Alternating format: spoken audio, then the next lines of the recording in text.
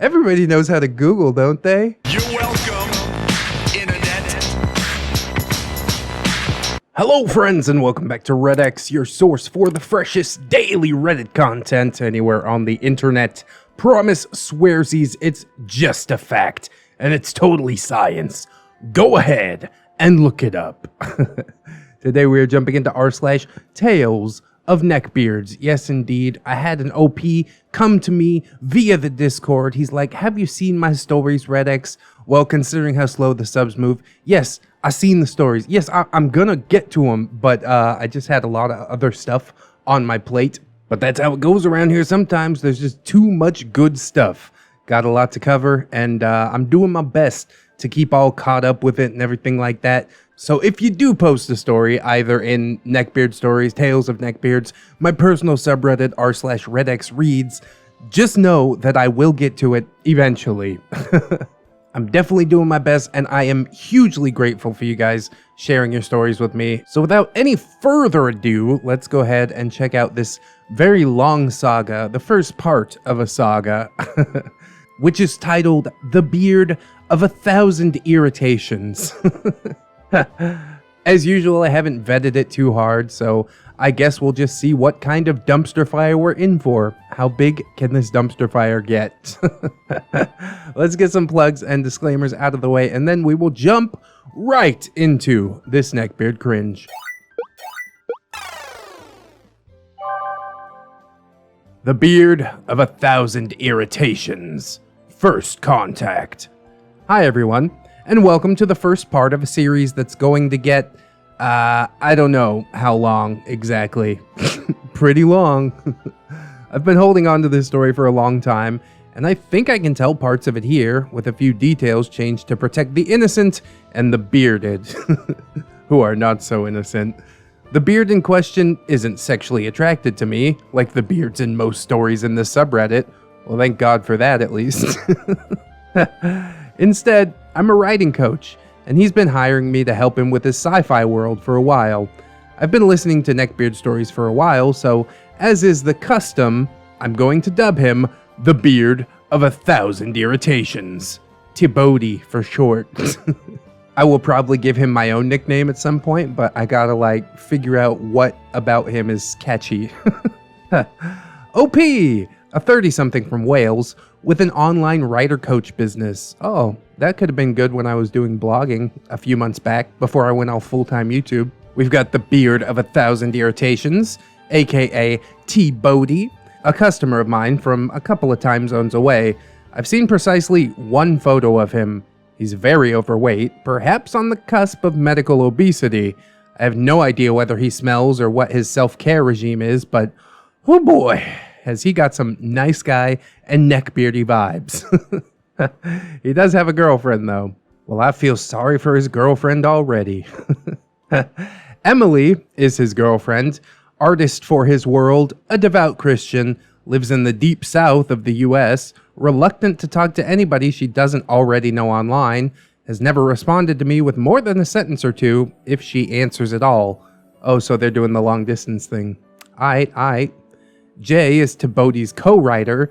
TBOATI considers himself all but dependent on this guy to write the creative material for this project. Jay talks to me about as much as TBOATI's girlfriend does, despite my efforts to communicate with him as part of TBOATI's overall project. So you got two project partners that don't want to talk to you, and one project partner that wants to talk to you too much. I hope the pay is good, at the very least. I first found TBOATI online.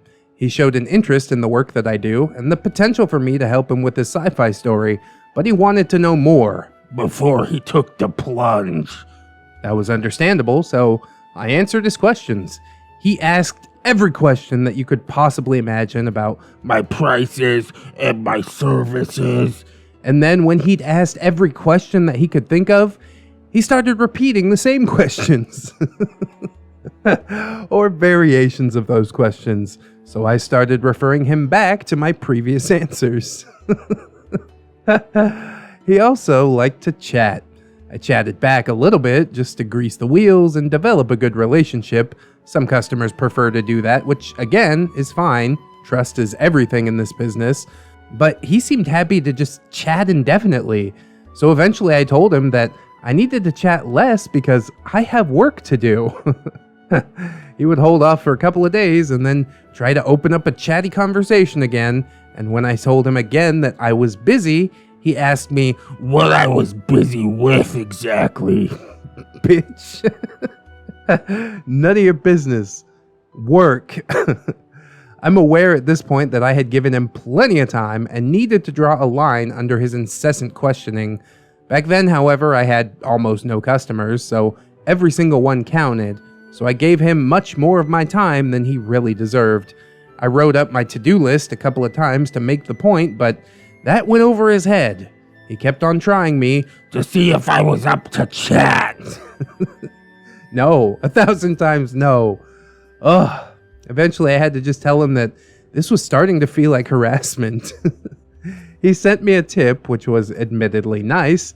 Later I would learn that that was his way of making up for overstepping my boundaries.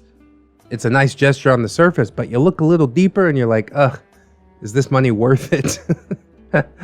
Then he finally ordered from me. Hallelujah. Most of what I do as a writing coach is online consultation time, and that's what TBOATI booked for himself at 2 hours per week.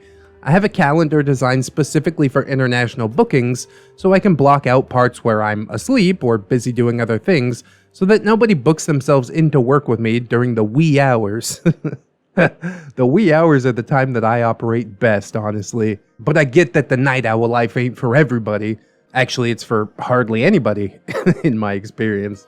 I told him of this calendar and its workings, and despite this, he kept on asking me if I was free at specific times. I have a low level of dyscalculia and get confused easily by trying to count back and forth over time zones, so I always refer people to the freaking calendar. If the time is open, then I'm free.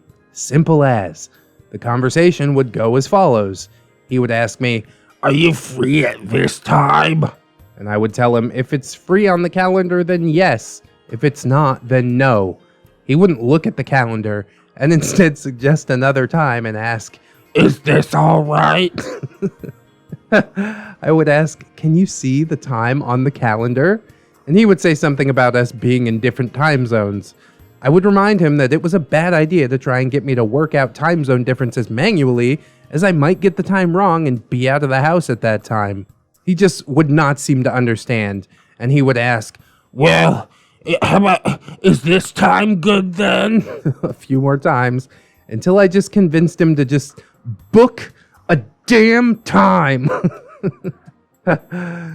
If all of that wasn't bad enough, then there was his tendency to repeatedly forget how to find my calendar. I'll be honest with you guys, I want customers. With this in mind, I make my calendar easy to find. I don't hide it because that's not a good way to get people to book stuff in.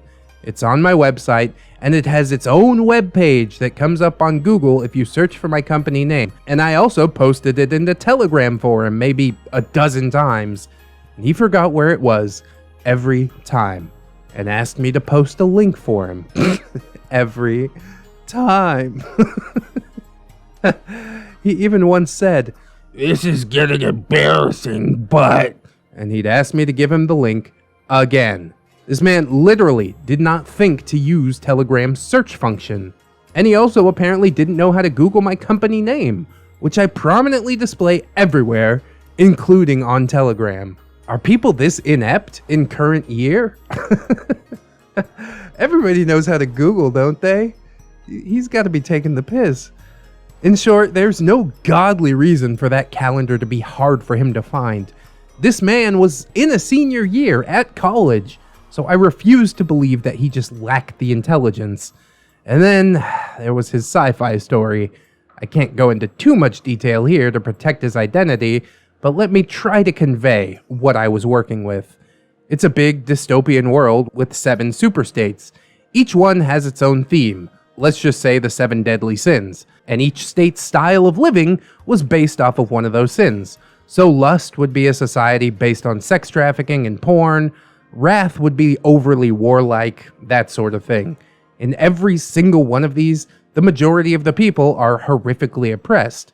That makes sense, and I immersed myself in this world to get an idea of the details that he'd worked out, what message he wanted to bring to his audience, or what psychological stuff he was working through with this world. I was also trying to determine where I was needed, but as I got to grips with the world, I saw that that was all that he was interested in. How oppressed the little man was. Extensively written and focused on, to the exclusion of pretty much anything else, in as many different flavors as possible. I mean, the idea sounds pretty cool on paper, but yeah, if you're just trying to drive home how oppressed the little man is, it's probably because that's how he feels like in his own life. So he's basically self-inserting, but in the saddest way possible. But subtlety goes a long way with writing, okay? You don't need to drill it home. A little bit of subtext will do just fine. Anyways, TBOATI is pretty verbose, and it took me a long time to dig through the masses of writing that he sent me. He thought he had a super complex world, but it really just amounted to poor man oppressed according to theme of his super state. Simple logic and a little bit of imagination helped to fill in the details. TBOATI asked me once whether I could really handle the size and scale of his world. Yes. Yes, I could. Oh, I could write a lot more about TBOATI, but that would make one giant post, so I'll just post this for now. You guys just let me know if you want me to write more. It does get worse, and in later installments, I'll be able to talk more about his entitled side. TLDR. Oh god, dude, I hate word salad. I had a script writing job for another YouTube channel back in November or something like that, and it was just word salad after word salad kept getting served up. And eventually I'm like, dude, this is all I can do.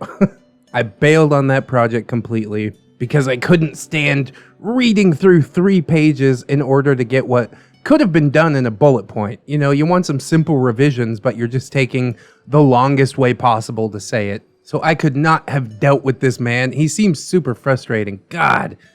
The calendar debacle, dude. That's so ridiculous. Bookmark the freaking page.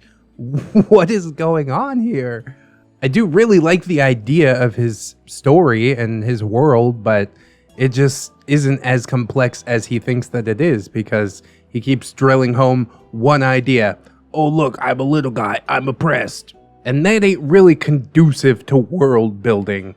You know, I'm not exactly a world builder myself, but I would probably hate to read whatever he's working on. The initial idea would catch me, and then I'd be like, oh, this is just a fucking pity party book.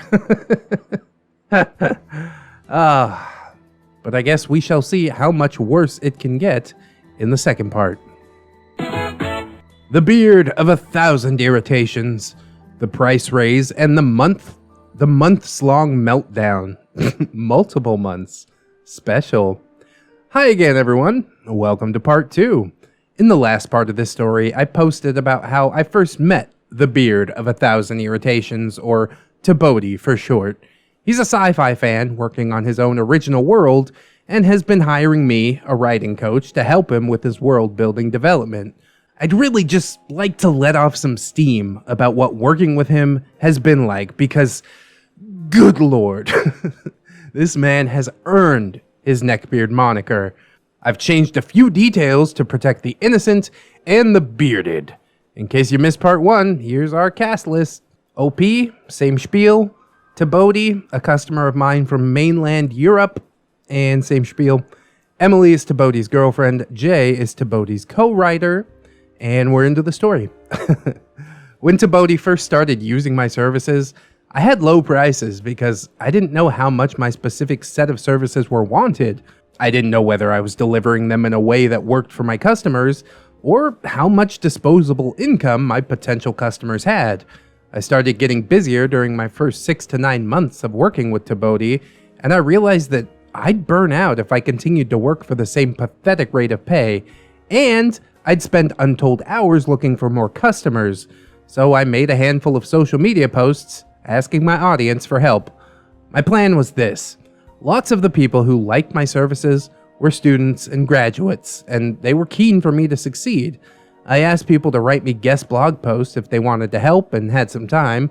I figured that these students would be brimming with knowledge to share, so helping me out would be easy. Hell, they could even just repurpose one of their old essays if they wanted. TBOATI, as a senior in college, seemed a perfect fit for this. He was a structural engineering student, which I thought sounded like a subject full of low-hanging fruit that he could write about, especially for a writing coach's blog that focused partly on science fiction writing. I introduced the idea to him on the assumption that he would understand that I was asking because I needed help. He had told me a few times how pleased he was with the work that I was doing to help him develop his world. And I assumed that he would understand that I was just asking for a bit of reciprocal help. Surely he would be keen to share a little bit of the subject that he was learning. Nope. He loosely expressed an interest, which in hindsight I think he only did to be polite, but he didn't write anything. He didn't tell me a clear, "No, I don't want to do that."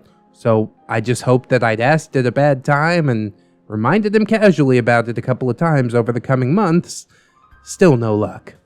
I didn't get many guest blog posts from any of my audience over those months, and I had 2 minor burnouts by this time, so I decided to go one step further. I changed the deal by raising my core prices and offering my old prices for a month in return for a blog post. Hey, there you go. Now you think with portals. Now, before I go on, I want to say that I accepted all of the following issues with TBOATI deliberately. When TBOATI is actively working with me, he spends a lot of money and compulsively orders more, which drastically reduces the amount of time that I have to spend finding new customers, the majority of whom tend to work with me in the short term.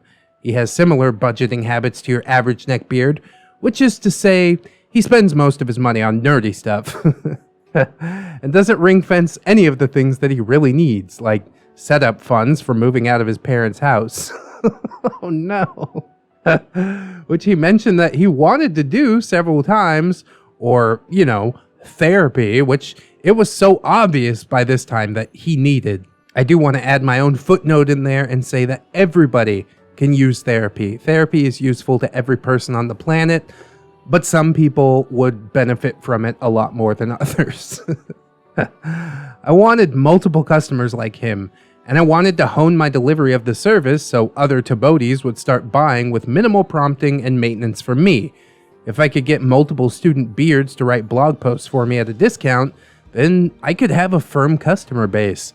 When I presented my new discount for blog post deal to TBOATI, he went into panic mode. I no longer have the email he sent to me, so I can't quote it, but his panic was palpable. He literally begged me not to raise my prices. I wish I was exaggerating. He pleaded with me to make him some kind of deal where he could keep paying the previous low prices. The blog post is the deal, you mouth breather. I repeated my offer of the deal, and he told me, "Reading about structural engineering won't help anyone who writes science fiction." I begged to differ, and pointed out how many cityscapes and urban environments showed up in sci-fi art and writing. He admitted that I had a point, but complained that "I don't know anything about engineering." He said that "I've never written about it before." And that "Nobody will like reading pages and pages about it." Oh, and the cherry on top, of course, "I don't have the time." I only got time to harass you over Telegram incessantly. Bruh. I asked him how long an article he thought I was looking for, and he said, "I don't know, like 10,000 words." That is so fucking long. So I reassured him that I only wanted 2,000 or 3,000. Honestly, 1,000 would do. I pointed out that I was only looking for first year level of detail because most of my potential customers knew barely anything about engineering, so a dumbed down tutorial about, I don't know, novel ways to incorporate living spaces into viaducts or making residential complexes based on beehives would have been fine. I ignored his statement that he knew nothing about the subject. He'd been training in that subject for 3 fucking years, so that was clearly untrue. Unless he'd been lying about that the whole time. And if that was the case, then maybe it was time for him to just come clean. I had doubts that he could have reached this point in his education without writing the occasional essay, but I've since learned that not all education systems ask their clients to turn in essays, so that might have been true, but I wasn't asking for academic essays, just interesting little thought pieces. And if we were going to talk about TBOATI's lack of spare time, he spent hours planning his sci-fi world and playing video games. If he could spend his time on that, then he could invest a little bit of time into making a quick blog post for a significant discount. Man, OP, I respect the hustle, honestly, but sometimes you gotta cut the bad fruit off the tree, you know what I mean? Make the sacrifice. TBOATI tried bargaining with me again by asking, Can I write one about my sci-fi world instead? If he'd sounded confident writing about structural engineering and just wanted to use his world as a starting point for examples, then I would have said yes. But I got the impression that he was trying to get out of writing about engineering completely, so I said no. I pointed out that by writing a blog post, he would be helping out my whole audience, of which he was a part. Knowing what I now know, it was naive of me to think that he'd do something so selfless. But hey, at the time, I at least hoped that it would have some leverage. I heard nothing from him for several weeks, so eventually I nudged him. You should have just enjoyed the blessed silence. But again, I know you're out here trying to hustle. You can't just be like, whatever. Bills don't stop for nobody. He had reverted to thinking that I wanted an ultra-dense, 10,000-word academic piece that nobody but a senior student in his specific field would understand. So I wrote a 1,000-word blog post drawing knowledge from my previous career to use as an example of what I wanted. And I showed it to him. You're already working too hard. I'm gonna repeat myself here. I know that I was going way overboard with this guy. And I knew it at the time. As long as you know, I guess. I wasn't making much money from the business yet. Every penny counted. And for all the frustration that he was putting me through, at least TBOATI articulated his objections about any requests I made. Feedback on a young business is valuable stuff, so I was determined to use this opportunity. I figured that if I made the process easy for him, then I'd automatically be making things easy for anybody else like him, and the business would be relatively smooth sailing later on down the line. Anybody else like him. Let's hope not. He seemed relieved when I showed him the 1,000-word article, so I got on with some other work, assuming that he now felt confident to write something for me. No dice. I returned a few weeks later, and he had reverted to his 10,000-word belief again. Does this guy have, like, short-term memory loss or something? What's going on? I reminded him that I only wanted 1,000 words of dumbed-down information. He gradually started being chatty again on Telegram. Of course he did. And sometimes complained about no longer being able to afford consultations. Whenever I brought up the blog post, he told me that he'd write it sometime. And then the conversation would just kind of fizzle out.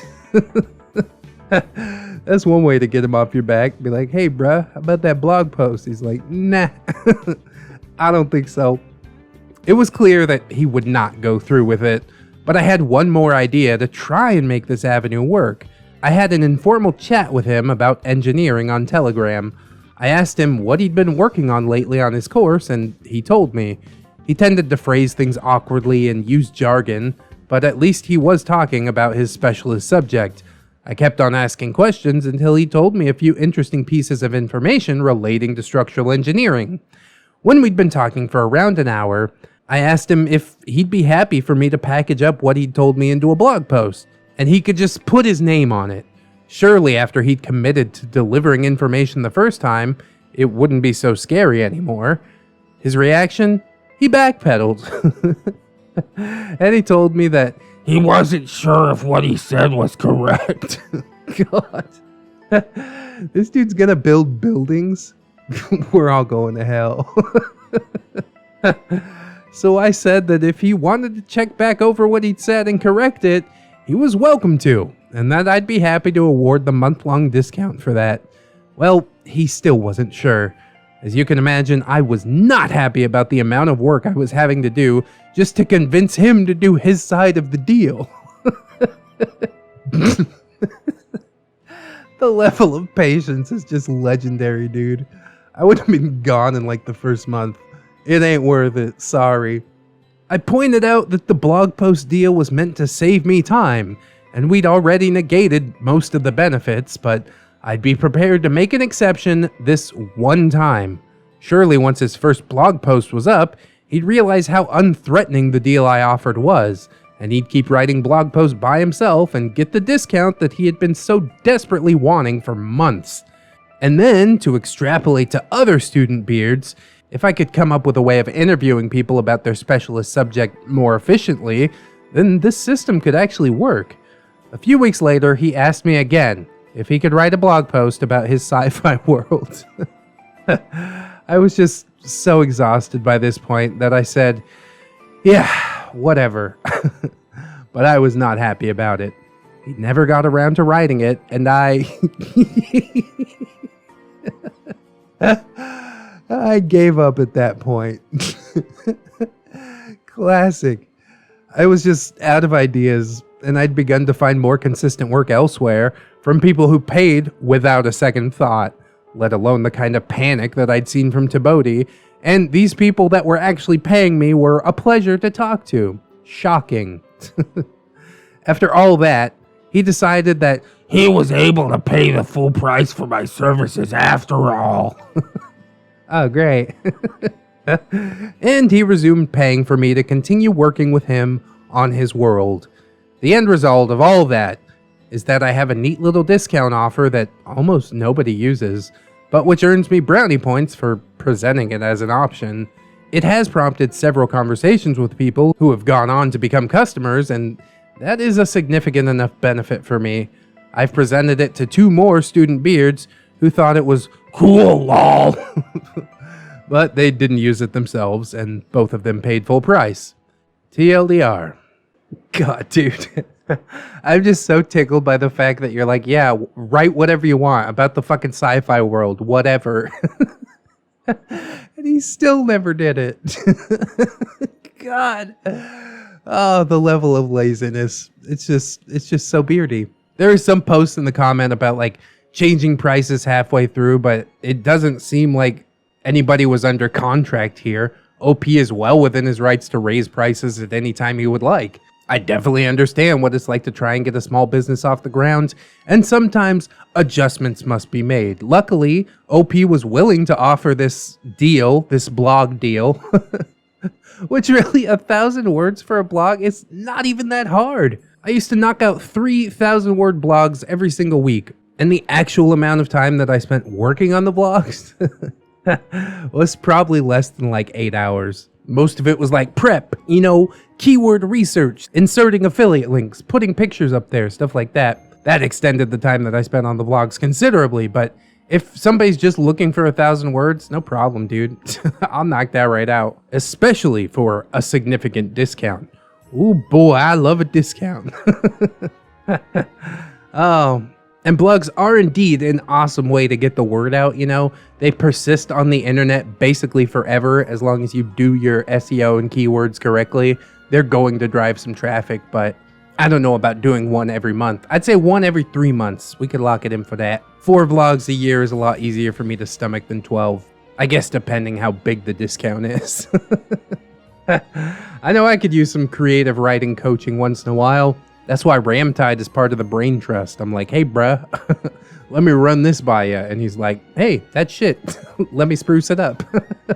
But yeah, I'm glad to see your business picking up and taking off, OP. And honestly, this is something that is highly in demand, I do think. So it's no surprise to me that it was able to take flight. I am just sorry that you had to deal with a neckbeard seemingly right out of the gate. But I'll be damned if it don't make a good story, man. It is a little light on the cringe, but after what we went through yesterday with Miss Piggy and the day before that with just neckbeard things and, Blabberbeard the day before that, we've been coming heavier with the cringe lately, so I think it's nice to step back, take a little break, although I'm sure the worst is yet to come. I probably know what's gonna happen next, and I don't like it. Do not war! The beard of 1,000 irritations. The beard who couldn't. Aw, the little engine who couldn't. Hi everyone, and welcome to part 3. In the last part of this story, I posted about how the biggest neckbeard in my life, the beard of 1,000 irritations, or TBOATI for short, did more somersaults than a Cirque du Soleil trainee to get out of doing me a favor. He's a sci-fi fan, working on his own original world, and has been hiring me, a writing coach, to help him with his world building development. I'm letting off steam by writing about this because he really does have a knack for annoying me in 1,000 different little ways. Death by 1,000 cuts. I've changed a few details to protect both the innocent and the bearded. In case you missed part 1 or 2, here's our cast list and a quick trigger warning. I like how you kept innocent and bearded separate. They are not the same. Trigger warning for rape and prostitution. Me, that's OP.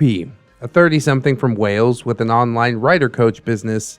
The beard of 1,000 irritations, TBOATI, a customer of mine from mainland Europe. I've seen precisely one photo of him. He's very overweight, perhaps even on the cusp of medical obesity. I have no idea whether he smells or what his self-care regime is, but whoo boy, he's got some nice guy / neckbeardy vibes. He does have a girlfriend though, and I still feel sorry for her. Emily, TBOATI's girlfriend, artist for his world, devout Christian, lives in the deep south of the US, reluctant to talk to anybody that she doesn't actually know online, has never responded to me with more than a sentence or two, if she answers at all. That long-distance relationship, boy. Jay is TBOATI's co-writer. TBOATI considers himself all but dependent on this guy to write the creative material for this project. Jay talks to me about as much as TBOATI's girlfriend does, which is to say, not very much at all, despite my efforts to communicate with him as part of TBOATI's overall project. This beard's productivity record is odd, to say the least. He writes a lot of notes about his sci-fi world, but posts almost nothing for it online. His girlfriend is an artist, but I could only point you towards a single piece that she's actually drawn for him. He's commissioned a handful of artworks from other artists, which admittedly he has posted, and he commissioned me to help write a backstory for the main character of the story based in his world. He also had me help him with the beginning of a very long story that takes place in his world, which was written by him and Jay. He doesn't independently produce any content for his universe whatsoever. Any art or writing for his world has been done with or by someone else. I'd love to tell you that he's a good project manager, but that would be a lie. That's right, why do it when you could get somebody else to do it? And then there's Jay. For a long time, Jay was a mysterious figure to me. TBOATI mentioned him all the time, and from the way he wrote about him, you'd think he had tears in his eyes as he typed. Jay was a writer who TBOATI had met before I'd found him, and was apparently the writer for the above-mentioned story. I was always curious why there were no stories for TBOATI's world posted up anywhere, but TBOATI's answer was always some variation of, Well, we're just not ready to post anything yet. TBOATI only ever described Jay as this savior-like figure who was going to make his world a reality, and how they were Brothers. No, they were not biological or adoptive brothers. I don't know, I got a couple like online brothers. Just a brother from another mother, right? While I wouldn't expect TBOATI to gossip about Jay, and I didn't fish for information, it always struck me how he entirely framed Jay as some savior-like figure who would make his world a success single-handedly, and basically referred to him as nothing else. He is Jay died for our sins. If Jay was as dedicated to writing this project as TBOATI claimed, then surely the situation would have looked different. I wondered if Jay was timid like TBOATI was, and I hit him up myself to say hi. Jay had almost nothing to say to me. He was immensely reserved and quite polite, but aside from reaching out to me once to ask me how to get customers for story commissions, he had very little to say to me. He's trying to poach your customers, bro. One day, TBOATI told me he needed to chat and that it was urgent. I was already used to him having the occasional crisis that He had to talk with me about. for whatever reason, I listened to this one. It turned out that he was Tense. because Jay had found a job that, along with his college commitments, would take up most of his time, so he wouldn't be able to prioritize TBOATI's sci-fi project anymore. I don't have the conversation for this anymore on Telegram, but he hoped that Jay would refuse the job or fail the interview. Jesus. I pointed out that Jay had a right to seek his fortune in the world. TBOATI admitted that that was true, but He still didn't like it. what an asshole. Write my sci-fi world for me. Do it underpaid and don't pursue anything else. Bro, are you on crack? TBOATI did present me with a story once, the one I mentioned above. It was joint written by Jay and himself, and the writing was okay, but bland. It focused a lot on a very ordinary morning for the main character, and went on for thousands of words about his commute to work. I think that's more than bland, my dude. That's like some kind of psychological torture. It somewhat showcased the world building of the world the character lived in, but the same could have been done with much fewer words. The dialogue was stiff, and I would have pointed this out if TBOATI's natural conversational style wasn't equally stilted. I didn't think that was something that he would know how to fix, so I left it unmentioned and figured that he'd just grow into writing better dialogue as he grew as a person. No, I think you gotta tell him or he's not gonna be aware of it, you know? He's just gonna continue writing like he writes to people on Telegram. Stilted, awkward, horrible. But I don't know, I ain't no writing coach. A quick note about TBOATI's conversational style. If he talked about anything technical, then he would phrase things awkwardly and stiffly and use jargon. Or failing that, just the biggest words that he could find. He did this when I interviewed him about his college work, see part 2 of this series, and when I tried talking to him about the ins and outs of his sci-fi project. He spent months talking about An exordium. for his sci-fi world. For those who can't be bothered to look it up, that's me. It just means a collection of short stories introducing a fictional setting. But hey, calling that An exordium. made TBOATI feel important, so who am I to judge? It is a really awesome word, though. I'm gonna add that one to my vocabulary. Not that I write many short stories. Never mind. Aside from this bland and stilted style, TBOATI was hung up on very specific, formulaic changes to his work. If I said I thought he'd phrase something awkwardly, he'd just get stuck until I suggested an alternative, and then he would use my exact suggestion. Anyone might do that from time to time, but he seemed downright afraid of flexing his creative muscles to the point that he wouldn't even try, especially after he'd heard, "I don't think this works," one time. He was also keen to know the Right length for a chapter to be. and I recommended around 3,000 words, if possible. I regretted recommending a number soon after because if he stuck to that number, then this story would have to be truncated in an awkward place. He just didn't have an intuitive idea of give readers enough to get their teeth into without fatiguing them, but listen to the flow of storytelling and see if it works to break it up there. And he just tried to slavishly stick to 3,000 words. When I tried explaining that my advice was merely a guide and he should do what felt right, he seemed utterly lost. That was over a year ago, and I haven't seen him write any stories since. This is all very strange, man. Maybe he has some sort of like developmental disability. Maybe I shouldn't be laughing at this too hard. For a while, TBOATI talked outside of consultation time about making his work Grim dark. I wasn't sure how dark he wanted it to be since he seemed pretty sheltered, but since it was his creative vision, I left him define his own level on that. Then one day he showed me a short scene that showcased the kind of grim dark that he wanted, written by Jay about the elf people. Reader, let me explain about the elf people. TBOATI's sci-fi world had a few unique species. One of them was a race that was humanoid, but a bit smaller than humans, cute, often naive, and generally submissive. The way TBOATI described them was basically anime people. Oh god. That's good cringe. Who lived alongside the main race, which were essentially humans. We talked about them a little, but he'd never had much detail to give me. Not even any sketches. The scene was set in the lust super state of his sci-fi world. I do not like where this is going. Can I just interject and say, I probably know what's gonna happen next, and I don't like it.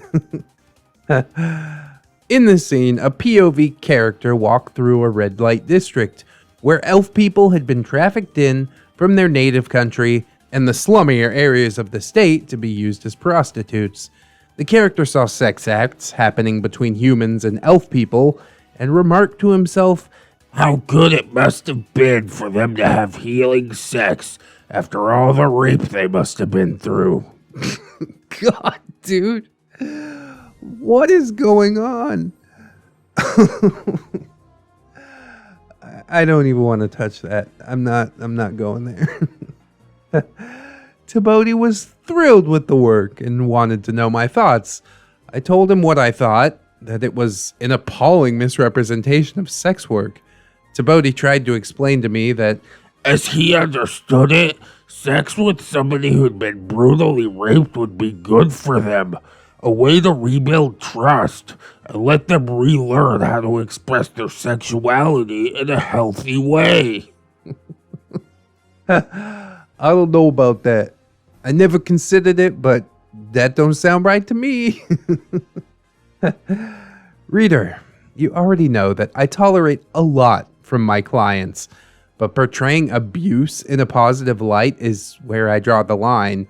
I told TBOATI that I found rape apologetics unacceptable, and that if he ever posted anything of this ilk, I would stop working with him and publicly state that I had done so as a damage limitation measure.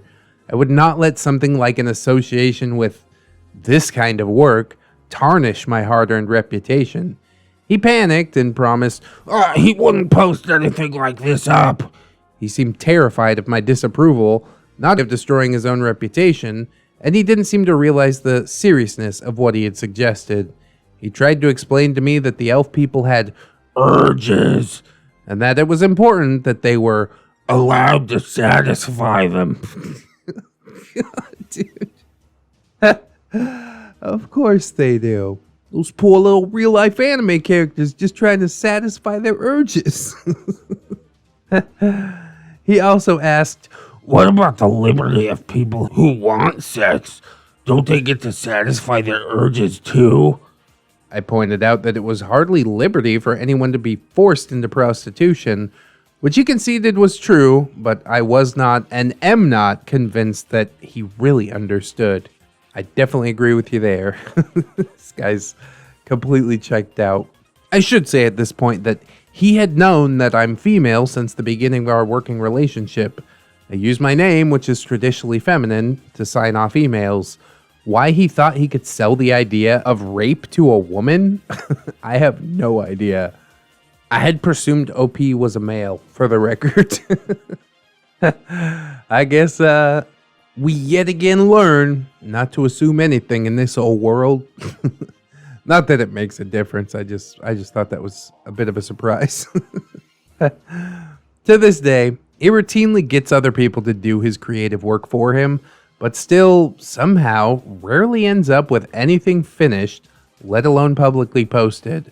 We had an hour of discussion once that I offered to most of my clients for the purpose of planning his project for his world, mostly the meta stuff, audience development, goal setting, that kind of thing. One of the things that I do during this service is write down a list of actionable points, which includes a note on how we'll know when the task is done. and who was responsible for doing the task. Reader, he assigned responsibility for every one of his actionable points to somebody else. At least he's consistent. When there were 4 or 5, I noticed the pattern and asked him what he would be doing to contribute to his project. He said, I don't want to be a slouch. I'll direct the project. How do you direct with no direction? That don't make no sense. Then there was the episode with the map tutorial.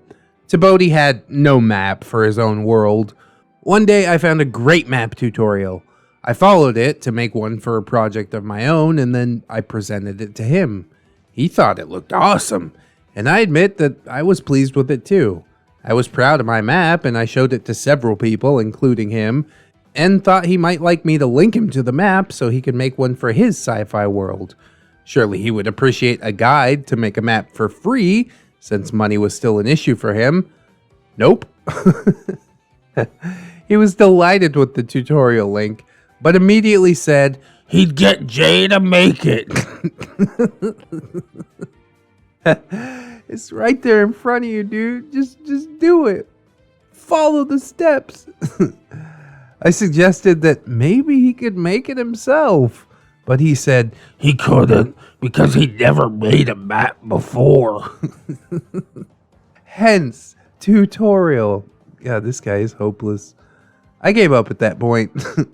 Later, he showed me a screenshot of a very brief sketch he'd made on paper.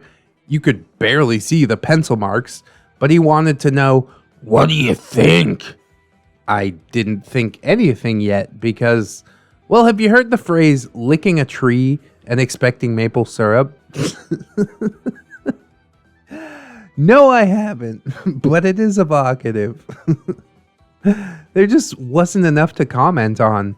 I pointed out that he probably needed to do more before I could actually comment on it, and he got very sheepish and apologetic and sounded ashamed. I was careful to be as non-shaming about this as possible, but this was one time when I couldn't honestly say that I thought it was good. It was an outline of a hypothetical atlas, and even that is a generous description of what he'd made up until this point. It was basically some lines. You couldn't even tell which bits were land and which were ocean. Just shade in the water pots, okay? I didn't hear any more about it for a while, but a few weeks later he showed me a finished map. He was delighted to tell me that Jay had made it for him. Oh, good. I'm so glad you've done nothing for yourself. Before I go on, I'm going to say that I think TBOATI had some huge anxiety issues. I'm not a psychiatrist, but it's not hard to see that something was up. I'm sympathetic, I really am, but I'm also aware that he doesn't take responsibility for working on his issues. An art project like his sci-fi world should be the perfect ground for working out some of that stuff. A creative project that lets you take some small risks that don't ultimately affect anything. He's got a team of sorts, and he's made at least some kind of effort to make friends. The trouble was he didn't seem to realize that he needed to take more responsibility and listen to how he thought and talked, instead of just accepting whatever popped into his head or heart without question. We've all posted something online that people haven't liked. See all of my other videos. Yes, I feel you on that, OP. I don't want to be too self-aggrandizing. I like what I make, obviously. That's why I make it. But I can admit some of my hot takes are dumb. That's what you get for coming off the cuff. Anyways, it's not nice to get a backlash, but it's kind of a rite of passage for being online. Maybe more so for artists and writers. I would say, yeah, basically anybody in a creative pursuit. It's different for YouTubers because you have a lot of people that are like encouraging and posting nice comments and stuff like that. Whereas artists and writers, they have to like post their content and get the word out in order to get feedback. Whereas doing YouTube is like, yeah, that's the whole thing is posting content. If you're not posting content, then are you really a YouTuber? Anyways, I'm off on a fucking tangent. I still hope that one day TBOATI will get tired of his own whining and make a decision to grow up, but he doesn't sound fed up of himself quite yet, not even in the present day. I have one more thing to tell you about TBOATI, and then I'll wrap up this section. Not only did he try to get other people to do his creative work, not only did he refuse to teach himself new skills, but he often had a very specific end result in mind that he did not want to deviate from. Let me acknowledge that there's nothing wrong with having a specific goal. What I mean is that he did this in a way that stripped most of the joy out of his creativity and made working with him exceedingly difficult. I'll give you an example. I put the word out to my audience that I could help develop an alien's culture from Neolithic level onwards, and that this would be a great way of finding all the little details that can make your sci-fi species unique. He loved the idea and booked in to work with me, but he fought me every step of the way. Fantasy and sci-fi culture development is a long and deep process and very difficult to rush. So I understand any customer wanting to minimize how many hours they book me in to work with them on a project like this. I do, however, have many ways of doing just the core work while in session, while giving my customer a big bulk of the work to do on their own time since they don't have to pay too much. And reader, I tried teaching him. I really did. But he squirmed and backpedaled and hummed and hedged and sat on fences all the way through our sessions. I had to work very hard to get him to define anything specific about his Neolithics. He wanted anything to be possible in all areas of their lives. He's a kind master. Kinda dumb, but he's kind. His inability to make these decisions made it extremely difficult to tell how his species would develop. What? They just do everything. What do you want? By this time, I had an assistant working with me, and this assistant took him for one of his cultural development sessions. By this time, TBOATI had spent around 300 pounds on developing his species' cultures, and hadn't got anywhere near as far as I'd have hoped. Within the first few minutes, he posted a picture of the character in traditional garb, drawn by his girlfriend, and said, This is what I want to end up with, for my assistant to see. He hadn't even mentioned this picture to me, much less shown it. My assistant told me about it. He asked TBOATI whether he'd shown that picture to me to show what end result he'd been wanting all along, and TBOATI said, We have creative differences. Creative differences that I'll never address. You just brush those under the rug. What could possibly go wrong? Reader, I did not have creative differences with him. My goal is of a creative guide, and I specialize in presenting options, not shutting him down. If he'd shown me this end result, I would have recommended a different service altogether. Anyways, that pretty much sums up how TBOATI acted around creativity and productivity. I could tell more, but it would probably be too easy to identify him at that point. I'll write up another part tomorrow. TLDR. Man, this really is a fascinating case study. I really like these stories because it's a front row seat, you know, about the inner workings of a disturbed beard mind, you know? It shows off his anxiety and his inability to commit to anything and just his constant delegation and absolute refusal to make any decisions for himself. And that's probably one of the big reasons why he ends up like living at home. You can extrapolate what happens in this story to his entire life. You know what I mean? While I do find myself frustrated with this character, while I can acknowledge that he has some like horribly toxic viewpoints that you should probably never say in public, part of me also feels for him. You know what I mean? And that's what I like most in beard stories. I don't just want to like cringe and laugh at somebody who's socially awkward. I need a dash of humanity, and that's what really brings it home for me. He's extra human. He's super flawed. I was going to say superhuman, but that's not accurate. And these flaws, really rub some people like OP the wrong way. But unfortunately, in this tragedy of errors, OP is bound to him because she's trying to make a living, So it's definitely an unfortunate situation, but I thank you so much for sharing it with us. I will be continuing this saga. I don't know how long it's going to get. It has many, many parts, but we'll keep plugging away. I'll keep putting them links in the description, and I hope that you guys will enjoy it. Do not let your DNA infest this world. Did your parents have any children that lived? Sir, yes, sir. I bet they regret that. The Beard of 1,000 Irritations. The Great Girlfriend Shaming. Oh, Jesus. Hi, everyone, and welcome to part 4. If you only just joined us and wanted to start at the beginning, you can find part 1 here. But actually, you won't find it there because you can't click a link in a video. But the link is in the description, as I think I said earlier.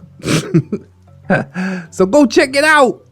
In the last part of this story, I posted about how the biggest neckbeard in my life, the Beard of 1,000 Irritations, or TBOATI for short, almost never did any work on his own pet project. He's a sci-fi fan, working on his own original world, and has been hiring me, a writing coach, to help him with his world-building development. I'm letting off steam by writing about this because he really does have a knack for annoying me in 1,000 different ways. I've changed a few details to protect both the innocent and the bearded. In case you missed part 1 or 2, here's our cast list. And I read the cast list previously, so we got OP, the Beard of 1,000 Irritations, Emily, who is the Beard's girlfriend. We've got Jay, who is the co-writer of The Beard. Doesn't look like anything's changed there, so good. Let's get into the meat. This is the part of the series where I talk about Emily. Like I said in my cast list, I've barely spoken to Emily, and anytime I've tried saying hi or starting a conversation in the past, it basically went nowhere. That wasn't a problem. She owed me precisely 4/5 of Fanny Adams, but since I'm building the writing coach business to this day, I do like to reach out to anybody and everybody that I can. You never know where your next commission's coming from, after all. Too true. TBOATI mentioned his girlfriend from time to time. They had plans to move out of their parents' homes and make a home together in California. Bro, I hope it's Northern California. Southern California is a bad place to start, I'm just gonna tell you for real. I always wondered what it would be like for the both of them. I couldn't imagine living with the Beard of 1,000 Irritations. Just doing a few hours of coaching time with him every week was absolutely exhausting. Never mind trying to negotiate bills and household chores, and if he made a good dad, then I would eat my hat. But then again, maybe in his own home, he'd grow up quickly. Though I doubt it. Hope springs eternal and all that. Hope in one hand, poop in the other. See which one fills up first. One day I opened Telegram to find a stack of messages from TBOATI, and he was furious. He'd sent me a screenshot of an email from his girlfriend Emily where she had said, "I told you 1,000 times over the past month that I'm having a crisis with my religion, and as a part of that, I'm not comfortable having video call sex with you or doing erotic roleplay. You keep asking me to do it anyways. I love you, but I need you to stop asking and respect my boundaries."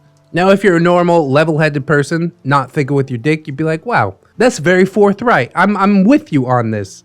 I want to let you discover your beliefs and find something that makes you happy. Again, if you're a level-headed person. TBOATI is not that level-headed person. TBOATI's slew of messages to me said, among other things, Look at this Ice Queen behavior. Ugh, how dare she? She doesn't care about me at all. He called her A prude. and said he Wouldn't be able to accept a relationship where they were living together but not having sex. Bro, I think you should consider yourself lucky that any woman on this planet might possibly consider living with you. What the hell? We'll get to the sex part after, okay? One step at a time. This was another one of those times that he crossed a line with me. I grew up in an abusive household with a misogynistic dad and 3 brothers who, let's just say, they learned a lot from their dear old pappy. Quite a lot of that misogyny was around the idea that the only thing that girls were good for was bedroom stuff, and that it was naive of us to think that girls and boys, or men and women, could be friends. I felt very left out or left behind as a little girl, and I never had a close relationship with any of my brothers, who made it clear to me that my company quite simply wasn't worthwhile. We grew apart permanently anywhere from 10 to 15 years ago, depending on the brother. Damn, that is a bummer, dude. Talk about poisoning the well. As an adult, I've made several wonderful male friends, and I have a boyfriend who I'm best friends with, and those relationships have done a lot to help. Well, there's the silver lining, I suppose. I'm best friends with my wife, too. That's who should be your best friend. It took me a while to get past the idea that no male would value me outside of my willingness to sleep with him, and because of that, I know how hard it can be for any girl to overcome it. Because of this, one of my pet hates is that women should earn my goodwill by spreading their legs for me mentality. Young men get horny. I mean, I understand this, but I firmly believe that a man who wants sex needs to pursue it in a healthy way. Otherwise, he will damage his relationships with the girls and women around him, and that is going to bite him in the ass. I'm sure it's difficult to readjust if you grew up learning unhealthy attitudes towards whichever gender you prefer, and then find yourself hormone-addled, but once we get a little bit older, we all have a responsibility to learn to meet our desires in a way that doesn't damage other people, and ideally doesn't damage ourselves either. I mean, I get what you mean, like, you mean damage yourself mentally, but if you have a ball-busting fetish, then go to town, as long as both parties are consenting.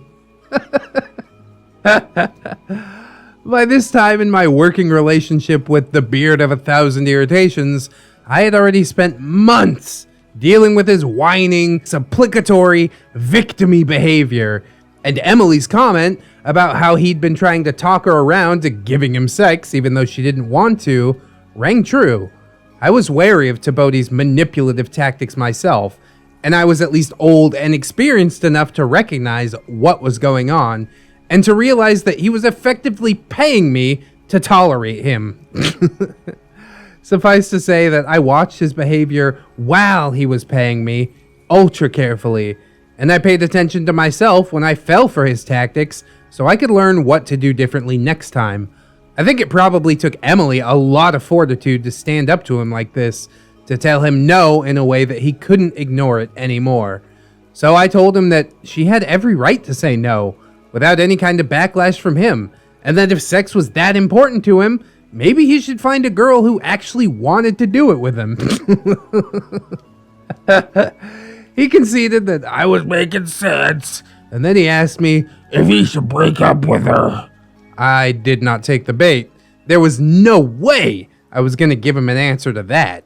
If I had, I'm pretty sure he would have considered me wholly responsible for anything that happened afterwards. Plus, I got vibes from the way that she talked that she probably wasn't actually ready to break up with him. I should say here that I'm no stranger to abusive relationships. I've been in a handful myself, and I've seen other people go through them. Enough so that I know there's no rushing an escape plan. The abused person needs to decide to get out or to get help. I've tried helping friends before, and frankly, nearly got torn a new butthole just for trying. Personal experience tells me it's the abused one who fights the hardest to stay in the relationship. Nevertheless, I wondered if I should reach out to Emily and offer her some kind of support. I'm ashamed to say that it took me a while to finish weighing this up.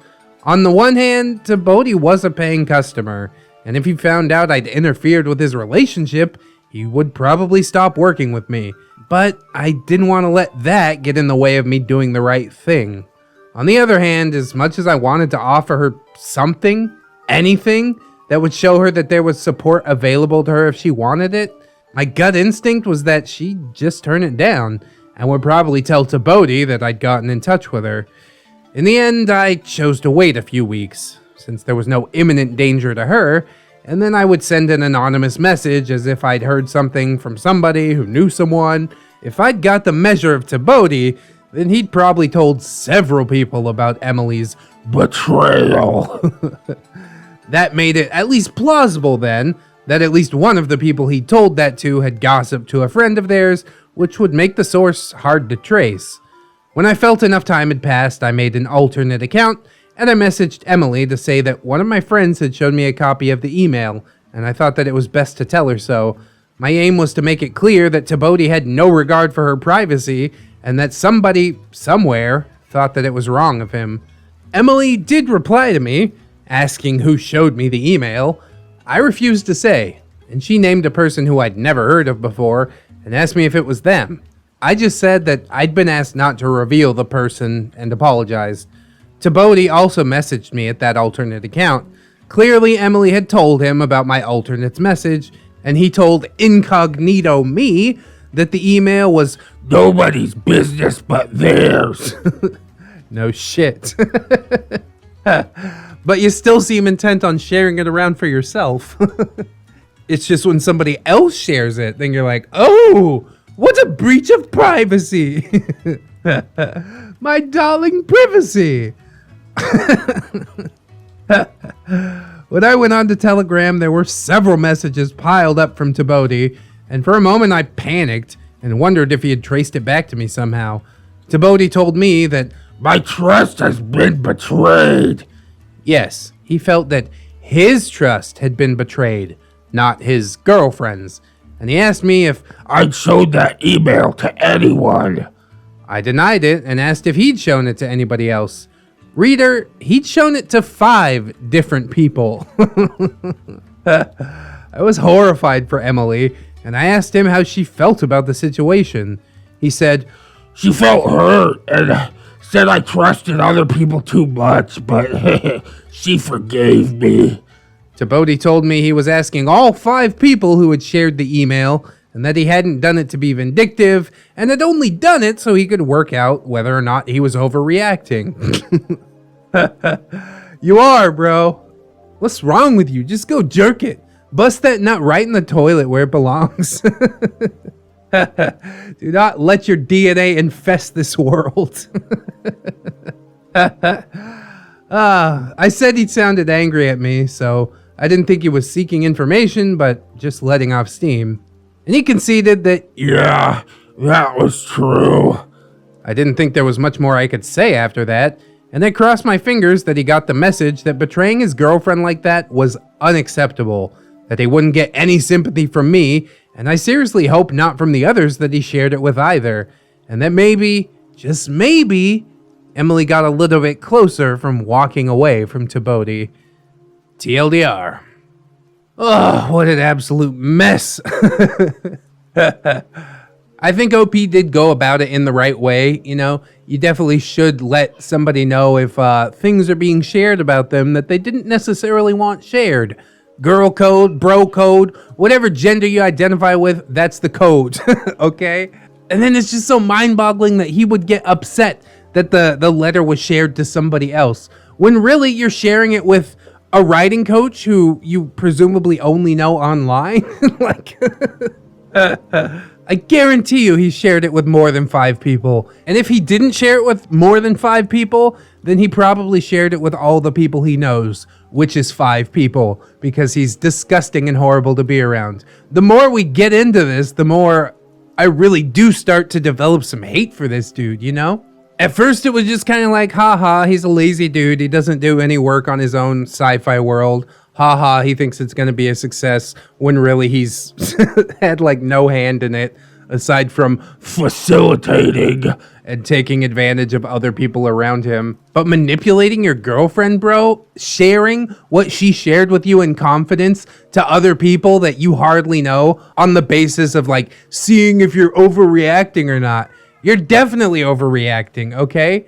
That woman does not belong to you, all right? It's her choice whether or not to have sex with you. If I had it my way, she would never have sex with you. She'd never talk to you again. This guy might seem like a big dumb oaf, but obviously he is smart enough to manipulate people, at least to some extent, which I really hope ends up just biting him in the ass. I hope that everything falls apart for him. I wasn't completely gassed up against this guy. I thought he was just more of a laugh, but as is the case with most beards, the deeper you look, the more disgusting it gets. And I really hope that this story doesn't end too horribly for Emily, but for TBOATI, bro, just whatever. I hope his life is the shambles by the end. Oh, that's TBOATI in 2 words. Intelligent and nice. It's opposite day. Warriorstein, you tell these people that it's not opposite day. It's not opposite day. Thank you. The beard of 1,000 irritations. The smallest sci-fi universe. Hi everyone, and welcome to part 5 of my experiences with the beard of 1,000 irritations, or TBOATI for short. If you found this part of the series but want to start from the beginning, here's part 1, and also, again, in the description. TBOATI's a sci-fi fan working on his own original world and has been hiring me, a writing coach, to help him with his world building development and get his story written and posted online.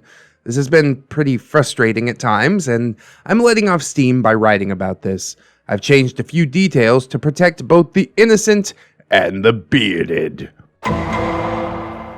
Law and order. Here's our cast list. OP, yep, she's in here. The beard of 1,000 irritations. Doesn't look like the description's changed there either. And we've got Jay. We talked about his girlfriend Emily in the last post, but I suppose she doesn't appear much in this one. I suppose maybe she broke up with him. Here's hoping. I think it's worth talking in more detail about TBOATI's sci-fi world. It's not that his idea is bad. It's got a good premise, but I don't think he uses it as well as he could for a few different reasons. One, the main character of the story he wants to write using this world is basically just a self-insert, and he completely lacks any self-awareness. Two, as we established in the previous part of this series, he's kinda hormone-addled, so he wants to shoehorn sex into this world. You don't need to write your own book series to do that, man. You sit down, watch some Star Wars, watch Captain Kirk banging out some aliens. 3, he's got a laser focus on certain parts of the world, and it can be hard for him to divert his attention anywhere else, even if it will help him develop the bits that he's interested in. 4, his creativity much of the time amounts to not much more than naming things, places, species, etc. I mean, that's something that a random word generator could do, isn't it? You gotta flesh it out in order for it to be at all interesting. But OP knows that. I'm talking mostly to TBOATI. I hope you're watching this, TBOATI. You know he's not. Or if he is, he's lacking the self-awareness to realize that it's him that's being talked about. I want to give you a quick reminder of what his world is like. It's a sci-fi dystopia. The focus is a planet whose land masses are divided into 7 super states, and the culture of each one is based on one of the 7 deadly sins. He has a few species, none of which are well developed, and one of which is essentially just humans. And most of his world building is around the theme of socioeconomics, particularly the trials and troubles of the lower working classes and the monstrous indulgence and callousness of the upper classes. So yeah, basically run-of-the-mill standard fare. Not a whole lot interesting there. So where to start? I should probably start as close to the chronological beginning of his world as I can. See, the world is dystopian because there was a world war prior to the current day, where the soldiers were robots, and they did their job a little too well, so almost all life on the planet died. It slowly began to recover, but for a long time there were just a few disparate pockets of life. Then a race of super intelligent aliens got involved, helped the world recover, and exploited the ever-living shit out of the world as they did. In the current days, the world is depleted, and its people mostly unhappy because of the aliens' ongoing exploitation of their world. Most of the world's population has no idea that the aliens even exist. Are the aliens lizard people, perchance? Are you trying to tell us something? All of that's a fine story and setting in and of itself, but then we started working on one of his species. I asked TBOATI what their culture was like to encourage him to think about the exoticism of the world that he was creating. The people he was most interested in may have been impoverished, but that didn't mean that they lacked their own customs. Cultures tend to depend on a species' history, so this was a time when we needed to take a look at something other than his world's socioeconomics for a change. What art did they like to make? What art could they make with the materials available? What technology did they have available left over from the past era? What was the religion of the previous civilization like? And if it was integrated into the current day, why and how? What was their daily meal structure like and why? All of this was likely to inform the current culture. Well, those are all pretty legitimate questions. I should be taking notes on this. This is like a free lesson in itself. Thanks, OP. TBOATI answered much of this with, The aliens don't care what the culture's like. and he just seemed happy to leave it at that. He wasn't terribly communicative about any of this, and I think he just wanted to get it over with so he could get back to the areas that he was interested in, which were pretty much already covered. Even if the aliens don't care what the culture's like, a good book would flesh that out, regardless of their level of interest. It's the planet they're living on, dude. Please do something with it. This is where that licking a tree and expecting maple syrup factor comes back in. On the one hand, he'd have quite liked to fill all the world with boring details from real-world Earth, but at the same time, he wanted a captivatingly alien world. He cited some particularly exotic sci-fi movies as examples of the kind of setting that he wanted. I pointed out that the pre-war world would probably be worth focusing on. There had to be heaps of old books, technology, architecture, and so on strewn around the world, which would probably influence the cultures of his world in the current day. He was shocked to realize that his world had existed before the World War. It genuinely hadn't occurred to him that there would have been a thriving culture before the war, not just a population living in a cultural vacuum waiting to be destroyed by robots. Classic.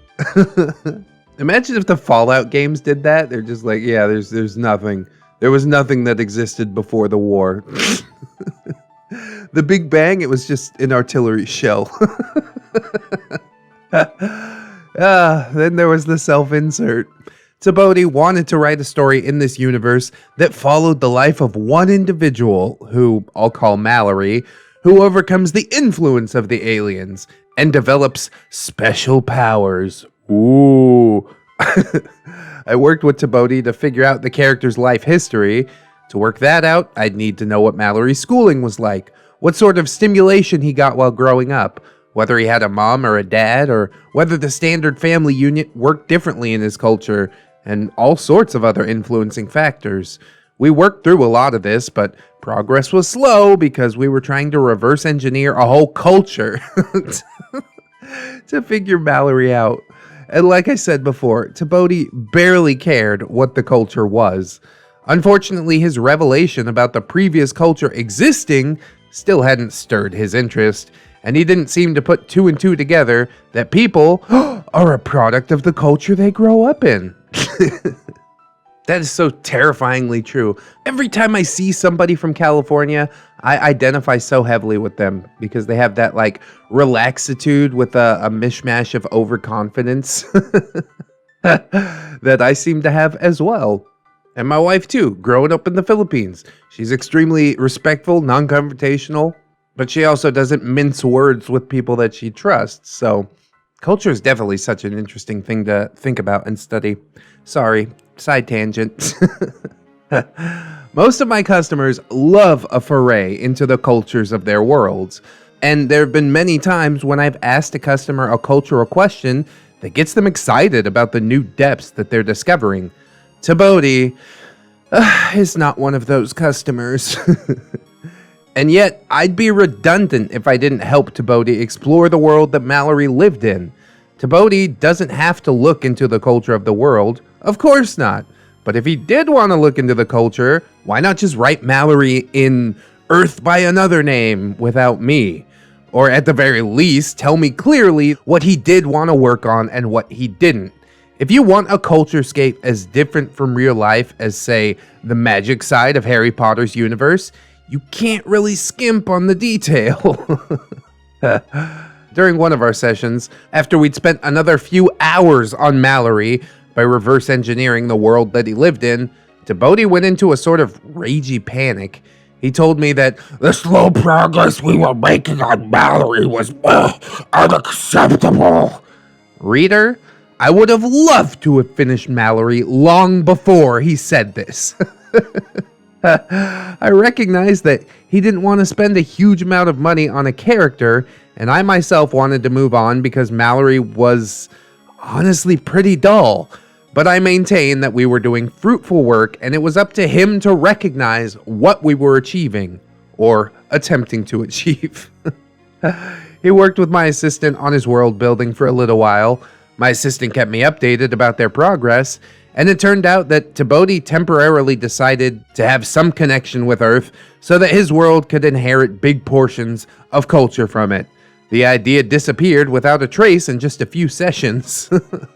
And TBOATI never directly told me about it, so I do think he ultimately wanted an alien culture, not an Earthian one. Yeah, and he also wants somebody else to sit down and write it for him. He doesn't want a writing coach, he wants a ghostwriter.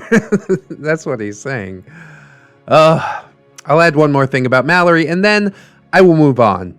TBOATI's lack of self-awareness impacted Mallory's qualities as a character. TBOATI's remit for me was that Mallory was a typical working/lower middle class background. Like I said before, Mallory was an insert of TBOATI. He never told me so, but it became pretty obvious that Mallory was TBOATI because TBOATI told me that he was Intelligent. and wanted me to portray him as Nice. Oh, that's TBOATI in 2 words. Intelligent and nice. It's opposite day. About that niceness. TBOATI had told me before and shown in one of his stories that the working classes were generally bad-tempered due to crappy living conditions and their history of being selectively bred as workaholics by the aliens, because they were worked as hard as possible and had precious little in the way of resources to relax and recharge, personal space, nutrition, relaxation, and so on. They were just generally kinda shitty to each other. I started working with TBOATI on Mallory's backstory, and the assumption that he would be kind of a douche, but TBOATI stopped me and told me that Mallory would be nicer than others of his race. I asked how that could be if he was typical, but TBOATI just wasn't sure. He eventually decided that Mallory's parents were probably nicer than the average citizen, so they taught him nicer habits, which actually raised more questions than it solved. But I think this problem, plus the amount of culture that we had to go through to figure Mallory out, put him off finishing the character. To this day, Mallory languishes unfinished in my archive folder. Probably for the best, honestly. Nobody wants to read about this trash. The next issue with TBOATI's world building came to light when he showed me an outline for the full story that he was planning. Oh boy. One part relied on Mallory turning up to the local pirate community and doing a deal with its leader. The leader was meant to be like a hard-bitten sort, pretty much what you'd expect of the leader of a sizable organization of smugglers. This leader was supposed to be doing Mallory a favor, but also be a real hard-ass, so he wanted something in return. I expressed an interest in this pirate leader, and said he must have a fascinating life. TBOATI didn't seem to appreciate my interest, and told me The leader was a bad man, the type of person who would exploit others for his personal gain. I didn't mention the leader again after that. But I got the impression that TBOATI wanted only his character, and maybe the girlfriend that he gets mid-story, to be interesting to me. While he didn't outwardly say so, I got a definite whiff from TBOATI of, Why do all girls like bad boys instead of the nice guys? oh boy. See, it could have made the pirate leader like somebody who tried to overcome their circumstances by doing this, but actually they have a heart of gold, right? That might be actually kind of interesting, but it's much easier to just make him a cardboard cutout and be like, He's just a bad guy. okay, cool. You can't even do that with actual bad guys. They need a reason, bro. Ugh. Just for the record, I would read the hell out of a spin-off about this pirate. Yes! And how he kept control of his smuggling operation, which was meant to be pretty damn big, with dozens to hundreds of vendors and probably tens of thousands of customers any day of the week. If I'm being honest, he interested me much more than Mallory. I'm not saying for a second that I thought the pirate leader was peaches and cream. I wouldn't want to meet him in a dark alleyway, but I was fascinated to know how he retained power in such a powder keg of culture, full of angry people, barely able to restrain their various resentments towards life and each other. There was surely no way he could maintain power just by waving a gun around, so he had to have other strategies, and they had to work. But unfortunately, OP is putting way more thought into this character than TBOATI ever did. But I digress. Like I said before, this was TBOATI's project, not mine. I didn't raise my interest in the Smuggler King again, since he was paying me to be interested in Mallory. I'd given him my personal feedback on who I actually thought was interesting, but he didn't pick up what I was putting down. I need to go back to Mallory and his role in this story. Not only was he nice, but he also got special powers. When he first got them, they took a while to settle in, and TBOATI's initial line on this was that Mallory starts having seizures, but doesn't think anything of them. Oh, God. What? I question this, as most people would be deeply worried if they started having seizures out of the blue. He agreed that was true and changed the story. But I swear he thought Mallory would be indifferent because TBOATI himself knew what was going on. Never mind that Mallory would be working his way through the story without the benefit of genre savviness. That is so ridiculous, dude. Oh, I had a seizure. No problem. Just get up, go about my day. Oh, wow. Anyway, Mallory's powers. He becomes super intelligent and develops excellent mental stamina so that he's not tired after a day's work, which conveniently allowed him to do extra stuff after his working day was done instead of just wanting to rest. He also spontaneously recovered from the lifetime of trauma that a character in his position would doubtless have been through, so he became calm and confident. Mallory used his extra mental stamina to invent a machine. What could this machine do? Well, it allowed him to use his brain power to control computers. Oh, and did I mention, the state Mallory lived in depended very heavily indeed on computers. Which of the 7 deadly sins can you tie to a computer? Sloth, I guess. Aside from that, Mallory suspected he might develop other powers and made his machine gather data every time he used it to help him work out what those extra powers might be. He also managed to make this machine capable of wiping the short-term memory of anyone that he touched. What the hell?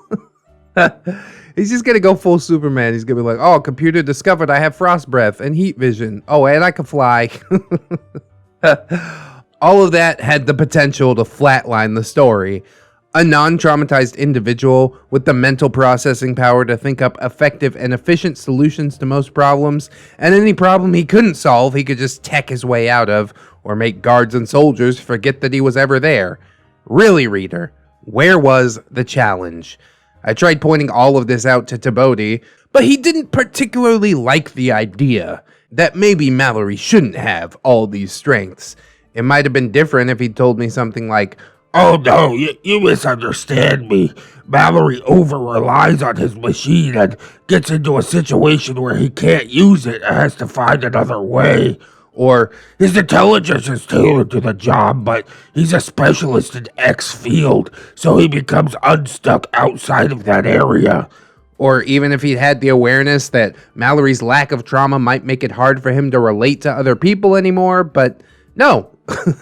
TBOATI didn't seem to have any such plans. God, dude, if the story ever gets finished, you know it's going to be awful.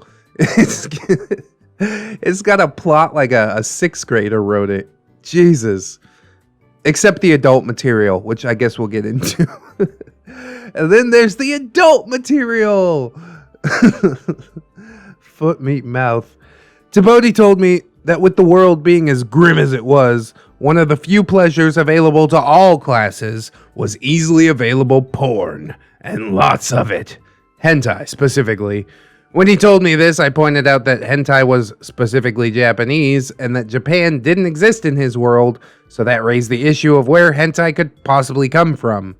He told me that the artists of his world had just happened to come up with a similar style independently of Earth, which seemed a tad convenient to me. But again, if he wanted anime titty and kitty in his world, I wasn't going to get anywhere fighting that. Oh boy. You could have just said like naked cartoons. That's a natural evolution, isn't it? But specifically, he wants it to be this. All right, whatever, dude. Personally, I thought the idea came off as very neckbeardy, and I wondered whether that would have a positive or negative effect on the popularity of the end product, which TBOATI wants to be a global smash hit. This is never gonna happen. Dream big, buddy. By this time, I pretty much had a policy of mentioning my concerns once, and then I let him take our creative journey wherever he wanted, for better or for worse. I may not like the idea very much, but it doesn't mean that it won't work in the end. I get that a city with a large number of poor would indeed have a seedy side, but I could see hentai turning his whole project into a complete cesspit. I mean, maybe that's the market for it, you know? If that's the way that he gets ahead, then whatever, bro. Success is success, I guess. I'll lurk on the seedier side of YouTube. Don't hold that against me. Again, he can do that if he wants, but he always seemed to want an interesting, unique world. Perhaps his idea of unique and interesting was just a few surface level ideas, but I could see so much more that we could do with this world, and that it could become intriguing and full of lore if he wanted to make it that way. Reader, do you remember me mentioning that there were 7 superstates in this world? There was actually an 8th location, and this one was an underground refuge. It accepted refugees from all 7 deadly sin states, and the aliens controlled knowledge of it carefully to make sure that it got a steady stream of new refugees, but also remained as secret as possible. So I thought the aliens were the bad guys, but they're helping people take refuge? What is this? I'm already confused. TBOATI loved the idea of this refuge, and talked about it often during our working time, even though we technically didn't do that much actual work on it. He mentioned it to me between sessions quite often too, and after a while I had to point out that discussing his project was work, so I needed him to wait until our next session, no matter how fun it was, at least for him. Handling his reaction to this was exhausting in and of itself. Whenever I said, no, I'm not prepared to do that because you haven't paid for it, or I need you to stop now, he'd go into this childlike shame state where I couldn't help but imagine his lip quivering as he typed, and it was always, I feel like I've done something wrong, or are you angry at me? Big sigh. But anyway, the secret 8th state. One detail he was very keen on was that everyone who went there completely healed emotionally from all the pain and hardship that they'd been through, and almost inevitably became very sexually liberated. There would be sex parties where everybody celebrated their freedom by smashing their genitals together. I told him that I had doubts that the majority would do that. It was obvious that most of the deadly sin states were hotspots for sexual exploitation, especially if he wanted to keep his story grimdark. Lust was an obvious state for that, but who would want to be a female civilian encountered by one of Wrath's military? What would happen to vulnerable people under the power of someone with malignant kinks and greed? Indeed, what would be expected of sex workers in envy? That kind of abuse doesn't just melt away because a person gets admitted to a safe environment. Take it from someone who's friends with a social worker.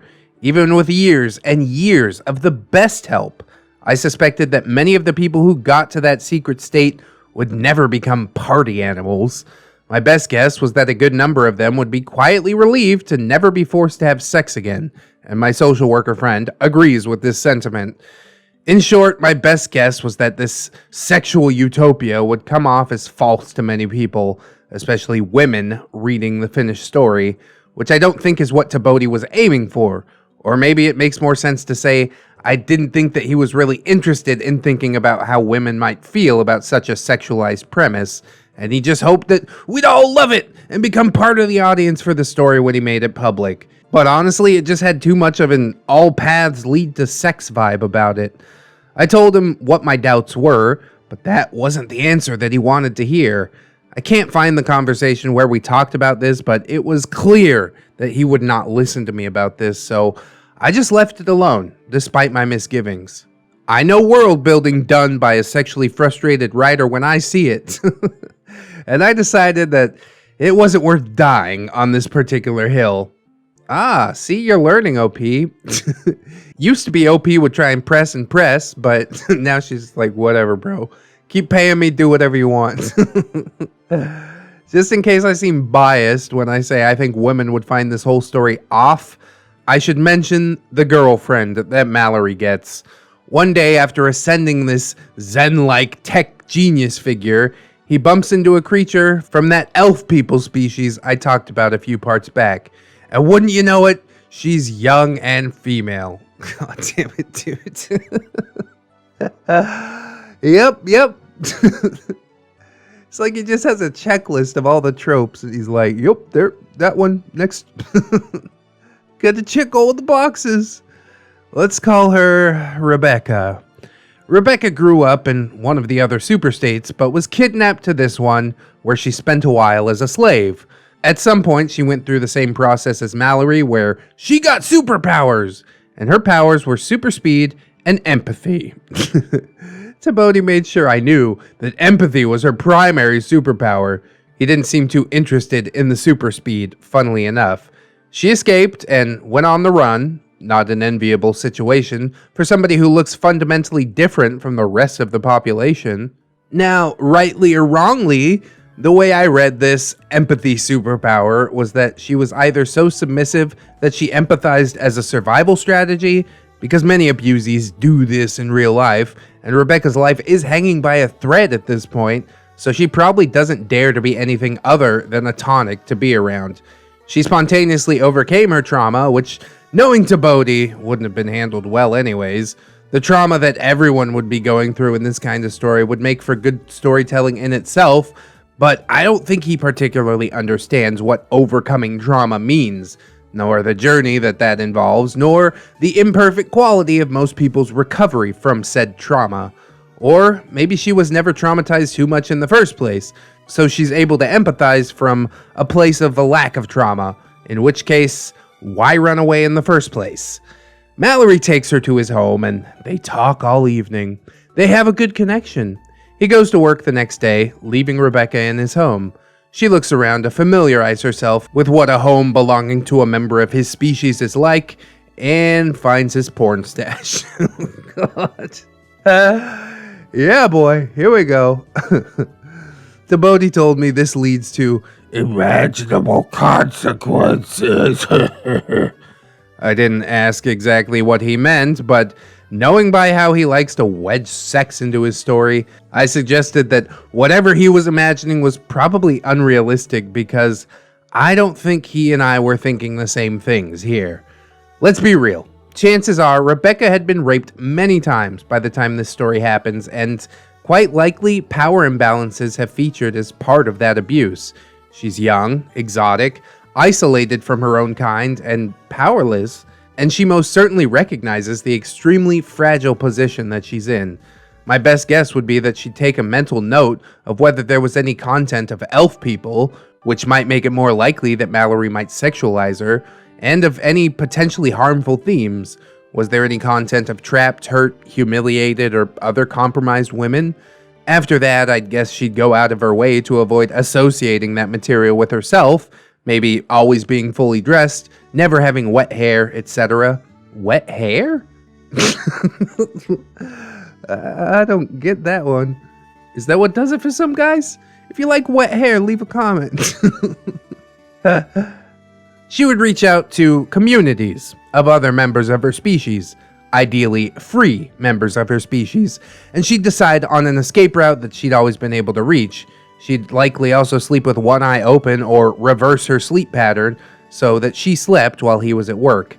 In short, I firmly believe that Rebecca's sexuality would have been too badly damaged for her to enjoy anything about finding Mallory's porn stash. When I told TBOATI that I thought it would be a poor fit, he said, I'll see about that. Which in itself meant very little. I'm also aware of how the situation set things up for Mallory to have a chance with Rebecca without having to risk the potential shame of her judgment. He doesn't have to tell her what his fetishes are because she's already learned them while he wasn't even there. Her power is empathy, which probably makes it hard for her to shame other people because she feels particularly keenly whatever they feel. To look at it one way, her superpowers, both of them, are ones that make her harmless, not dangerous.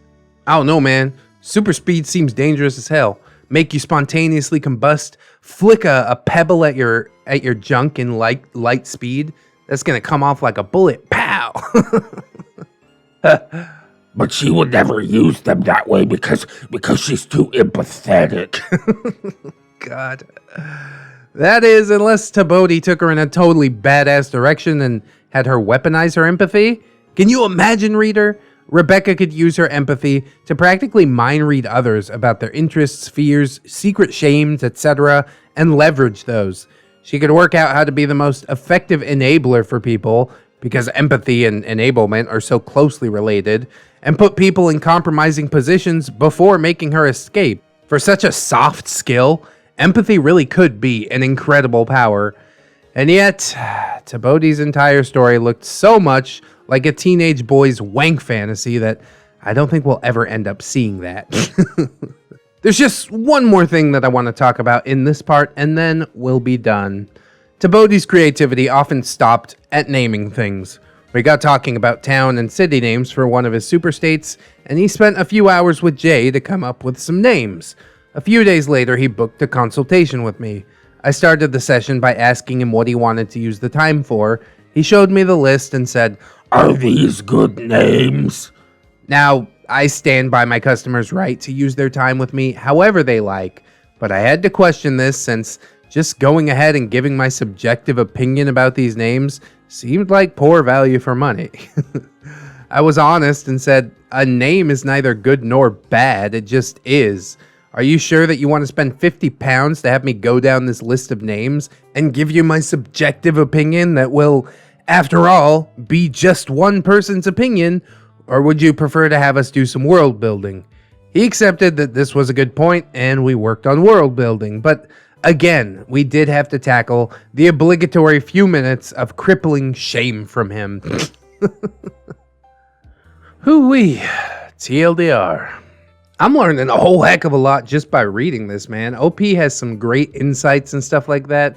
I might try writing my own little story pretty soon here, and I guarantee you whatever first draft I crap out onto Reddit is probably going to be significantly more readable than whatever TBOATI has spent years constructing here. Not to take shots because, you know, this is his life's work, but come on, man. There's so much that is missing or lacking or just in complete trouble here that I don't think this book or whatever book series will ever make it to market. And if it does, it is going to flop so horribly. And then, of course, dude's gonna get all defensive and be like, oh, well, people just don't get it. No, bro, you're the one that doesn't get it. Just a little bit of depth for your characters. I wrote a good guy, he's a good guy. I wrote a bad guy, he's a bad guy. Good guy gets a girlfriend and defeats the bad guy. Want to read my super interesting and original story? No, bro. You think I'm gonna waste my time with this? God. Luckily, OP's getting paid to sit through this crap, but I could not do it. Physically, I just could not do it. I would have 1 or 2 sessions with this dude, and I'd be like, you know what? The money's not worth it. I can't rebuy my mental sanity, okay? I'd much rather work with a writer that has an actual future. Not to seem overly cold or something, but you think this is ever going to go on a resume? I helped write the 7 Superstates with Mallory story. No, people are going to be like, what the hell is that? Or if they have read it by some freaking miracle, they're going to be like, yeah, that story was horrible. You helped write that? It's horrible. Nope, pick up, move on. Although, sitting here describing the entire scenario, OP has managed to make me think that it might be worth it. I mean, I would like some writing coaching, I think. If you'd like to hit her up, she's actually in my Discord server as the character consultancy, so feel free to drop on by, drop her a line if you would like some help with writing. Oh boy, here comes the fun cooker. Check out my fun cooker! The beard of 1,000 irritations. Boundary dodging. Hi everyone, and welcome to part 6 of my experiences with the beard of 1,000 irritations, or TBOATI for short. If you've only just joined us, then you're welcome to read or listen to the series from the beginning. Part number 1, as I might have mentioned, in the description. TBOATI's a sci-fi fan, working on his own original world, and has been hiring me, a writing coach, to help him with his world building development and get his story written and posted online. This has been pretty frustrating at times, and I'm letting off some steam by writing about this. I've changed a few details to protect both the innocent and the bearded. Here's our cast list. OP, yup, she in here. TBOATI, yup, also in here, unfortunately. A few people in here have also pointed out that I could have had an easier time with TBOATI if I'd maintained stricter boundaries with him. That much is true, but I didn't. Partly because I'm prone to falling for the occasional manipulation, just like we all do, and partly because most of my clients are happy to just say a little about how their life is going and then move on with their lives. I like to provide a service that's almost like visiting a cafe, where you get to have a nice little bit of conversation along with the service that you came for. It makes for a nice, personable atmosphere. At least it does for my more well-adjusted clients. For beards and nice guys, that situation is ripe for exploitation. And I can't always tell whether someone's a beard or a nice guy until we've talked for a while and we're already in the dynamic. Thankfully, I'm over my inhibitions about the social awkwardness of going against the grain once I realize what's up, so the only choice that I have to make is whether I want to risk losing the income they bring by putting my foot down, which is a pretty big consideration, but hey-oh. Money talks, I'll tell you that. You put up with a lot of stuff for money. But come on, just look at it as like clearing up your schedule. Now I can get somebody who will pay me and not be a weirdo about it. But anyways, on to TBOATI. He liked to mix Business and pleasure. which is to say that it has always been exceedingly difficult to maintain a purely working relationship with him. Just by being casually friendly to him, he seemed to assume that we are legitimate friends.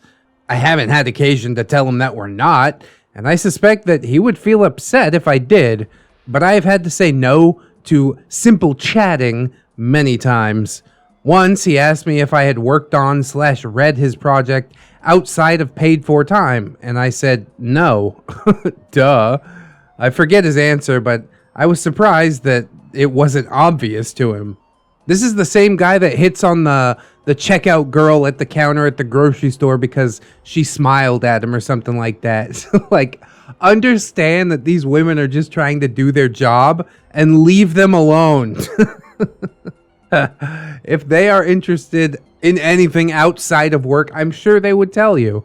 But for the vast majority of cases, that's not going to happen. So just drop it. Actually, I think he may have been wondering whether I researched his world so that we could work efficiently once his paid for time started. But even if he did, he didn't seem to be interested in paying for the extra time that all that would have taken me. Here's another story that I posted about a different beard who thought that I should put extra time into his project for free. And that's part of the brat beard posts, which I'm sure we'll get into eventually. But it fits right in with the self-entitlement, the delusions of grandeur. Does it not? I don't know why all beards are cut from the same cloth, but here at ReddX Industries, we are trying to get down to the root of the problem. We got a long way to go. He had ways of blurring the boundaries between casual chat and discussions of the big problems in his life. One of them was exactly that, his use of the word chat. TBOATI would often ask me if I was around on Telegram, and I'd say yes, because perhaps he actually wanted me to do some legitimate paid work. But then he'd tell me that He wanted to chat. early on in the working relationship, I'd say something like, sure, what's up? And flick between reading and responding to his Telegram DMs and whatever other work I was doing. To me, a chat is a light conversation, and I think that's the prevailing idea of what people take it to mean. So I generally believe that if someone says they want to chat, then they're going to keep it light. Yeah, but that's how they loop you in. They say it's just a chat when in actuality it's a discussion. God, words are so funny. There's like so much subtext. TBOATI used the word chat for conversation that he wanted to have when he was bored, but also when he wanted to tell me all about his latest crisis. So I had this experience multiple times, and by the time I realized what was going on, he'd already begun to unpack his problems on me. Since then, I've adopted chat as a trigger word. Yeah, I feel that. If someone tells me they want to chat, then I'm on guard to work out quickly whether it'll be light or heavy. And I found that asking explicitly which it will be does help. He wised up to that too. Or perhaps he took that question to be an invitation in itself. If it was a heavier conversation, then he wouldn't answer my question with heavy. He'd just start telling me about the problem. I'm not listening or responding to you, but you listen or respond to me, okay? Also, you're not getting paid for this. Bro, go take a flying leap. The only response he should get should be like a link to your work schedule calendar. You want to chat about this? I'll try and pencil you in, asshole. I ended up listening and responding a couple of times, and these talks could take around an hour. When I recognized that this was a pattern, I suggested to him that he visit an actual therapist to talk these issues through. I mean, he clearly had the budget for it, judging by the money that he had spent on working with me. He said, I have no words. And then, I'll think about it. Either he never did or he never told me about it. I mentioned the idea of therapy again relatively recently, and he said he hadn't tried. What a shocker. Why pay for a therapist when you're getting it for free? Writing coach / therapist. Oh, God. He tried to get around my boundary setting by telling me that when I listened to his problems, I helped him put them into perspective. I've since learned that he has a pattern of overstepping boundaries and then dishing out compliments to encourage that person to feel good about themselves for giving him some special treatment. He did the same when he failed an exam and blasted his examiners to me. I never knew whether they genuinely treated him unfairly or not, so I didn't respond about the actual issue, but it was hard to be sympathetic with TBOATI by this point. He also did the same thing when he got his first job. As he told it, the computer program the company used didn't work properly, so he couldn't do the work they hired him to do. He was left on his own on day 2 to work, and he was forced to act like a cross between a robot and a butler. How the hell are you supposed to respond to that? Did you tell your boss, or did you just sit on your fat ass for 2 days getting paid? If there's a problem, make somebody aware of it. That is so simple. What are you doing? He irritates me too. Some of these stories he irritates me way more than others, but man, he's grinding my gears today. I didn't respond much about that either, except to say that customer service is a part of many jobs nowadays, and that he might want to learn to get comfortable with it. Being a butler for a company is more or less expected. After me responding in this vein for a while, he realized I wasn't gonna be sympathetic, or at least not as sympathetic as he would have liked me to be, and he stopped trying. Thank God. He forwarded their email to me to show me that they'd terminated his contract after 2 days, and it said something about them terminating due to multiple complaints about his performance. I can't say I was surprised, honestly, but he really must have been bad at the job to have been written off so quickly. Just facts. 2 days, bro? God damn, you're not even like through the training period at that point, are you? Wild.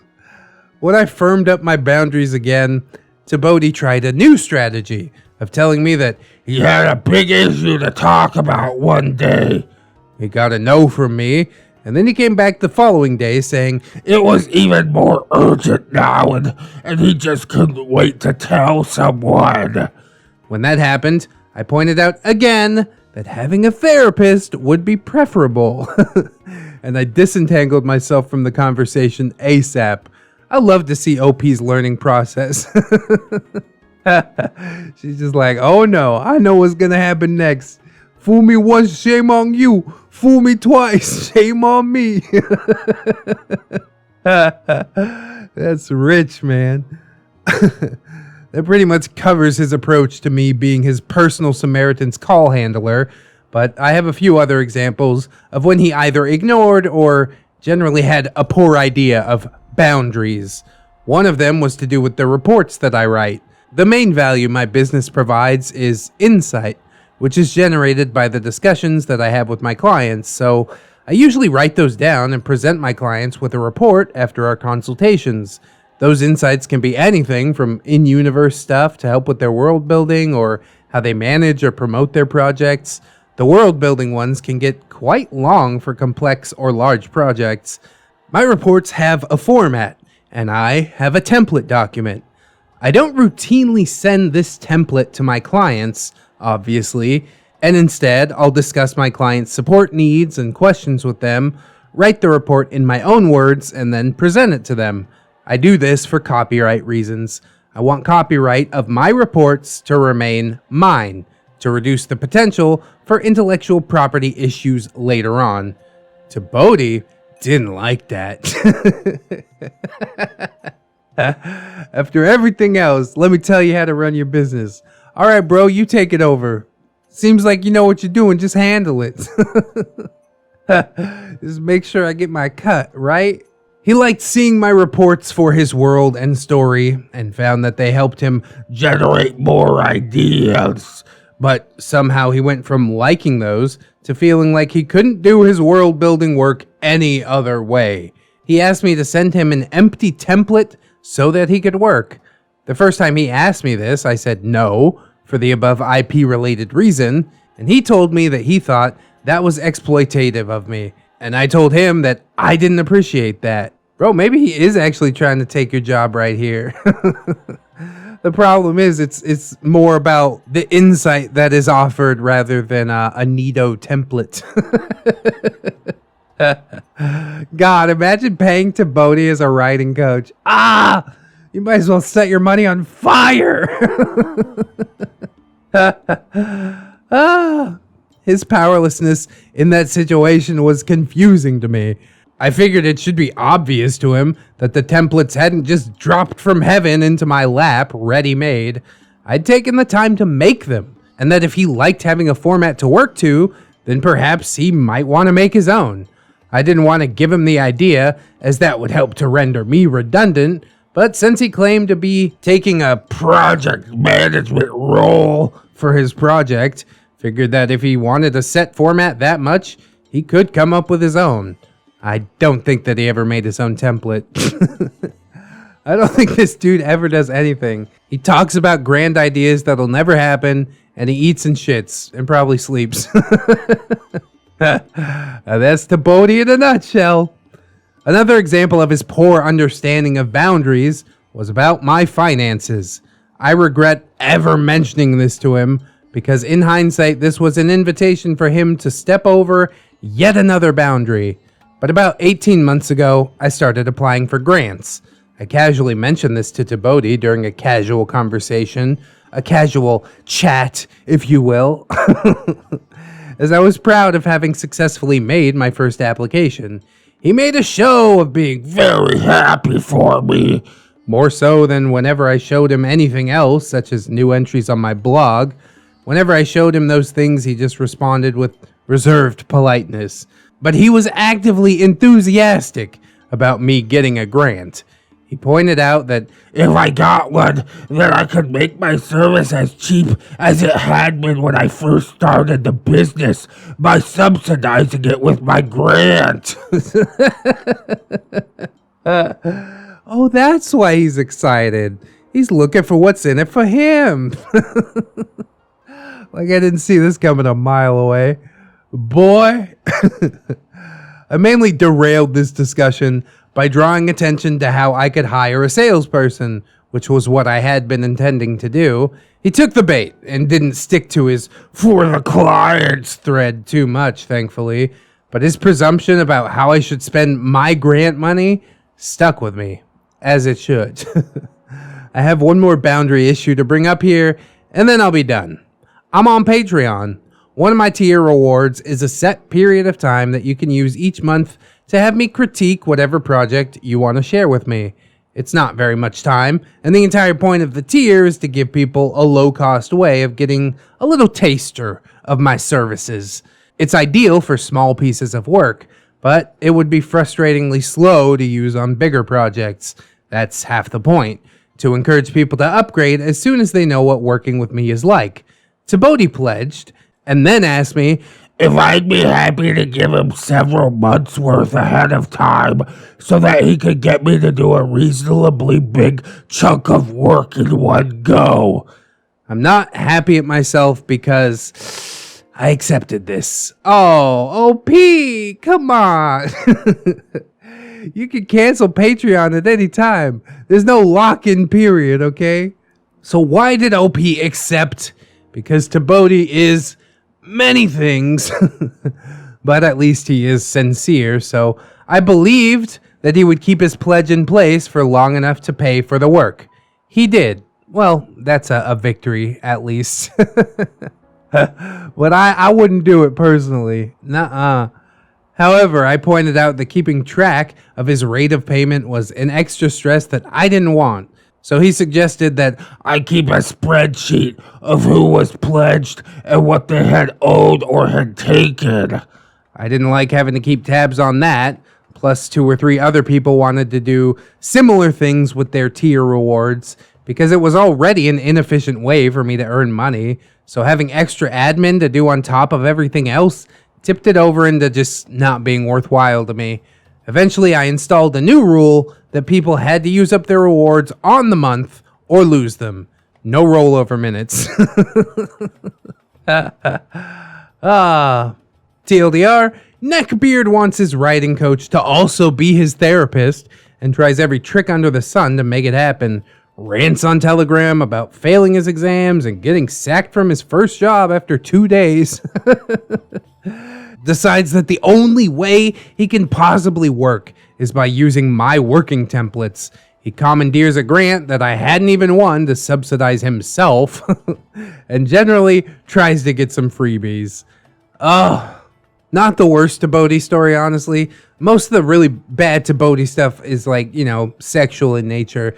This is just the kind of stuff that grinds you down to a little nub. Even just reading through the story, I'm like, oh no. I can feel my soul being slowly chipped away. I don't know how you did that, OP. Honestly, I've said before you have the patience of a saint. I've said before that I would have blocked this guy within like the first few hours of talking to him. But money does talk, you know. I just don't think it talks that loudly for me to be able to sit there and pretend to care about all this inconsequential shit. Like, man, just leave me alone. You want to talk about losing your job and crap like that? Schedule a time, okay? I hate to make it all about the money, you know. If you were a pleasant person to talk to, if I felt like this relationship was a two-way street with good back and forth, then I might swing it, you know, I'd be into it. But it seems like all he does is take, and oh God, it just wears a hole right through the very core of me. Even being told secondhand. Oh, I'm going to go ahead and shove another TBOATI in here, because why not? We'll make a nice big beefy episode for today. I'm feeling extra motivated, extra hungry to record some content. And you guys shall reap the rewards. So thank you for watching this far. Let's get into TBOATI Part 7 and see what other type of mess we can get ourselves into. It's nowhere near as bad as the cringe we had yesterday, though. To be fair, this is a nice little break for me. The beard of 1,000 irritations. Unreasonable expectations. Hi everyone, and welcome to part 7 of my experience with the beard of 1,000 irritations, or TBOATI for short. If you want to read these stories from the beginning, you can check the description. I hope you did already. He's a sci-fi fan working on his own original world, and he's been hiring me, a writing coach, to help him with his world-building development and get his story written and posted online. This has been pretty frustrating at times, and I'm letting off some steam by writing this. I've changed a few details to protect both the innocent and the bearded. Here is our cast list. OP, hey! OP got an assistant, dang. Robin is OP's assistant. Has a good mathematical mind, and does the more data-biased work while I take the narrative-biased work. TBOATI, yep, he's the star of the show, I guess. To everyone who's read up to this point, thank you so much. I appreciate your support. Last time I talked about TBOATI's boundary dodging. This time I want to talk about something that sometimes crosses over with that. TBOATI's unreasonable expectations. Oh boy, here comes the fun cooker. I'm gonna start with the big one. A little while ago I had a bit of drama in my Telegram group about a fictional National Socialist character who the creator wanted to write about in a story. I'm cautious about showcasing characters or story scenarios that might be interpreted as edgy in my working space because the majority of my client base is genuinely curious about character development, and I sincerely believe that in order to produce good quality characterization, you have to examine all aspects of humanity with as close to an unbiased view as possible. To dehumanize or adopt a dehumanizing position, as these people did/do, creates a conflict of interest in designing that character. That isn't to say that everyone who writes about these people into their story sympathizes with them, of course. A person might write a story with them in it and handle the issues around fascism from an outsider's perspective. I'm just wary about anyone who sees the scum of society in a sympathetic light, as they might be more likely to see some other demographic as less worthy of humanization, which will inevitably lead to disagreements when trying to do the work that I specifically market myself for. Another reason that I'm careful with potentially edgy works is that many of my clients dislike conflict for conflict's own sake, and I know from experience that many members of my clientele or potential client base do shy away from it. If you've grown up gay and surrounded by homophobes, then you probably aren't going to seek out homophobic content, just for the thrill of it. What a thrill it is! God. Chances are you've grown tired of that crap and just want a break. especially when you're looking for stories and games to just enjoy. If I allow flippant, rose-tinted, or kinky representations of homophobia, slavery, misogyny, or any other type of bigotry in my group, the more mild-mannered people will disappear, leaving just a community of edgelords. I'd rather nurture the gentle spirits than the edgelords, especially as the edgelords tend to be young and lack the income to commission me anyways. God, ain't that the truth? You just get that, like, rebellious teenager phase, I guess. I don't want to stymie discussion of sensitive topics, and I'm well aware that such topics can stimulate helpful discussion, but I am not prepared to host an ideological battleground. I'm trying to run a business here. God damn, you hit a home run with that one, OP. I feel the same. That's why my Discord is like, you know, running the tight ship and everything. We got a place for the edgelords. That's your corner. Go in the corner. But the rest of the server is about good times and vibing. So stop on by, links in the description. So back to the drama around this National Socialist character. It was posted without warning, and as soon as I saw it, I deleted it. And as soon as I did, I got a backlash from somebody who had never shown an interest in becoming a customer and was really only there to talk with his friends, who also never ordered anything. I told him that if he didn't like my values on the subject, then he was welcome to see himself out. He refused and demanded that I explain my position in more depth. So I banned him. Got him! Immediately after that, I got a message from one of the gentler spirits who said that he was impressed with how I had handled that situation. And later I checked in with two other gentler types who hadn't spoken since that character had been posted. Both admitted that they were giving the group a wide berth for a while purely because of that character. There was a lot more of a mess than this. These are just the cliff notes, essentially. It took a week to properly settle everything down again, and by the time I did, I had a few new rules in place. I definitely learned a lot about group conflict management that week. That's what I need to commission you for, OP. Teach me about some of this stuff. I'd been discussing TBOATI's world with him during this time and mentioned what had happened. I wasn't sure if he'd seen the drama or not, but it would have felt like having an elephant in the room if he had and I just didn't mention it. Perhaps this is obvious by now, but TBOATI fancies himself Somewhat of an intellectual. because of course he does.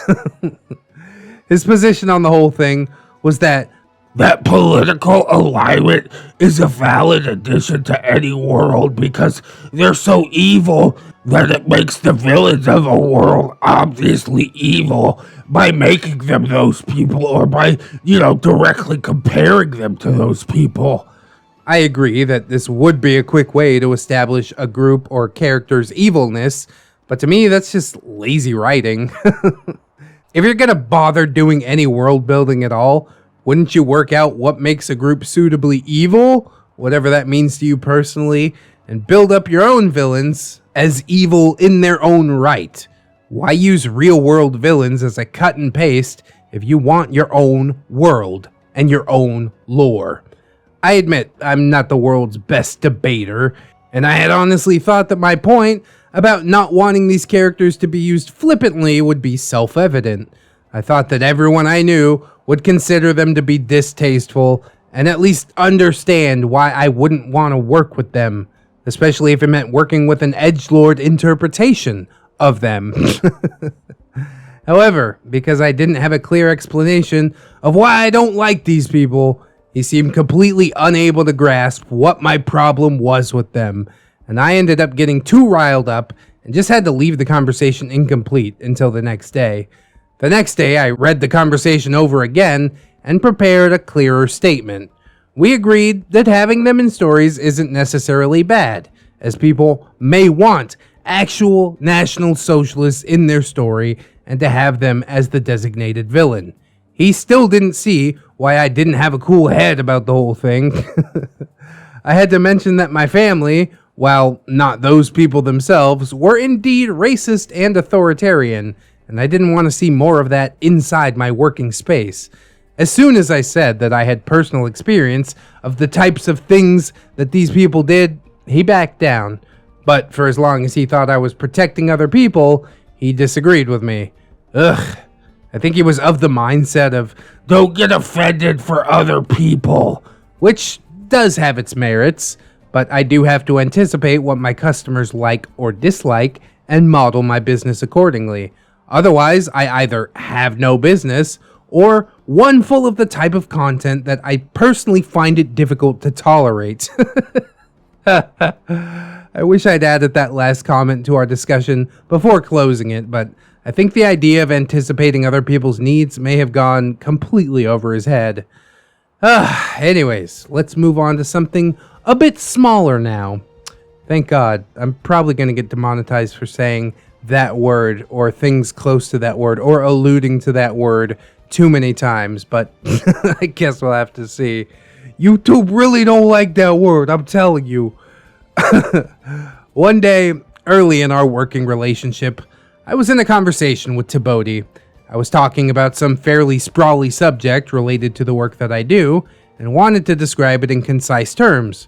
So I did, and finished up by saying, oh, that's it in a nutshell. TBOATI didn't like that. What? He told me that he'd once had an argument with somebody on The Book of Faces, who would use the phrase in a nutshell while making his point, so he found the term too toxic to tolerate from anyone. He told me to use the phrase in summation instead. Bro, you telling me how I can talk now? Oh, God. I hate it. I hate it so much. Wake up, numbnuts. Your anecdotal experience doesn't mean a goddamn thing. Oh, I'm getting heated. That was pretty much how he talked all of the time. In summation. What can I say? This same person tends to say Affirmative instead of yes. Yeah, I know them people. They mostly military people, though. I highly doubt TBOATI was ever in the military. I wish I could find my answer to his request, but it was on a platform with a crappy search function that just isn't bringing up that conversation. That might be for the best. I know I thought, no, I'm not doing that, but I might have held off from directly saying so. I think I might have told him, no, but I will say, to sum up. Then there was the, how can I say this? Phantom astrophysics degree?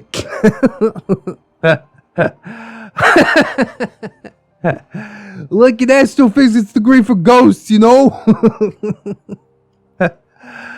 Oh, God, that got me good. Longtime readers will know that I have an assistant, Robin, who does some of the world building and character work I get through the door.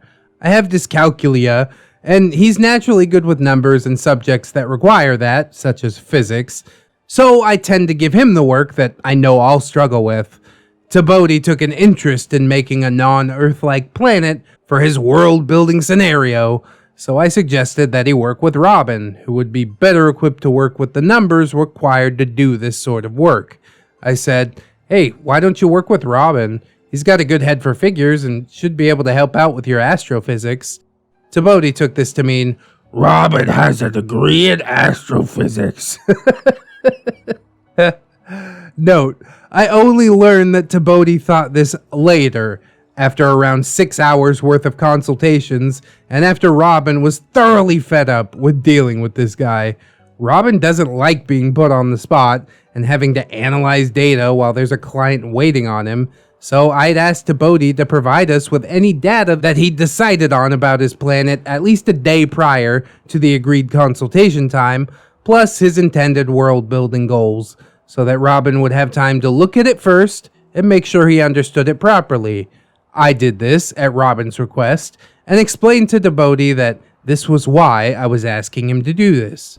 He did it, but when Robin started their session, TBOATI dumped a whole lot more secret data on him.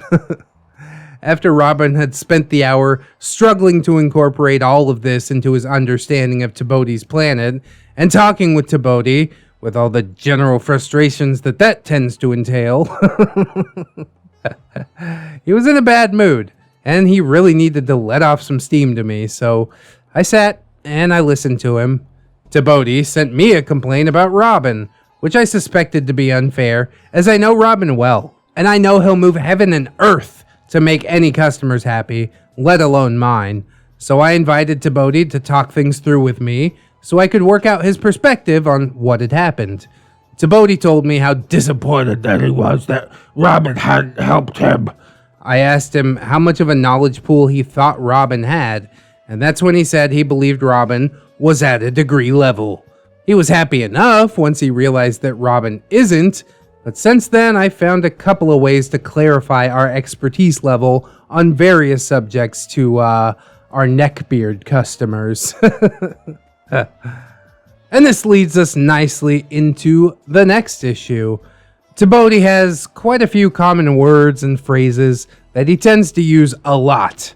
One of them is the question, What do you think? He'll usually wheel this one out, but immediately after showing you something big and complex that he wants you to read. Perhaps a 5,000 word story or a huge chunk of calculations.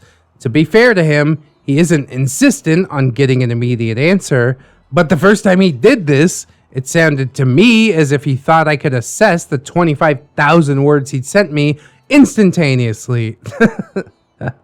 I said I'd have to read it first, in the hope that he would understand that reading takes time.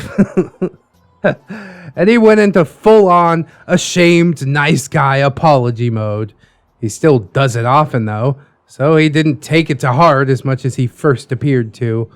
Robin wasn't as used to TBOATI's "what do you think" habit as I was by the time that consultation happened, and he didn't appreciate the feeling of being rushed. That isn't the only time TBOATI assumed that other people had knowledge or skills that they don't.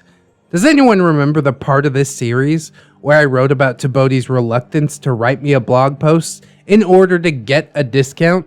Well, he did it eventually. The odd thing is, he told me he was ready to write something before he wrote it, and he also asked me what he should write.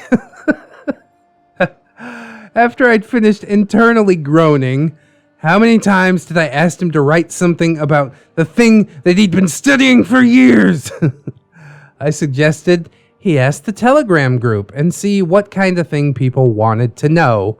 In hindsight, I realized that this was bound to fail, but it shouldn't have. It really shouldn't have. Here's what went down. He rarely posted in there, so he had no reason to believe that people there knew what he was educated in. Nevertheless, he asked, with no introduction, What should I write?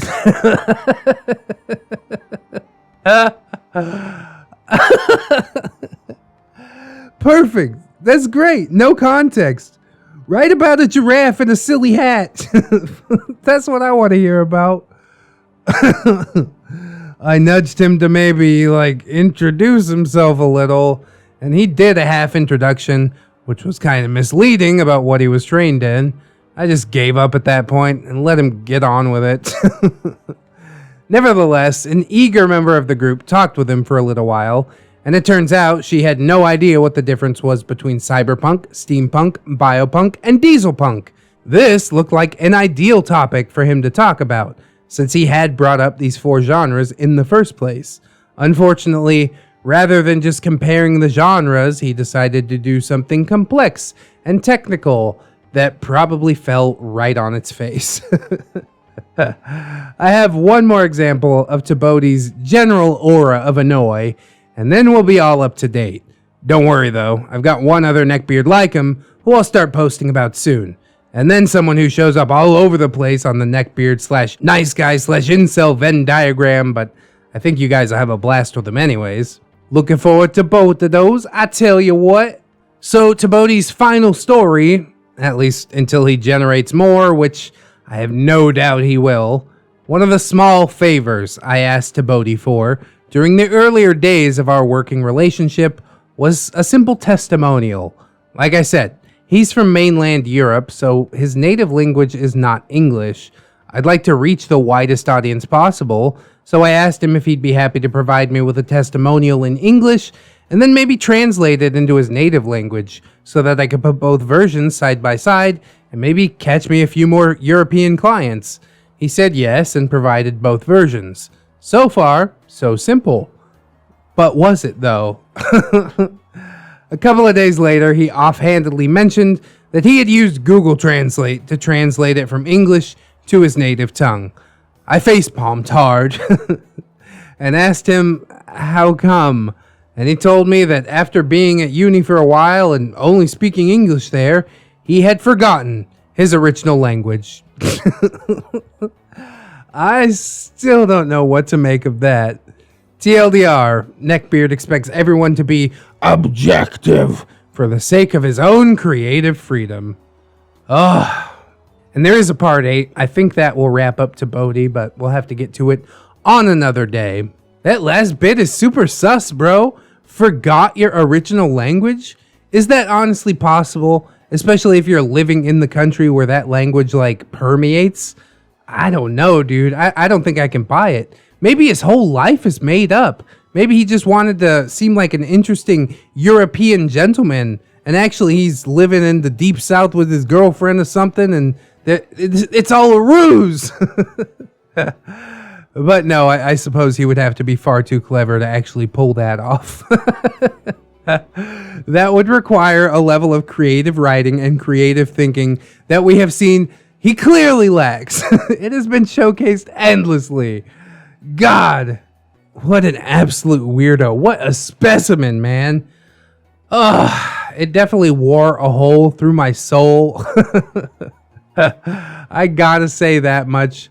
I can definitely see OP getting frustrated, but we will revisit TBOATI at a later date, wrap him up, and hopefully send him off for good, because if I didn't know why he was called the Beard of 1,000 Irritations going into the series, it has been made so clear to me now.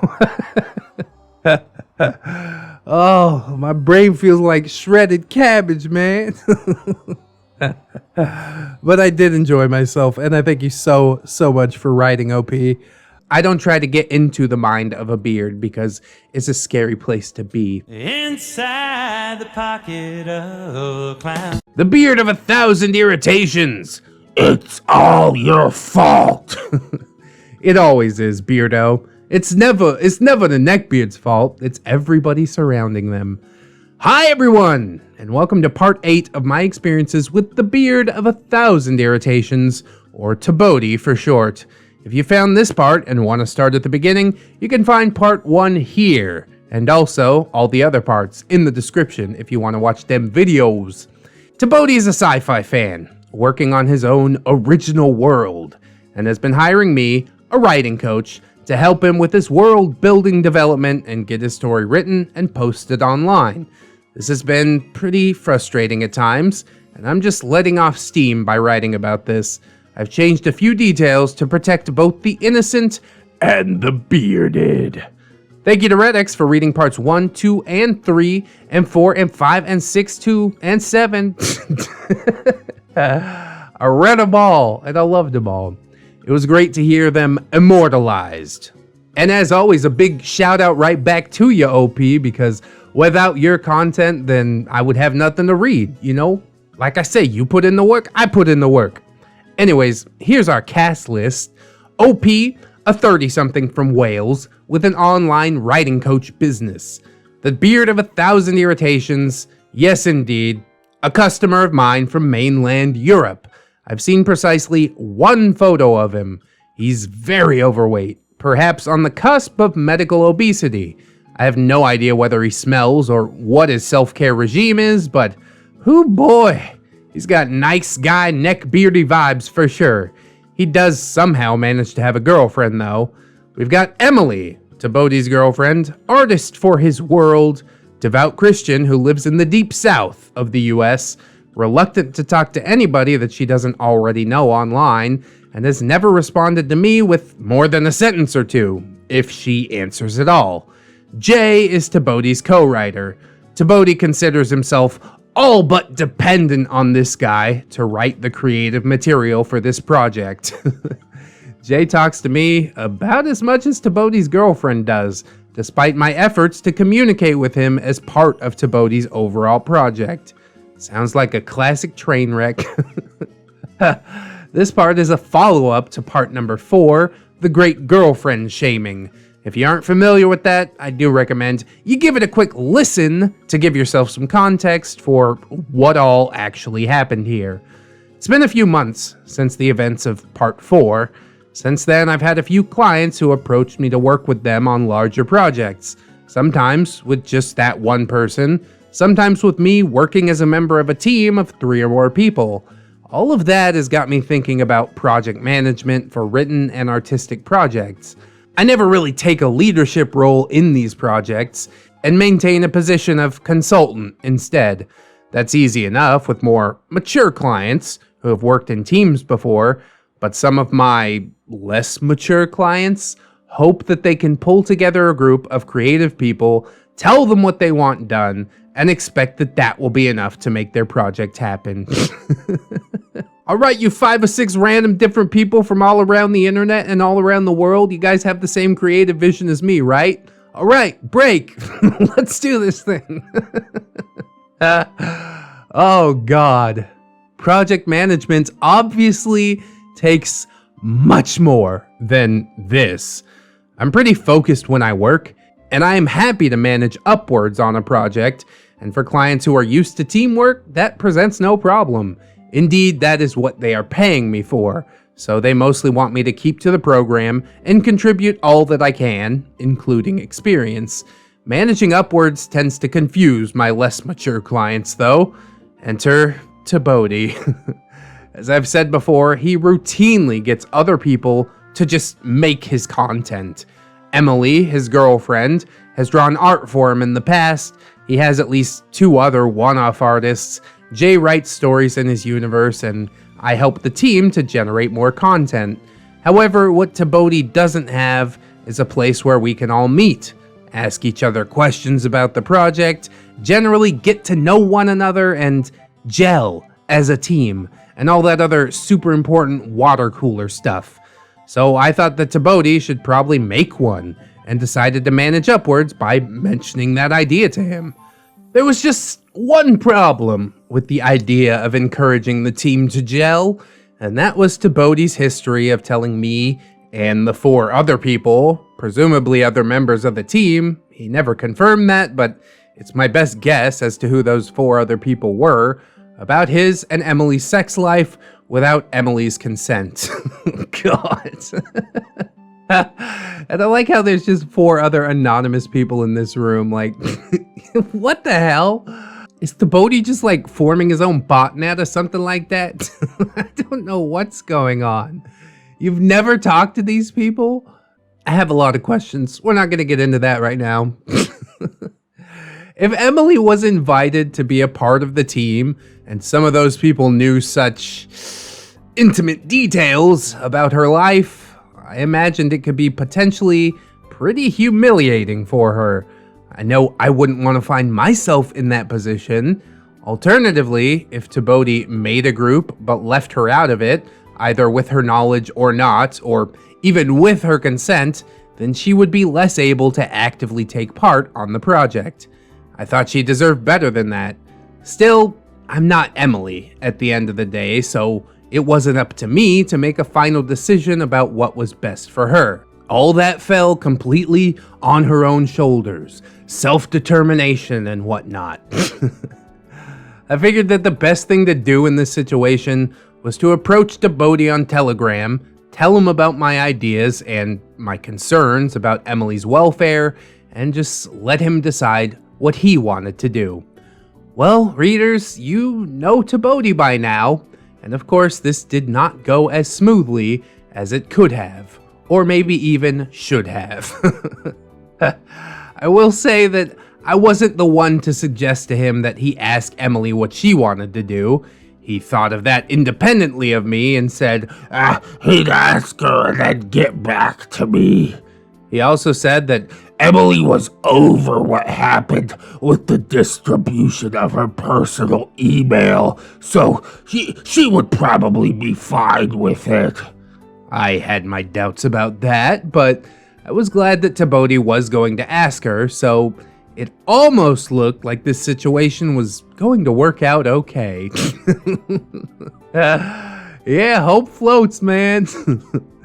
A few moments later, he came back to me saying that Emily was angry with me.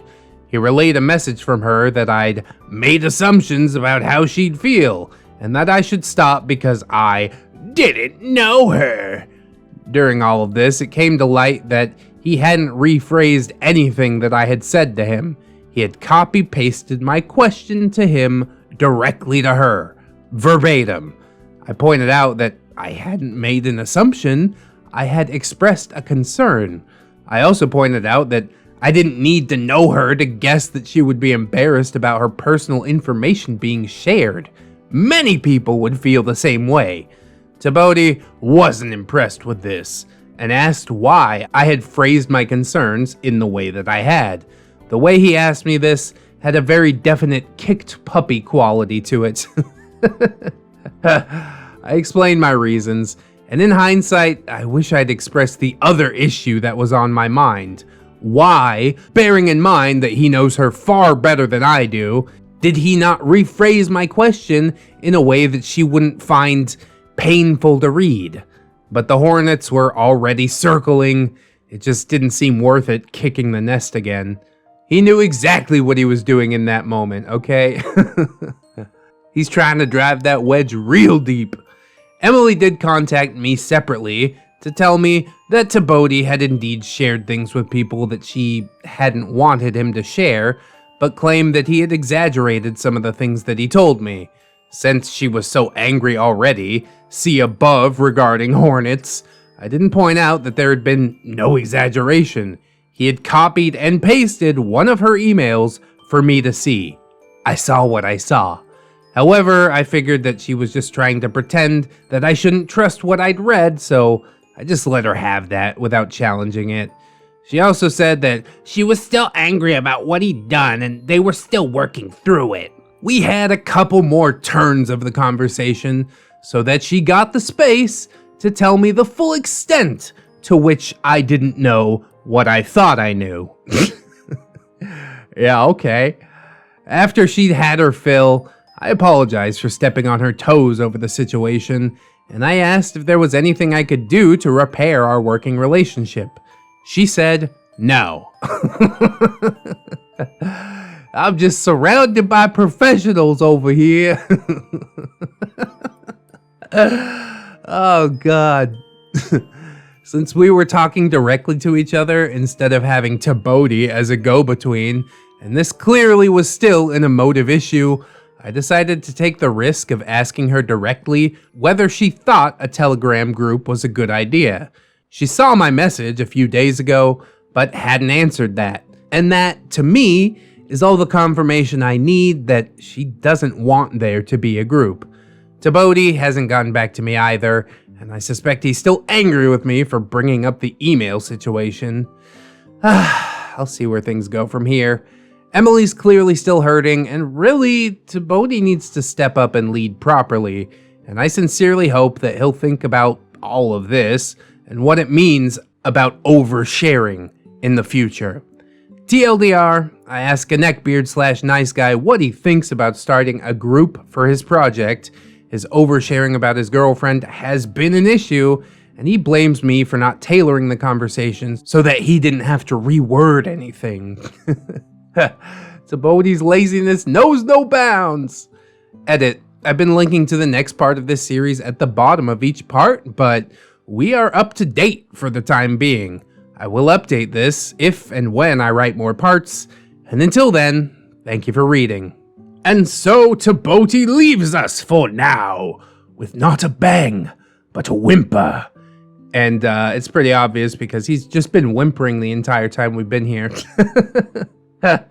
Mostly what draws me in about this OP is her writing insight. And she really is a skilled writer. Like, you feel the frustration dripping throughout each segment of this story. I'm gonna have a little think on whether or not I should like get this up into a compilation. Let me know if you guys think that's a good idea in the comments, or if we should like wait for some more parts or something like that. I would be exceedingly interested in that, and of course, happy to deliver on whatever you guys would like. I've said quite a few times throughout this story that TBOATI just seems like such a frustrating person to work around, and I don't know if any amount of money is actually worth it.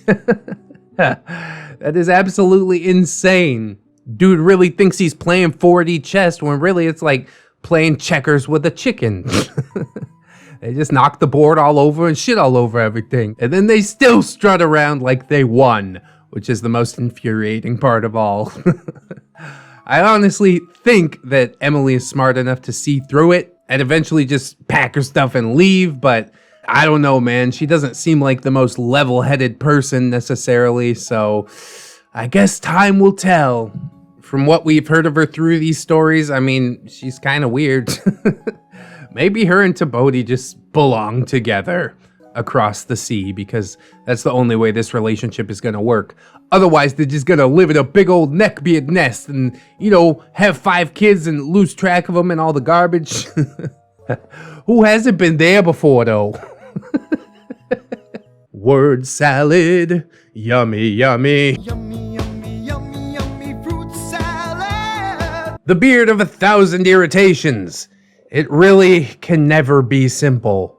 Not with this guy, it can't. Hi everyone, and welcome to part 9 of my experiences with The Beard of 1,000 Irritations, or TBOATI for short. If you found this part and wanted to start at the beginning, you can find part 1 here, or down in the description, since you can't click on that because this is a YouTube video. All you gotta do is pause the video. That don't make no sense. To quickly recap, he's a sci-fi fan working on his own original world with a friend of his, and has been hiring me, a writing coach, to help him with his world building development and to get his story written and ready for publishing.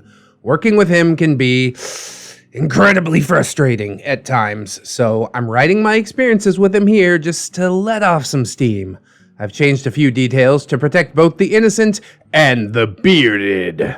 Thank you to ReddX for reading all of the parts up to this one. Hell yeah. I've loved hearing your readings, and I've definitely loved reading your writings.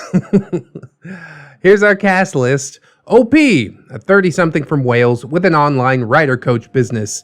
The Beard of 1,000 Irritations, TBOATI. Yes, indeed, a customer from mainland Europe. Although I've only seen one picture of him, I can say that he's either very overweight or even clinically obese. I don't know how good or bad his personal hygiene is. It's bad, I'm sure. But his neckbeardy behavior is enough to qualify. He does somehow manage to have a girlfriend, though. And then we've got Jay, TBOATI's co-writer. TBOATI considers himself all but dependent on this guy to write the creative material for the project. Jay isn't usually very talkative to me, and TBOATI is by far the spokesman for the pair of them. We haven't heard much about Jay in this series so far. I hope that eventually his mystery will be unveiled, but I guess we'll have to wait and see. TBOATI hasn't paid for any of my services in quite a few months. Well, that's not good. He got a job towards the end of last year, and I've been vaguely aware that he somehow managed to stay in that job. Honestly, I'm not sure whether I'm impressed, confused, or doubtful. Maybe the job just don't care. They're like, whatever, we just need bodies. Over the past month, I've been asking people for Patreon support because, well, rent, bills, food, yada yada yada. True enough, OP, go ahead and get you some of that. I am definitely extremely grateful for all of my patrons, and if you'd like to join those guys, there is a link in the description. Nudge nudge, hint hint.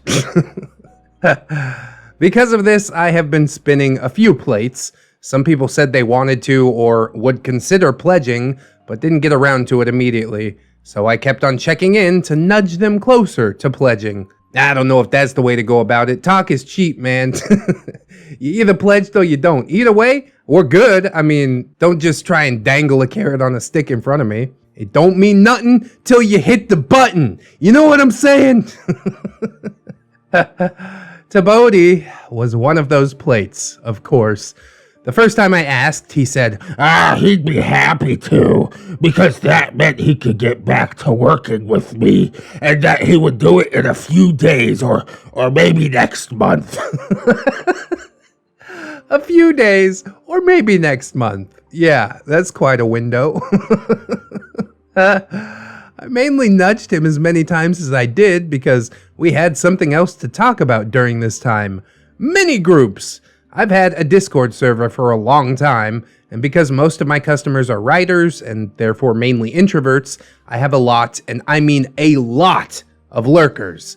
Getting conversation flowing in the server has always been an uphill struggle, but a few weeks ago, I had an epiphany. Hey OP, why you didn't invite me to your Discord server? What's the deal with that? I've been known to write words once in a while. Also on that note, I'm super glad to have the people that I have in my Discord server, keeping the conversations flowing. You can kind of just jump in and out, you know. There's always somebody there to talk to or some sort of conversation going, which feels really good. We do have a lot of lurkers as well, but also more than a few people that are super, super active. So thank you to all of them, but particularly the active ones. I swear I'm going to try and stop interrupting, but me and OP, we just kind of go along the same lines somewhat. Let me explain a little piece of psychological theory. Ooh. If you have a large group of people that you want to bond with each other, some of those people will find that to be too much. Every person is a whole cosmos of nuance, contradictions, and undiscovered depth. And for some people, a big group is just too much, so they tend to shut down. The trick to overcoming this is to facilitate people going off into their own little groups so that they can get to know just those few people. As the theory goes, they'll get to know everyone in their subgroup, and then they'll be more comfortable with getting to know people in the wider group. Well, this is good info. Maybe that's why I got so many lurkers. Where's a pen and paper? I'll write this one down. I set up a system for this in my server, and it worked a treat. That brings me back to TBOATI. Longtime readers will know how bland and generally ill thought out his story is, and I felt strongly that he would benefit from showing some of his story to a mini group to get some legitimate feedback. Maybe if he learned that people expect more depth than, my character's nice and intelligent and has superpowers, and then he gets the girl. and Here's the girlfriend. She's exotic and pretty and so nice that being nice is actually her superpower. then maybe he would push himself via that criticism to make something better. I don't know about that. He doesn't seem to handle criticism too well. Reader, you know he's not likely to do that. Called it. I know he's not likely to do that. I went through everything that follows because I might as well have something to talk about with him besides, you ready to pledge to me yet? Because if he opens up to a group, then that promises to be a huge learning experience for him. TBOATI made it clear that he was keen to pledge. He just had to save up some money first so that he could move out of his parents' place and move in with his girlfriend. bro, it's like $1 a month. I mean, break me off or don't. But I'm not going to chase you around trying to get it. Well, you're ready? Let me know. That's fine. Well, I can't deny that I'm a tad dumbfounded by the fact that he's managed to stay in a job for so long. If he's done that, then he's done it. And I'm not going to get in the way of him moving onwards and upwards. During one of our little catch-ups, he told me that he's been talking to a psychologist to get tested for Asperger's. That would explain so much. I honestly hope that he gets a positive diagnosis because, firstly, I suppose that would give him the push to look into what he can do about it, and secondly, because Asperger's doesn't need to be framed as an illness. It doesn't have to be a negative. It's just different neural wiring, that's all. And if that's all that's been the problem for this whole time, then he can overcome that. Granted, he would need to put the work in, and we know how TBOATI likes work. But at least it makes it the problem, and a goal, therefore much easier to define. Yeah, that's a fair point. Pretty good way to look at it, OP. Now back once again to those mini-groups. Among my mini-group members is a pair of authors who are working together on a fantasy story. They're used to just talking between themselves in DMs, and they saw the mini-groups as an opportunity to try and wean themselves out into the open. and to acclimatize themselves to talking about their world where other people can see, and have a few people comment on their world and maybe even ask them questions. I saw this and I thought of TBOATI and Jay. So did I. I suppose that's the natural response. I put the idea out towards TBOATI and he said that he might, but only if it takes off. What? Oh. In the meantime, he had a question for me. He asked whether he should drop the exotic alien aspect of his world and just have it be like Earth, and that he wondered if having lots of lore would be too complicated. I declined to give him an answer, and I said to him that that was his choice, but that lore complexity could be manageable if it was handled well. I phrased it this way because I don't really want to be held responsible for his decision, because neither one is a surefire route towards success, and if he saw me as responsible for his decision either way, then he might blame me for its failure. Because God knows he finds it impossible to look inwardly. He definitely would blame you for the failure if it happened, but also if the story is just like Earth, then that kind of kicks world building out the window, you know what I mean? And then OP's not getting hired, which is also a net loss, no matter how frustrating this particular customer is to work with. So, as mentioned before, yes indeed, people are nuanced, people are multifaceted. Privately though, I did think that he should go for a lore-rich world because, guys, if you've been reading this whole series, you know for a fact that Mallory and Rebecca aren't enough to make a decent story. Yeah, that's a good point too. Please give me something to feast my mind upon. A few days later, I nudged TBOATI again to see if he wanted to actually join a mini-group since they had indeed been doing well. He said, yeah, he had to talk about it with his big bro first. That would be Jay, to the uninitiated among you. I said that Jay could join the same mini-group if he wanted, and I also mentioned my pair of experimental authors who were trying out talking in front of others. TBOATI liked the sound of that, especially the idea of doing that too. He's a big fan of following. He loves to lift ideas from others.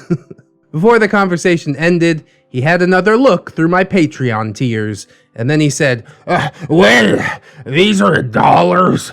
I read them as euros. They're cheaper than I thought. Well, a few days later, he still hasn't pledged. Oh boy. I say it again, talk is cheap. Even though what he had said sounded an awful lot like, I'm actually ready to pledge now. He's just trying to make conversation. He's trying to not be lonely or something. So, as I wanted to chase up about the Patreon pledge, and I was also curious about how Jay might be responding to the mini-group invitation, I caught up with the beard of 1,000 irritations once again. He said, Jay said he'll consider it, but right now he doesn't think he can do the, job stuff. But he did say that he's considering it seriously. I suggested him to join for his own writing career. So just for the record, TBOATI stated clearly that he had talked with Jay about it. Remember that, because it'll be important later. Then he said that he'd been having some problems with some of the astrophysics in his world, and he asked me if he could talk with me about it. I was hesitant and promised nothing, but I said, sure. He dumped a long list of conditions that he was trying to meet for his story's planet. It would have taken a good hour to pick through it properly, so I decided to use this as leverage to get him to talk in a mini-group, where he'd likely find someone who would be willing and able to take the time to talk it through with him. He said, I still have to think about it. Maybe he just thinks really slow. He's thinking on a cosmic scale of time. 1,000 years later, he's like, OP, I'm ready. OP's already dead. And I won't even be here to laugh about it. That's the saddest part of all. Maybe I will be. Maybe I'll be a brain in a jar. Would you guys believe me if I told you that most of the people I invited to the mini groups just said, hey, that sounds cool, count me in, how do I sign up? Usually it wasn't anywhere near this long, grinding, and painful. But I was morbidly curious by this point, so I asked what there was to think about. He had a question and somewhere to ask it, and he said, He was just being paranoid. and then he said, Remind me, please, how do I post the question? I helped him out with joining a group so he could post his question, and he did. The group he found himself in had only one other person in it. He posted the same information in the mini-group's channel as he had in his DM with me. His group mate admitted that they weren't sure how to answer, and honestly, I wasn't surprised. It was ridiculously complicated. His end goal was straightforward enough as far as I could tell, but he just had the most complicated way of going about it. Word salad, yummy, yummy. His group partner gave up on trying to work on that and asked what characters TBOATI had in his world. TBOATI cut him off with a, That's not relevant right now. that pretty much shut the other person down for good, and they, unsurprisingly, didn't bother talking with him again. TBOATI gave up as well. Well, that's one mini-group down. Now, a quick little detail about how my mini-groups work. The groups are labeled according to size, for 2, 4, or 6 members, and I assign or unassign people to them based on whether they want to be in that group or not. Point being, the groups remain, no matter what. It's the people populating them that are temporary, but TBOATI didn't seem to grasp this. It's not a problem in and of itself, but it speaks volumes about how much admin he thinks I have time to do, and he told me, Don't delete the group quite yet. I answered by suggesting that maybe he could pick up on what his group mate had asked about, which was his characters.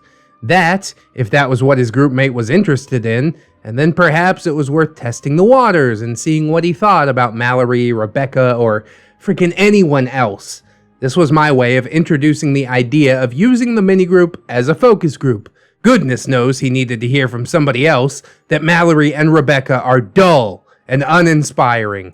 If he hears it from at least a few other people, that's probably preferable to just hearing it from me. I'm as honest as I can be with my customers, but sometimes the consensus of a group is much better than the opinion of just one person. Also, I don't make money by telling my customers how much their characters and worlds suck. If they suck, I hasten to add to it. Whichever way you look at it, a focus group is a better place for that. Yeah, that's a heavy conversation, especially for a dude like this that doesn't seem physically capable of taking any criticism on board. He said he didn't want to do that until the whole story was ready to be published, and that he, of course, needs some more time to think it through. Classic. I already knew what this was about. Mallory and Rebecca. For anyone who's just joined us or has perhaps forgotten, Mallory is TBOATI's self-insert. So any criticism of Mallory is direct criticism of him. Rebecca is Mallory's girlfriend and may possibly be an insert of TBOATI's actual girlfriend. Who knows? She doesn't talk to anybody enough for us to actually find out.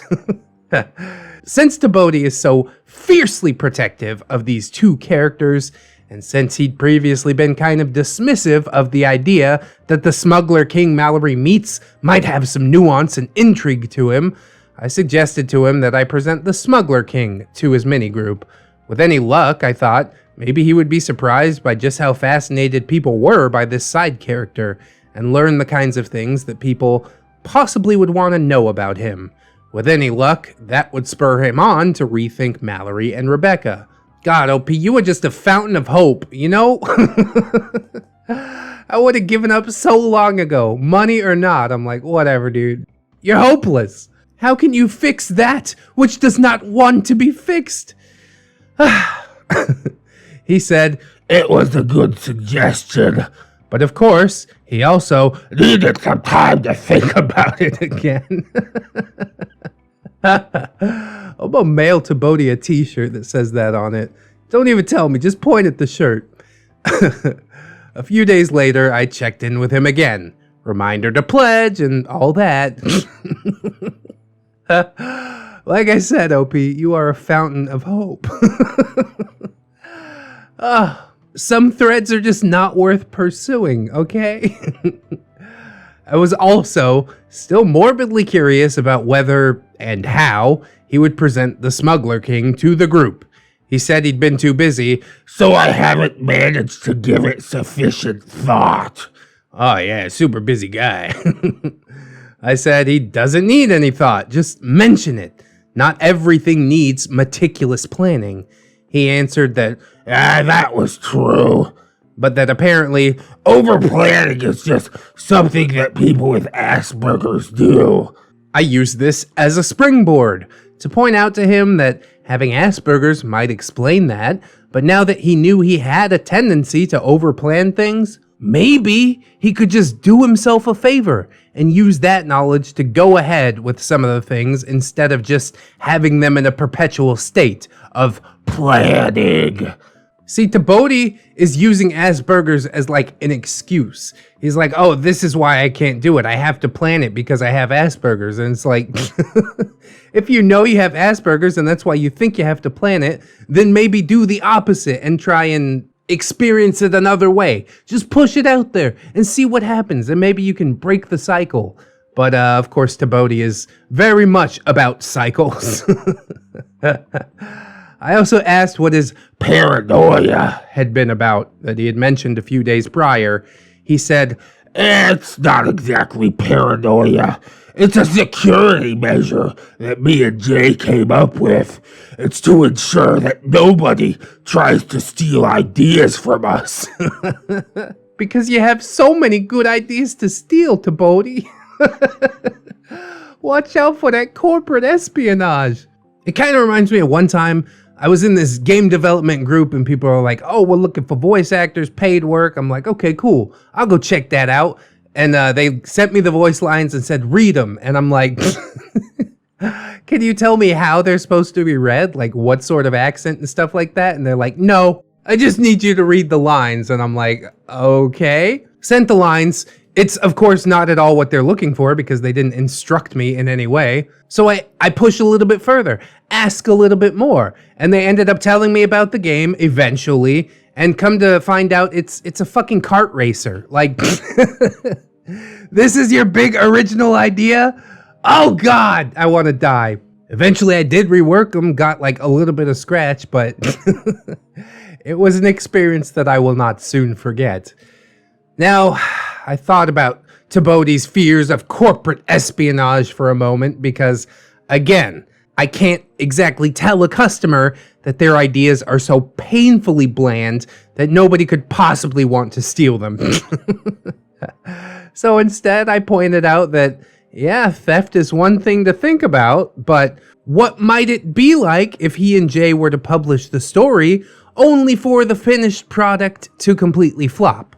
Checking people's reactions now might help him avoid that inevitable fate. I say inevitable. It's not inevitable. He might find success with this story, you know? The world's a crazy place. I also talked a bit about the nature of copyright, which, given his penchant for planning, I'm surprised he didn't already know. But for your sake, reader, I will just quickly say that you can't copyright an idea, only the exact wording, and you can prove that a piece of writing is yours by timestamping it. One way to do that is to post it online. There's more to it, but yeah, that much is true. Oh, the goods and evils of copyright. I can't go into that right now. Just know I do have a lot to say on it. TBOATI said that the idea of making sure people liked his and Jay's work was an excellent point. He was quite taken with the idea, in fact. Then, because of course there had to be an icing on the TBOATI cake, he told me that He had another thing to ask me about. he showed me a fantasy map. I had never seen it before. He said that he found it online and wanted to use it for his world. Then we just have the copyright conversation, bro. What are you doing? He also mentioned that there hadn't been any kind of credit for who made it or who exactly it belonged to. I pointed out that he already had a map, made by Jay no less, which we covered in a previous saga. And he said, Yeah, that was true, but he felt that it needed some improvements. I reminded him that the whole map thing started with him sending me a tutorial. And if he wanted another go, maybe he, emphasis he, could go make a new one. And then because iced cakes obviously deserve a big fat cherry, he asked one more question. A very, very Googleable question, to which I pointed out that he could indeed just Google it. After that, I disentangled from the conversation. There really wasn't much more that I could say. Before I finish up this section, I should probably make one final note. On the same evening that this final conversation happened, I sent Jay a quick hello, since I was honestly curious what he made of all this. He told me that TBOATI hadn't even mentioned the mini-groups to him. That's beyond a cherry, dude. What is that? That's the big silver platter that is all carried on. So beautiful. Too ridiculous. TLDR, Neckbeard doesn't like sharing his work, but desperately needs feedback. I spend an obscene amount of time trying to talk him into it, and then he lies to me about discussing it with his co-writer. This is usually where I would post a link to the next part, but this is the most up-to-date installment. At least for now. I am still shocked, absolutely shocked, that a person with communication skills this poor actually thinks he's gonna sit down and write like the next great fantasy novel. What is going on in his head? It's good to dream, but let's keep our dreams within the bounds of this reality, you know? You don't aim for a mainstream success your first time out. You're just like, hey, if 100 people bought this book, I would be really, really happy. And then the next one that you write, hey, maybe it's a little better. A little more people buy it. But to be like, yeah, I think out of the gate, this is going to be like the next Lord of the Rings or whatever the hell. Like, bro, what planet are you living on? I did think that it was super funny when OP called him out and is like, your characters are so bland that nobody's ever going to want to steal them. Honestly, I probably would have said that, but that's why I don't really work with other people very well. I got a mouth like a machine gun. I'm all about go, go, go. You know what I'm saying? My brain doesn't work as fast as my mouth most of the time. Thank God for editing. That's all I'm gonna say. He's so scared to share his ideas for fear of them being stolen, but then he turns around and steals somebody else's map that like he wants to use in his story. That just paints the entire picture in that like simple, tiny interaction. That is absolutely the kind of person that TBOATI is. Stealing is only okay when I do it. Steering the conversation in any direction is only okay when I do it. Like, you aren't smart enough to captain the ship, sir. And it really does grind my gears that, like, for the sake of money, OP is unable to say all of these things. Send him my way. I'll give him a good reality check. Then again, he'll probably be terrified that we have, like, at least a couple of hours of content on his exploits. Oh, buddy, you've been called out for the frustrating human being that you have shown yourself to be. But of course, everybody's the hero in their own story. Everybody else is a side character in this story. I am the main character. Like, that's not how life works, bro. As OP pointed out, people are exceedingly nuanced. That guy that cut you off in traffic, he's got a reason. His reason might be that he thinks he's the main character, but maybe he legitimately just didn't notice, you know? And then some people get caught up in their own feelings. They're like, how dare he? I'm the main character. He's just a side character. Like, I tried to see everybody as people, you know? Everybody that comments in the comments section. I realize that each of you are people. And that's why I try to respond and, you know, put some of my effort in to make your effort worth it. Because you are the main character in your own life. And in your life, I am just a side character, which is pretty weird to think about, isn't it? By this time of the story, she spent her entire life either as a queen or being groomed to become the queen. All women are queens. If she breathes, she's a god!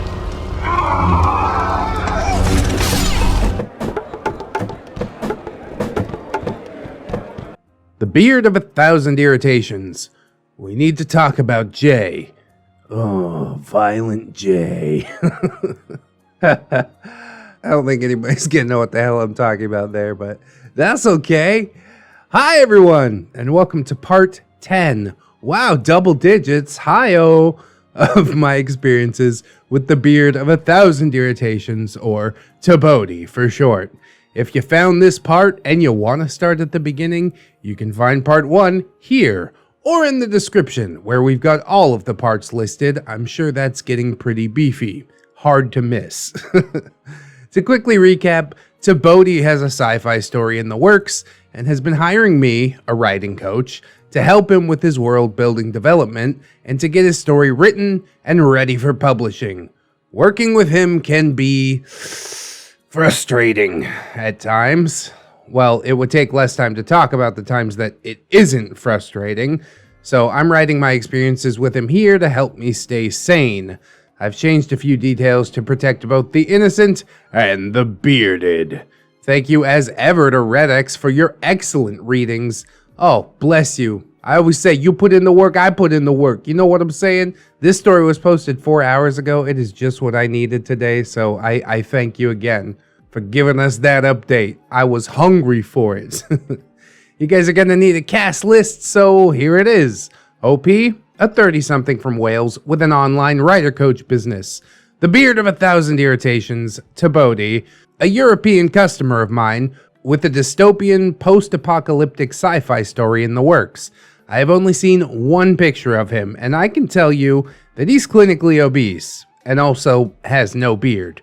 Not outwardly anyways. Is the beard on the inside that counts? Check out the t-shirt on Teespring.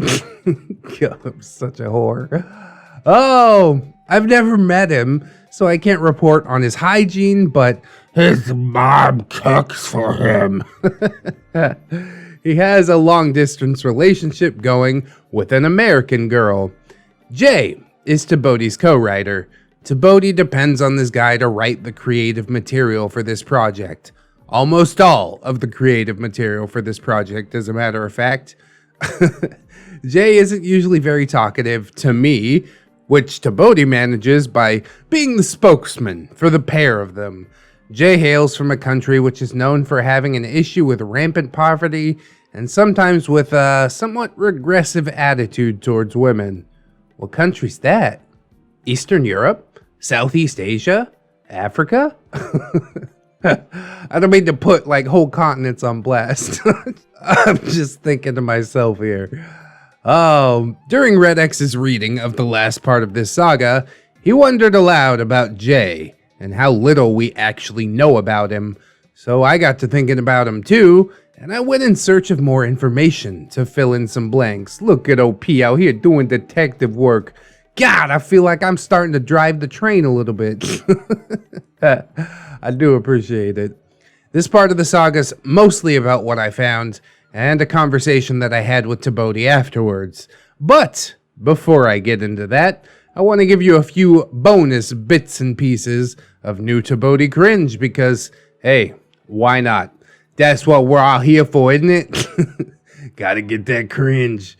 One of the more recent conversations I had with TBOATI involved one of my new services.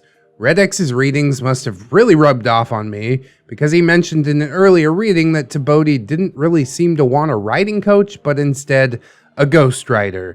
So I knocked up a quick plan, including prices, for a world-building outsourcing service. It starts with me having a chat with the customer about what the planet is like, ratio of landmass to ocean, climate, type of sun, that sort of thing, making a world atlas, designing a simple ecosystem of animals, plants, fungi, and invertebrates, making a more detailed ecosystem of those four, picking out likely candidates from the ecosystem to become an intelligent or dominant species, and developing them to a Neolithic level, and if necessary, beyond.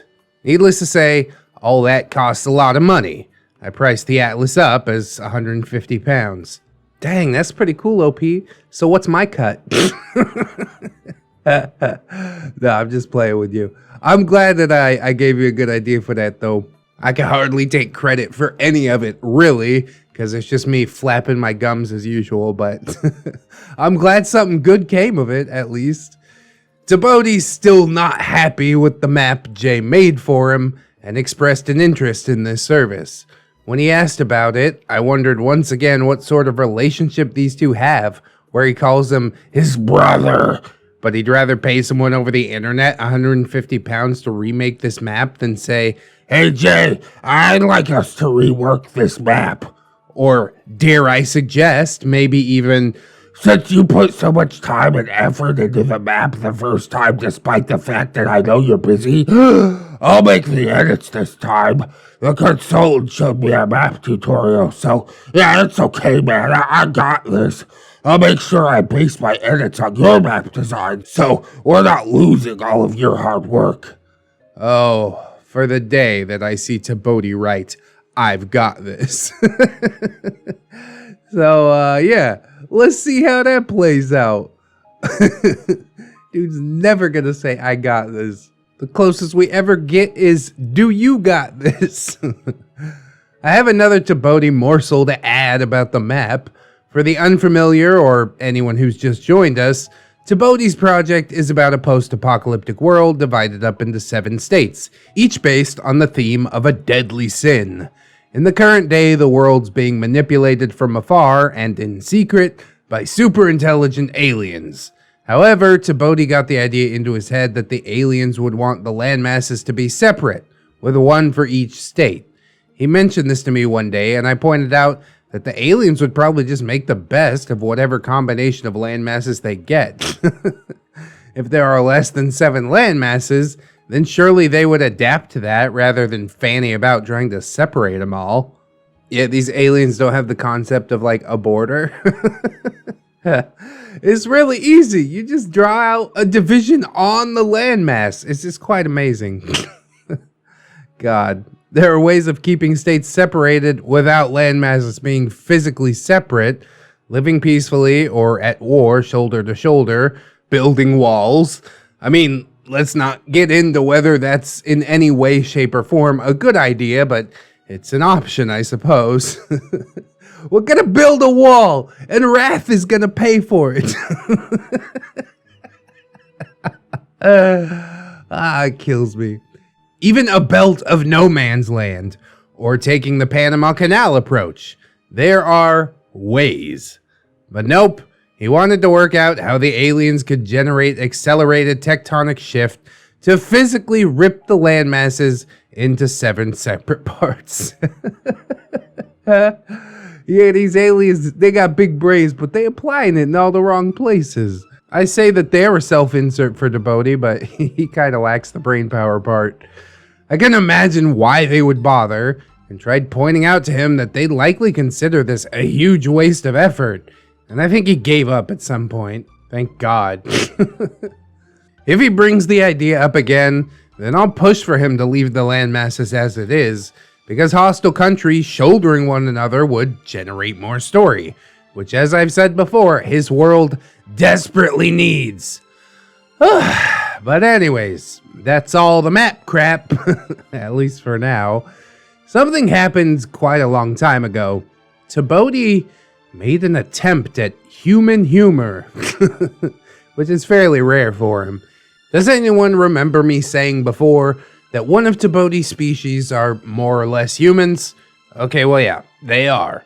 A lot of you are probably familiar to some extent with the concept of anthropomorphic animal characters, who are affectionately known as furries. Some people are much more familiar with them than just the concept. We know that from my Discord. My God, the Pornos channel has devolved beautifully over there. And I mean, no kink shame, but no kink same.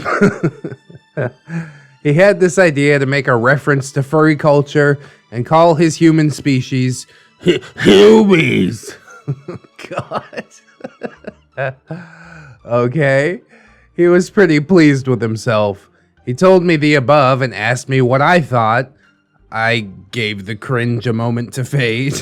And then I said, I get the joke, but I'd say it doesn't really land for me personally. My intention was to say that I personally didn't find it funny, but that didn't mean that nobody would.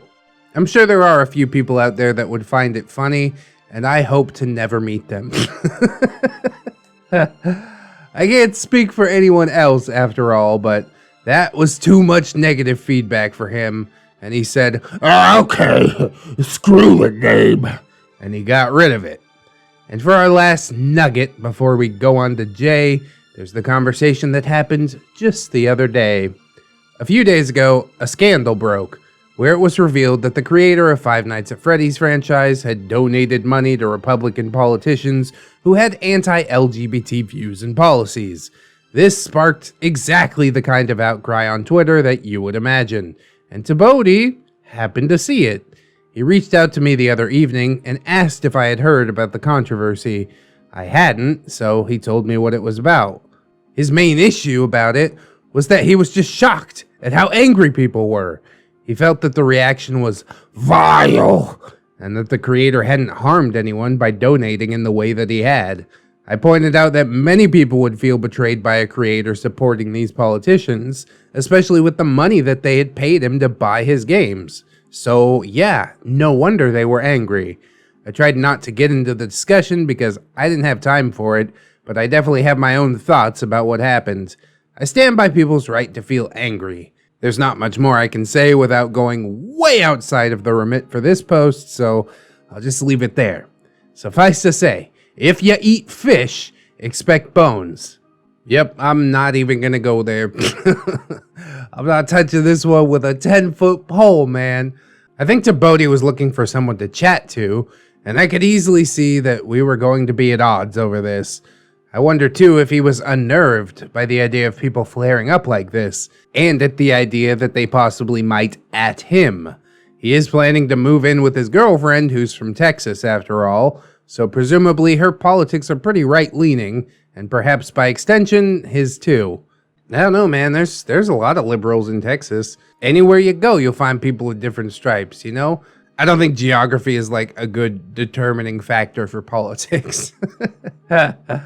I do think that his reaction is definitely a good gauge of his politics, but at the end of the day, I can't dislike somebody over their politics. Like, okay, you have a different belief system, but are you a good, hardworking person?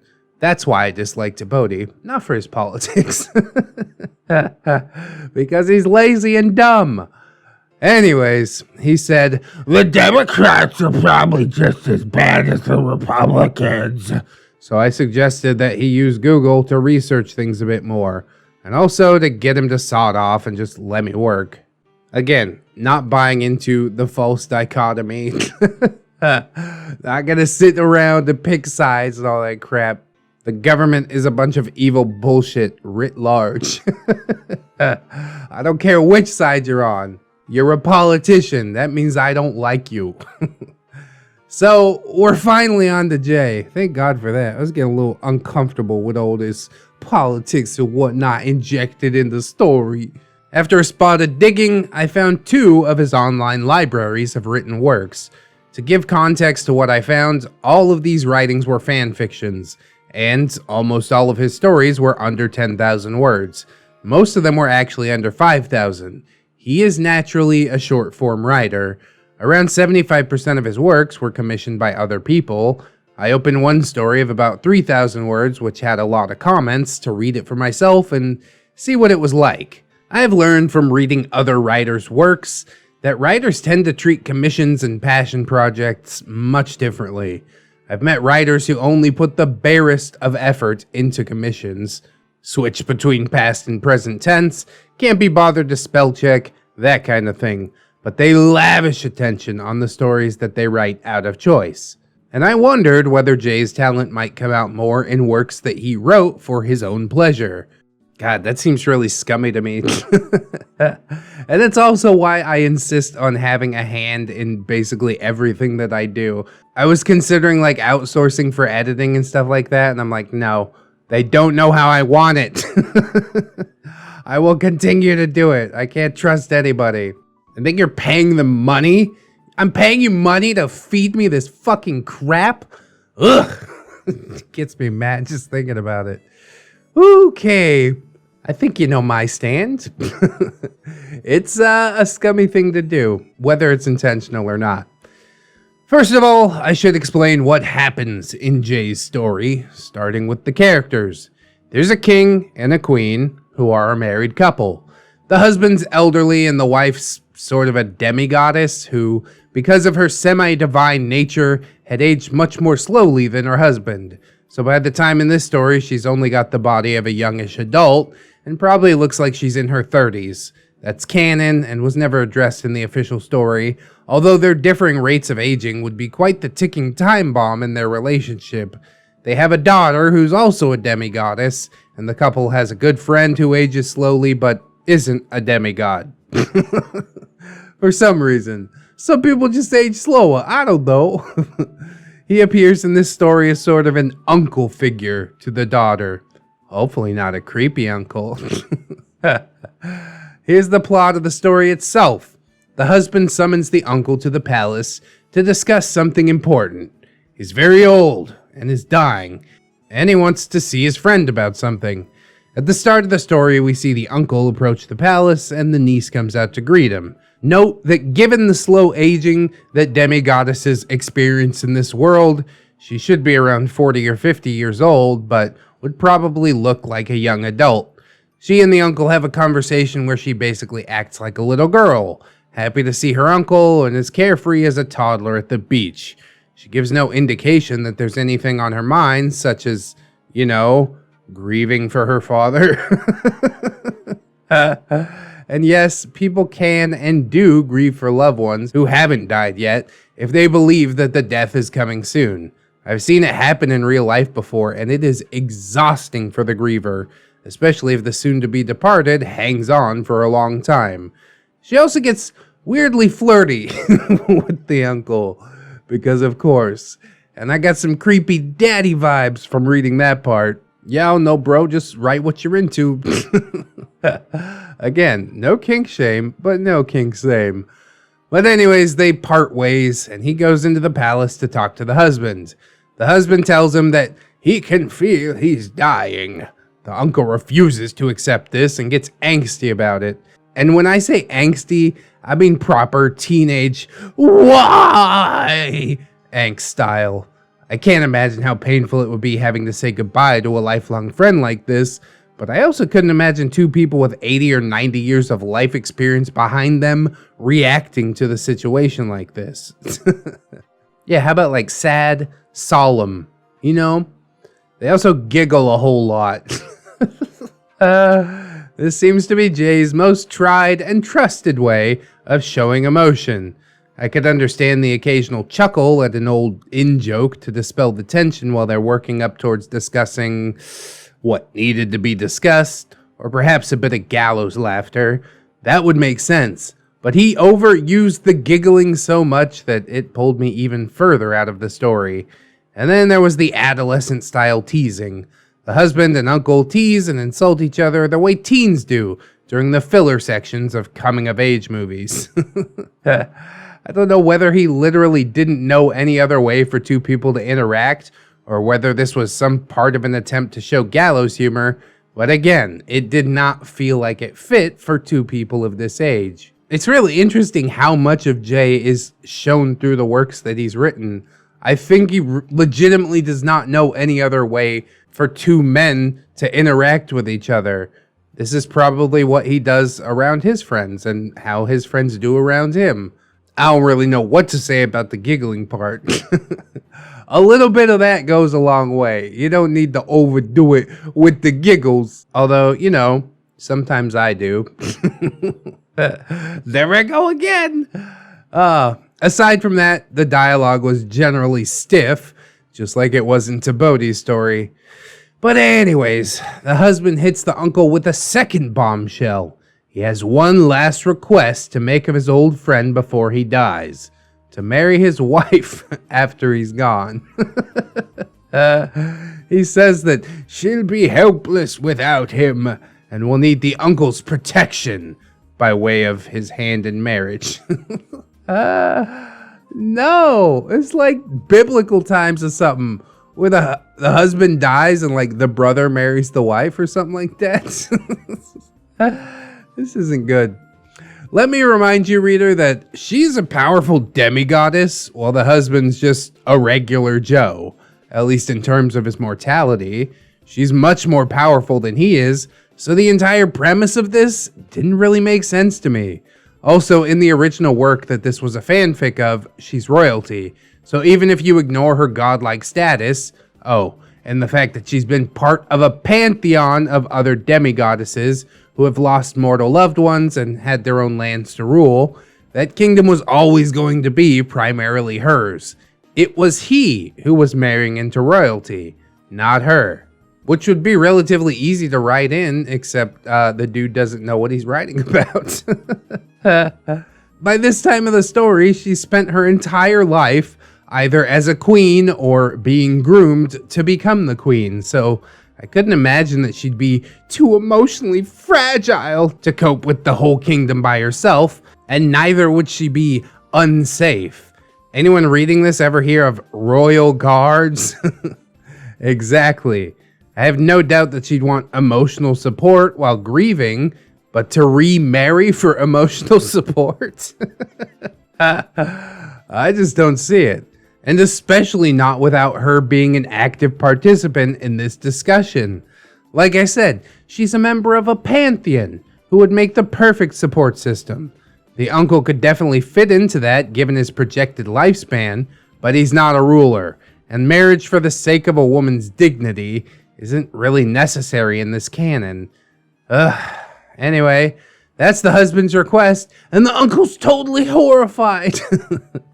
Cue more angst for the rest of the scene as he refuses to accept and the husband tries to talk him into it. I'll be dead soon. Please make sure you bang my wife. Yeah, bro. I got you, fam. Jesus. The wife plays no active role in this story, despite being the main topic of discussion. The uncle must have eventually decided to honor the husband's request, because in the final scene, the uncle and the wife are standing by the husband's graveside, holding hands. Who writes a queen and makes her voiceless? Maybe she can't talk. Maybe she got a notebook full of dialogue, but just nobody looked at it. But yeah, the comments were enlightening. A lot of the comments squeed over how cute it was to see this emotional scene, especially between a set of characters who aren't written together that often. But a few questioned how Jay handled the situation with the wife and said that it felt off. I am so glad that I wasn't the only one who felt this way. Overall, I'm very concerned about Jay's ability to portray girls and women as anything other than flirty, girly, simple, helpless, or as voiceless damsels in distress. If this is how he treats female characters, how well would he handle Rebecca, the female lead in TBOATI's story, for anyone unfamiliar? Personally, I wouldn't read a whole novella written by Jay, given how he writes. It would just be too stiff and awkward to immerse myself into, and frankly, his portrayal of female characters would just leave me steaming. I don't think Jay has much interaction with the fairer sex, so he's just like, well, I don't know how to do it, so I'm not even gonna try. That way I can't screw it up. Also, if the way Jay writes women is any indication of his opinions about women in real life, then what does that say about his feelings about my inclusion in the project? I had been wondering whether he too has Asperger's, since he's always been so lukewarm towards me. But could it be that he thinks that I have nothing to contribute because I'm a female? I've yet to work this out, but hopefully I will soon. I decided to raise my concerns with TBOATI, and here's how my conversation with him went. God. I opened the conversation by saying, hey, I got a question for you. What's Jay's attitude towards women in real life? TBOATI answered, I'd say that it's really good. Why? Really good. This is the response my 9-year-old gives. So I told him that I'd found Jay's fan fiction library.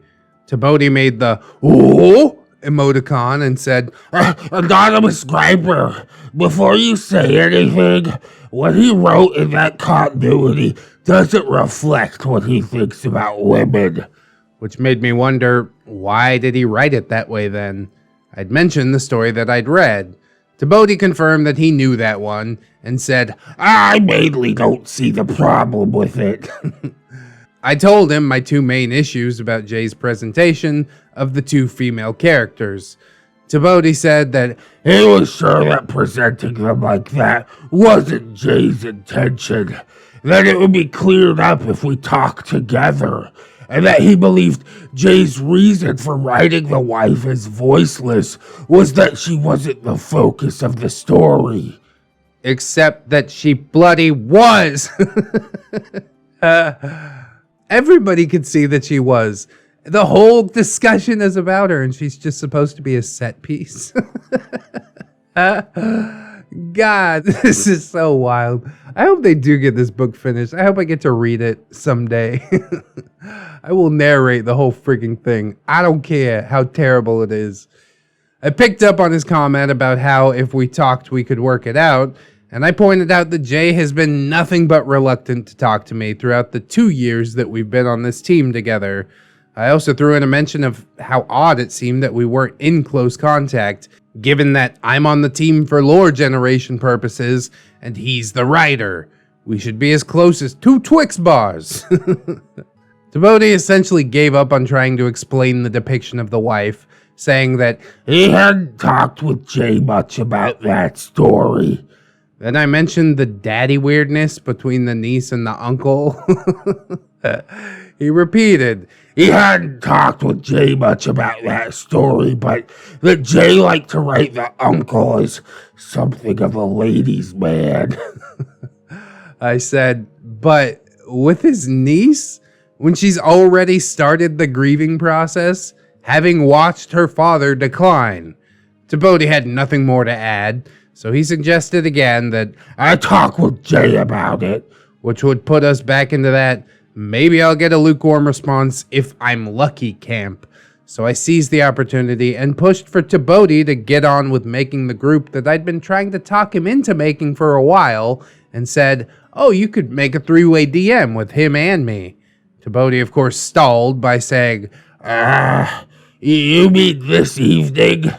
So I said, I mean, you could literally make a 3-way direct message right now.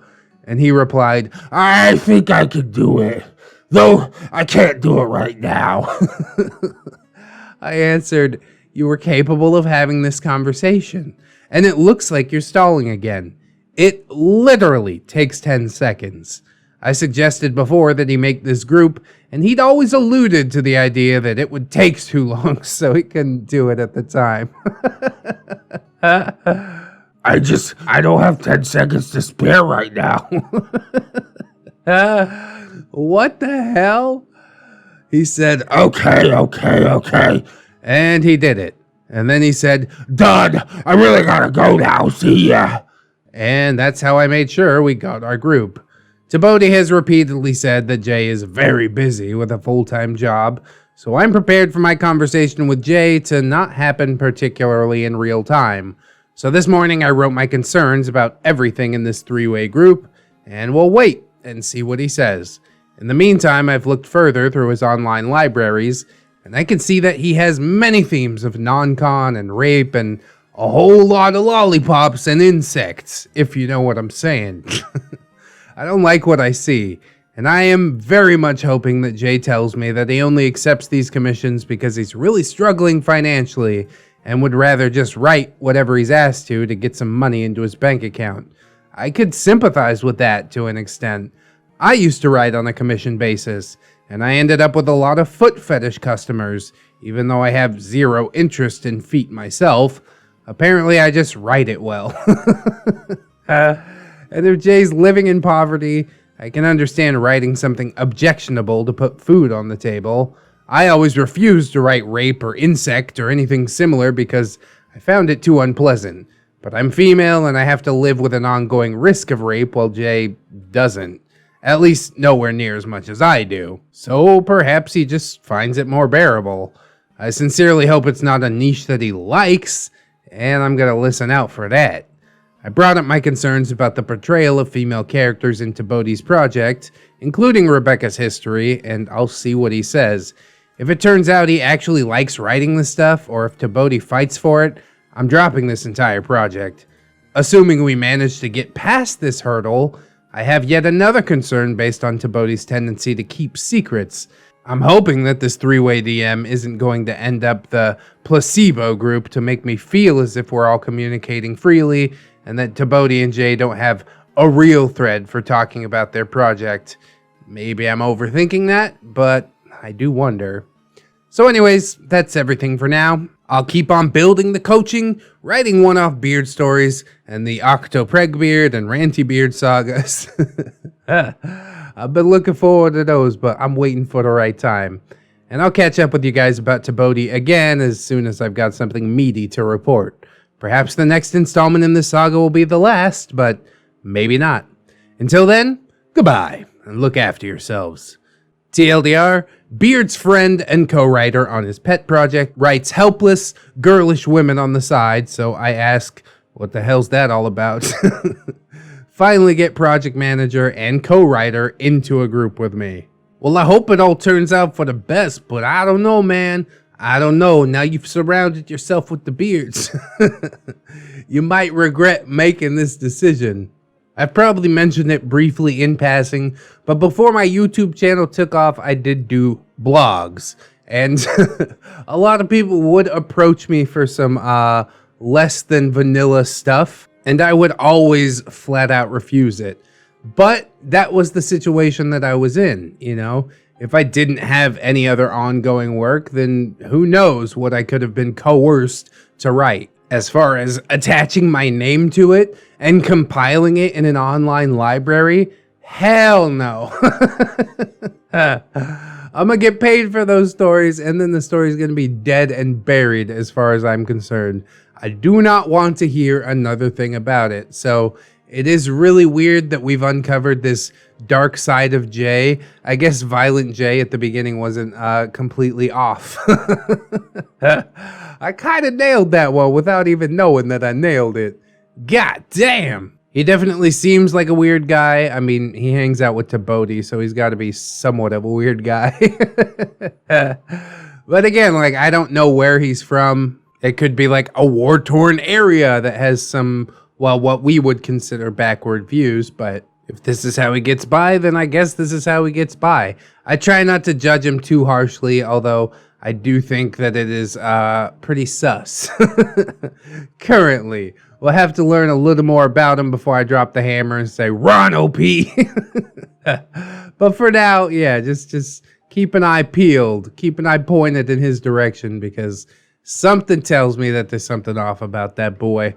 Possibly even more off than TBOATI. Like, TBOATI's just kind of a weird, lazy guy. Jay could have something dark hiding below the surface. Not that liking stories like this equates to like anything in reality, but it is a little weird. No kink shame, but no kink same, okay? I'm gonna put that on the t-shirt. We're gonna work on it. Don't worry about it. I think we now have a glimpse at why their business relationship fell apart. Which gives me an adequate window to fire off a couple rounds. Pure business. The Beard of 1,000 Irritations. The End, Part 1. Hi everyone, and welcome to Part 11 of my experiences with the Beard of 1,000 Irritations, or TBOATI for short. If you found this part and wanted to start at the beginning, you can find Part 1 here, except you can't click that. The links to all the previous parts are in the description, so you can click all of those at your leisure, though probably not at once, or else it's gonna be like a cacophony of my voice, which that's kind of what hell sounds like, actually. I don't know if you knew that. It's an accurate simulation. I've broken this part up into 2 posts because ReddX has been narrating this saga on his channel, and I think if he reads the whole thing in one go, he's gonna be just about puffed out by the end. You know I love to puff out though. To quickly recap, TBOATI has a sci-fi world in the works and hired me, a writing coach, to help him with his world building development and get his story written and ready for publishing.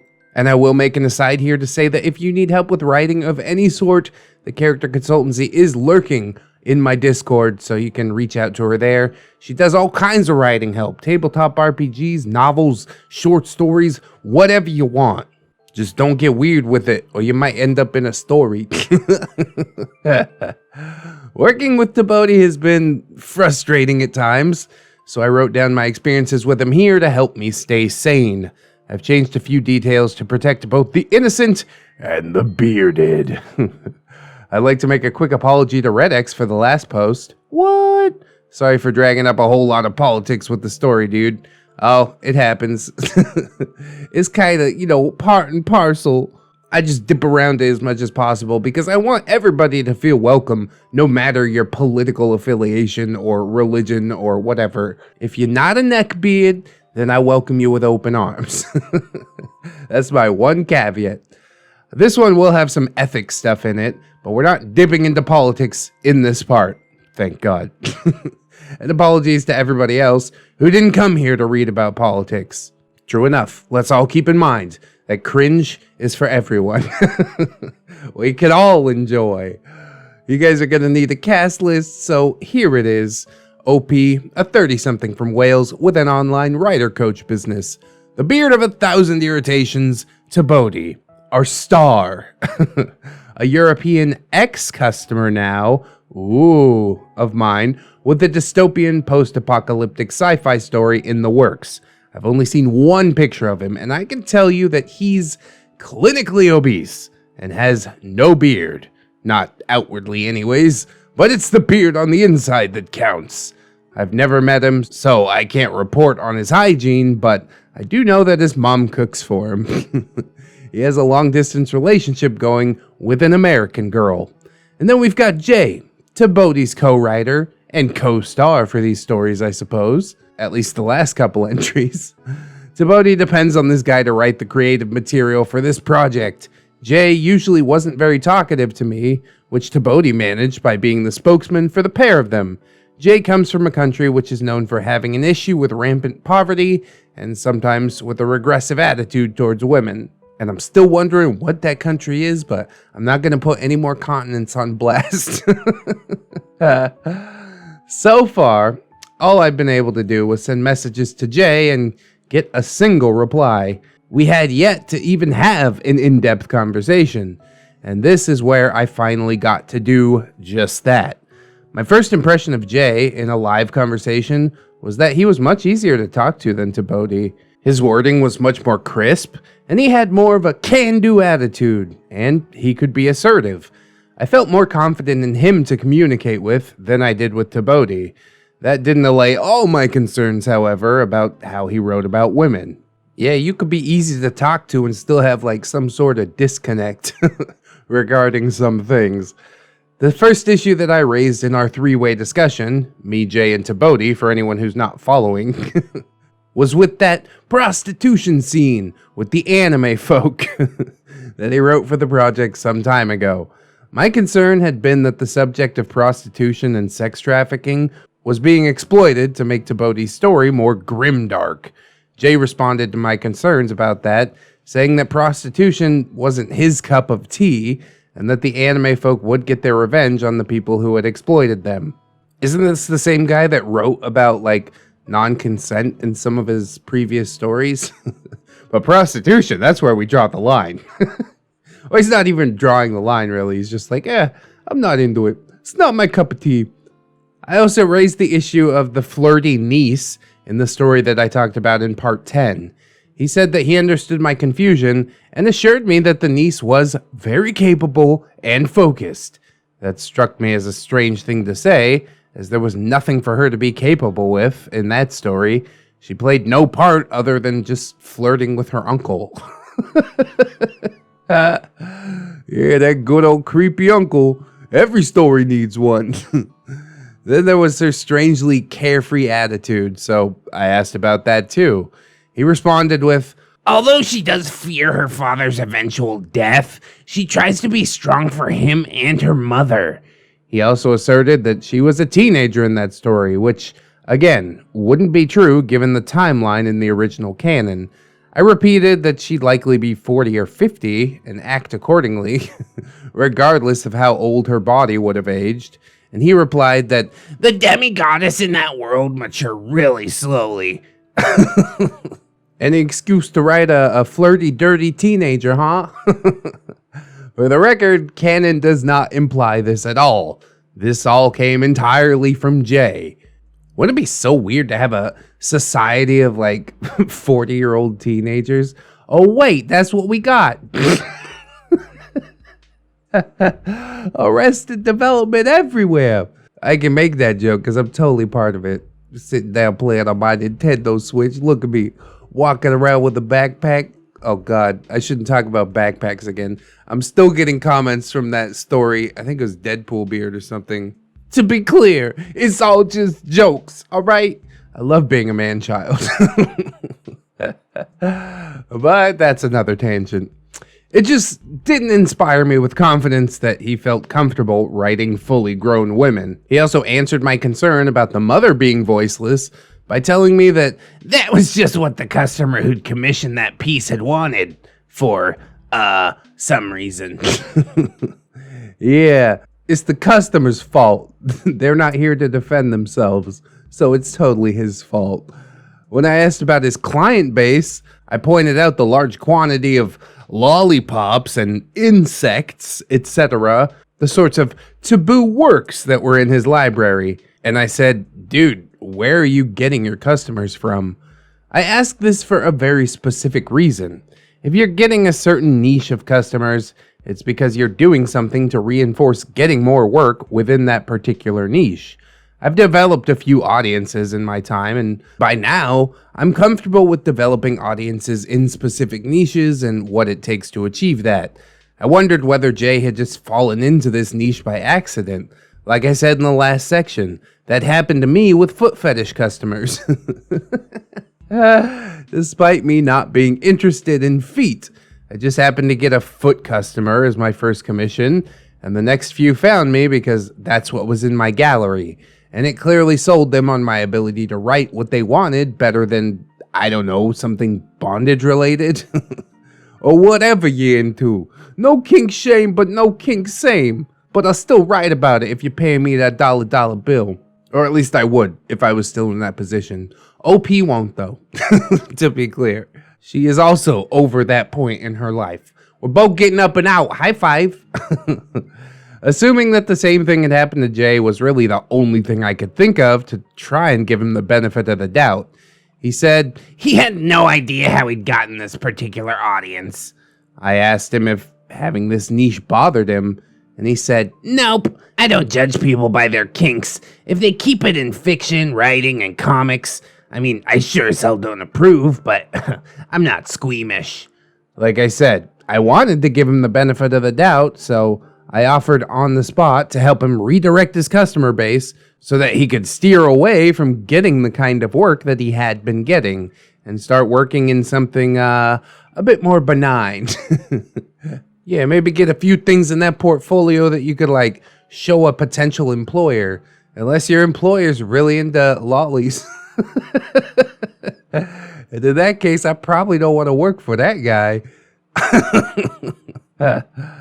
There are two reasons that I'm wary of malignant niches. The first is the difficulties with writing them while also doing my job properly. I take more of a technical approach than one of pure storytelling, and I use psychological principles to make the character development make sense, explore other opportunities, seek out my customers' blind spots, and so on. That means that misusing traumas and kinks creates a conflict of interest in my work. See Bratbeard as a prime example.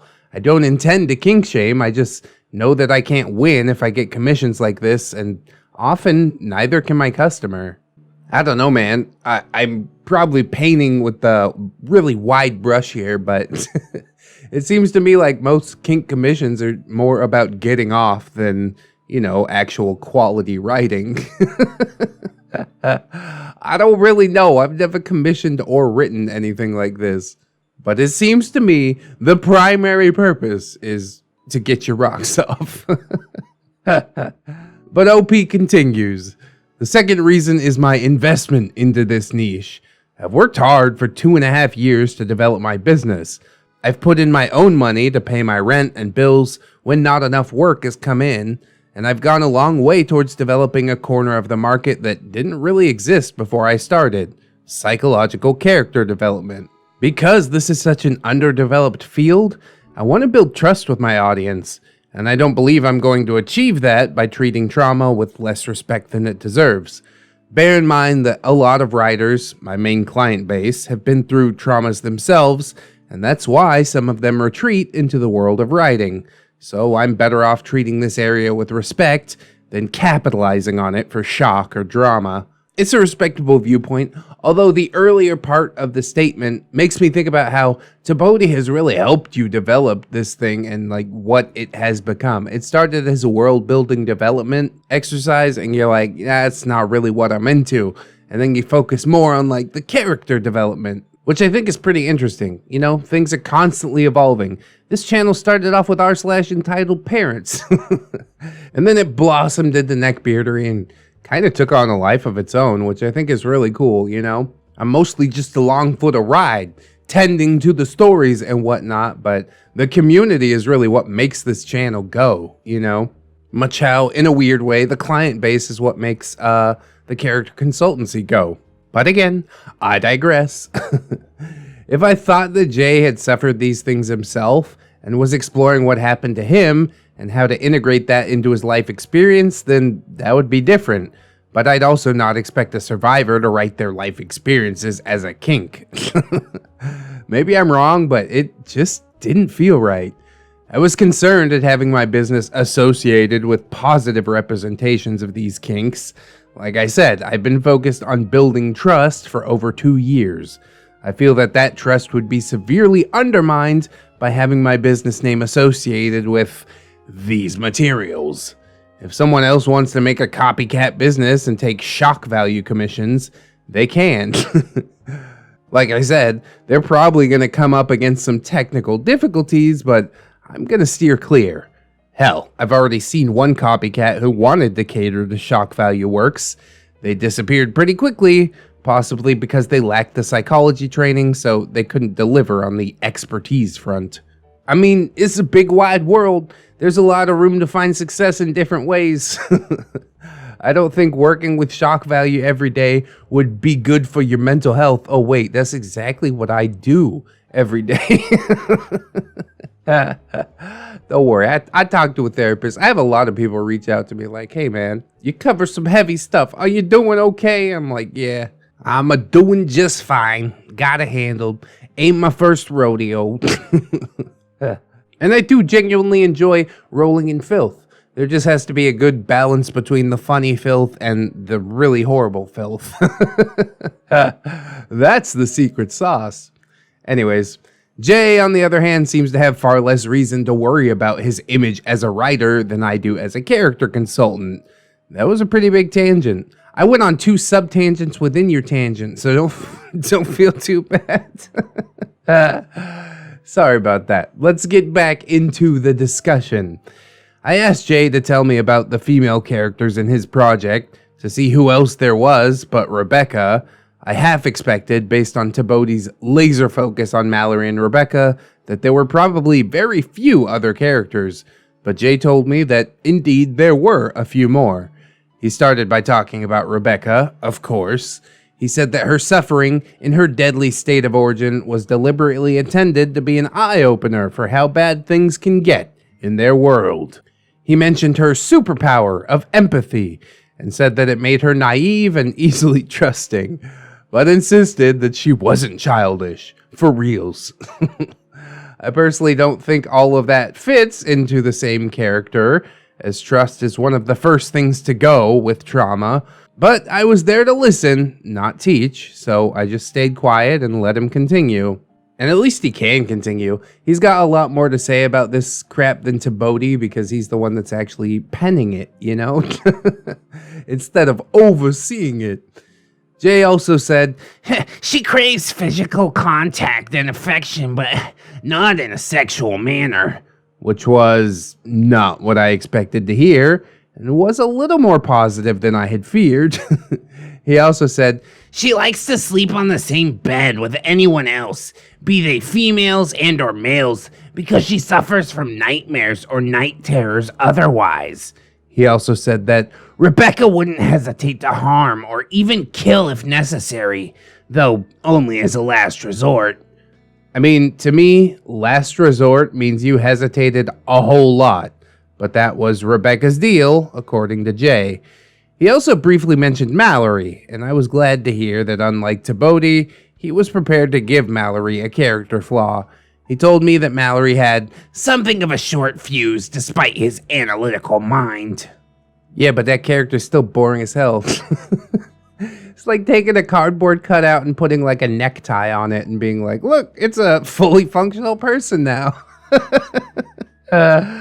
No, that's not how any of this works. He insisted that the female characters Wouldn't be treated as sex objects. and that they had just as good a chance at succeeding in the main super state that the story is set in as any male character. That's an easy assertion to make, but I wanted to see this in action for myself. Anyway, Jay gave an example of a second female character, a high-up figure in the smuggling community, who would remain in the shadows for most of the story. In fact, she sounded pretty much like the female equivalent of that smuggler king that I talked about several parts back. When I asked Jay her age, he said that she was 40 years old. An older woman in a story. Yay! And Jay went on to say that she had No issue with killing or maiming others if she needed to. Bro, what's up with the killing and maiming? I don't like to establish patterns too early, but I couldn't help but notice that injuring or killing came up twice here. Okay, me and OP are in the same boat. I don't know how any of that applies. Female characters kicking ass is one thing, but I personally like to see more problem solving than this. Making tough decisions like kill or don't kill is a sign of a strong character, but what other hard decisions might one of these characters need to make? That would have really helped me feel more confident with these characters.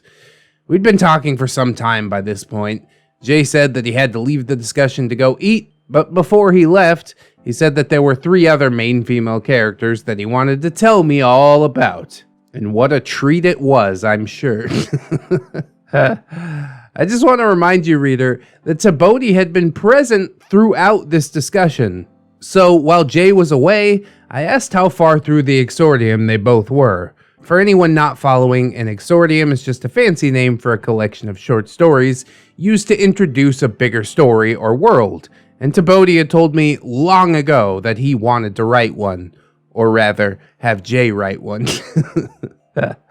He'd first said this well over a year ago, so surely some of those short stories were finished by now. Yes, surely. Well, TBOATI answered. He said, He didn't remember saying that he'd write 50. So I pointed out that he'd said it in his project planning session. I checked the document for this first to make sure I had my facts straight. After I jogged his memory about that, he said that he, slowly recalled setting that goal. He then told me that they hadn't yet, because they'd got a bit stuck due to life getting in the way. This coming from the guy who spent weeks on end playing video games. I've said it 2 or 3 times before, but the dude mostly just likes the idea of being a writer. He doesn't have what it takes to hack it, you know? Just like there's a bunch of people out there that like the idea of being a YouTuber. They're like, hey, ReddX, I'm gonna do this. And I'm like, cool, man. But talk is cheap, all right? I definitely think that you should pursue your passion, but all of that starts with a first step, you know? You know who I told that I was starting YouTube when I started YouTube? Myself. Nobody. I sat down and said I wanted to do this and started making crappy videos. And now my videos are still pretty crappy, but at least they're less crappy. Anyways, the point is, if he really wanted it, then he would have completed, 1, 2, maybe 10 short stories by now. A year is a long time, dude. You can't just sit around to wait for it to magically happen. I'm sure most people know this. I'm essentially just talking to myself at this point. I said that it seems strange to not have finished at least a few short stories in an entire year, and TBOATI said, I think Jay could help answering this. My human shield. When Jay returned, he concurred and said, life got in our way, and we barely got to see each other once a week, if that, for like 3 months, so we're still working on them. None of which made clear how many stories had actually been written and finished. 0. I move on to my next question and hope that I would get a clear answer. I asked how many core team members there were and who they were. He said, we're the main body, and the artists are like one-offs for this or that. That was the end of our first discussion. I was so glad for the break. And I took some time out to assess how I felt, think about everything that had been said so far, and consider what else needed to be said. By the next day, I'd gathered my thoughts and wrote them into the three-way conversation. I still didn't want to be associated with rape, non-con, incest, or lolly content, even if it was association with somebody else who wrote that, and suggested to him that I have a plan to help out with that, but that he would need to remove the content that he already had up. Oh, that's a big ask, isn't it? I think we now have a glimpse at why their business relationship fell apart. I acknowledge that I knew I was being very forward by saying that. I mean, it was his gallery, not mine, but that my insistence was partly fueled by my concerns for his project. We may have had a firm customer base, but TBOATI had told me in his project planning session that he wanted to sell 100 million... Stop. Yeah, right. Let's start with 100, bro. Let's get there first. Jesus. 100 million or more copies of this project as a multi-part story, and to ultimately get it made into an animation. Somebody's gonna spend hours of their life animating this shit. God damn it.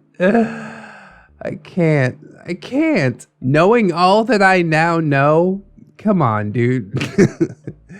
You don't get anywhere near that level of success without someone noticing other parts of your presence online. And I didn't even want to imagine the shit show that could happen if his past works came significantly into the public eye. I mean, I definitely didn't want my company's name to be on anything when the fecal matter hit the air conditioning device. And that would definitely happen if you sold 100 million copies, which he won't, but better safe than sorry, I do suppose. Also, I could see why TBOATI had such confidence in Jay. Jay had a way of talking with confidence and sounding like he could get things done. And yet, when I thought about it, he really hadn't told me that much, or even allayed my concerns.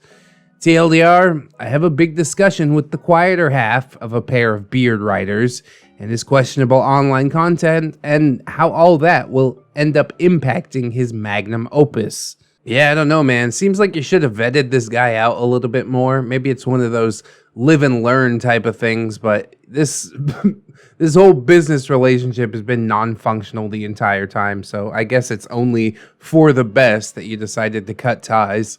I'm quite curious to, see the sparks, a little bit of an explosion going off, but I guess we'll have to wait until part 2 for all that to happen. I've talked briefly with the OP in my Discord server regarding TBOATI's story, and, Apparently, maybe they have some short stories written, and I did offer some cash if TBOATI would allow me to read them on the channel, because I think that would be the best way to put a nice little bow on all of this, as horrible and boring as it might be. I just want to see it with my own eyes. But I don't know if TBOATI will ever respond to that offer. You know, he seems like the neurotic sort, so I don't have the highest hopes for it, but who knows, man? Crazier things have happened, you know? I should probably get into reading some Iowa beard stories. Speaking of crazy neckbeard writers. That might be a fun thing to get into eventually, but I digress. It's simply a work of fiction at the end of the day. None of this is real. The Beard of 1,000 Irritations. The End. Part 2. Hi, everyone, and welcome to part number 12 of my experiences with the Beard of 1,000 Irritations, or TBOATI for short. If you found this part and want to start at the beginning, you can find part 1 here, or more likely in the description, since this is a video, and if you click that link, ain't nothing gonna happen, you're just gonna pause the video. I broke the final chapter of our interactions together up into 2 posts so that you guys don't get square eyes from reading it all in one go. That's fair enough. I would have consumed it all in one go. Would have made a hell of a video, but we'll do it. We'll do it how you want to, OP.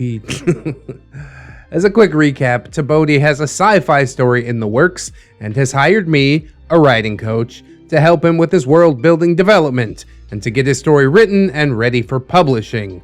Working with him was frustrating at times, so I wrote down my experiences with him here to try and help me stay sane. I've changed a few details to protect both the innocent and the bearded. Quick trigger warning for discussions of incest, homophobia, and transphobia.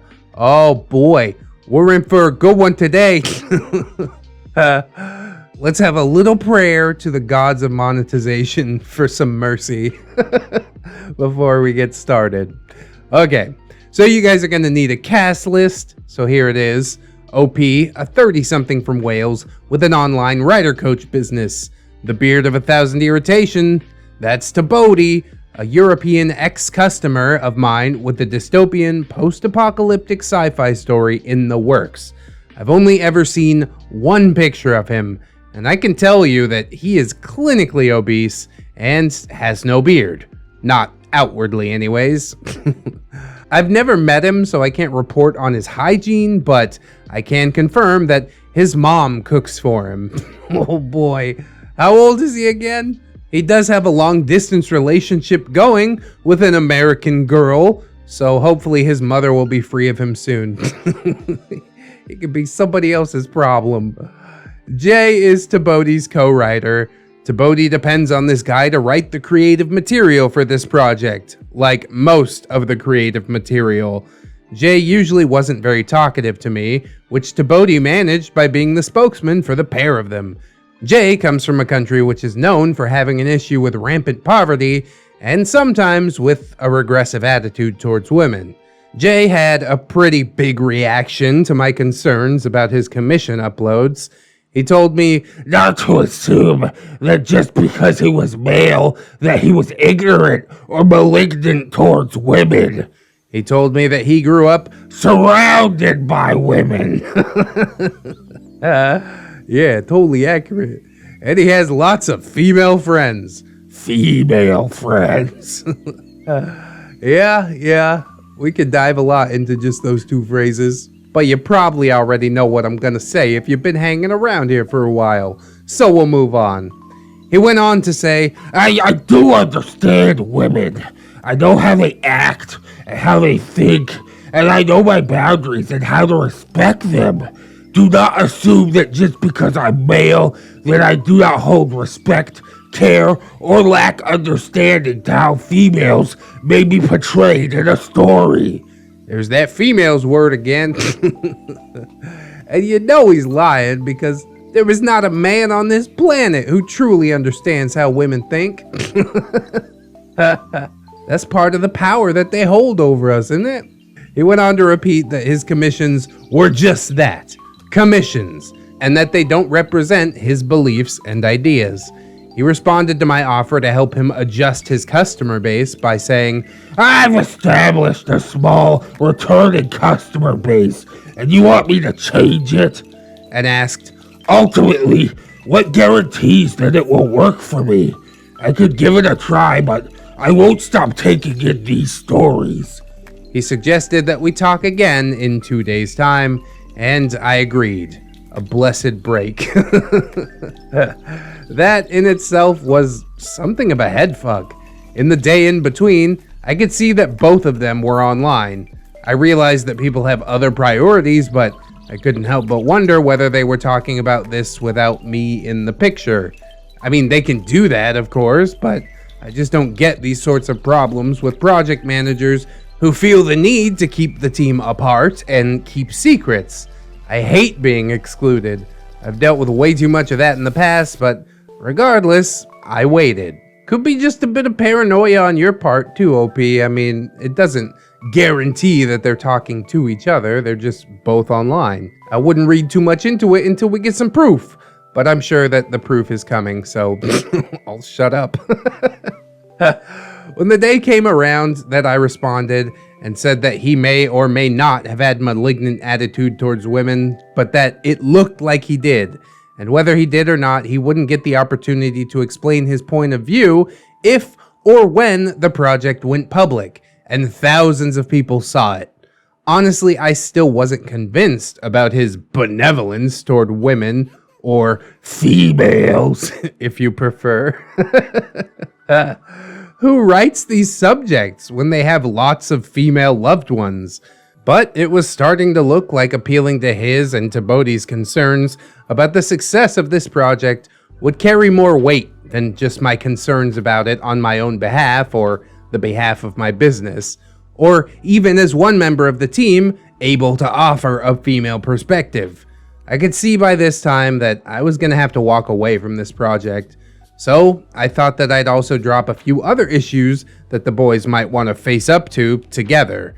Firstly, I mentioned that I had felt for a long time as if TBOATI had been trying to keep Jay and I separate. I had also said that 100 million copies sold for a first project was over-optimistic.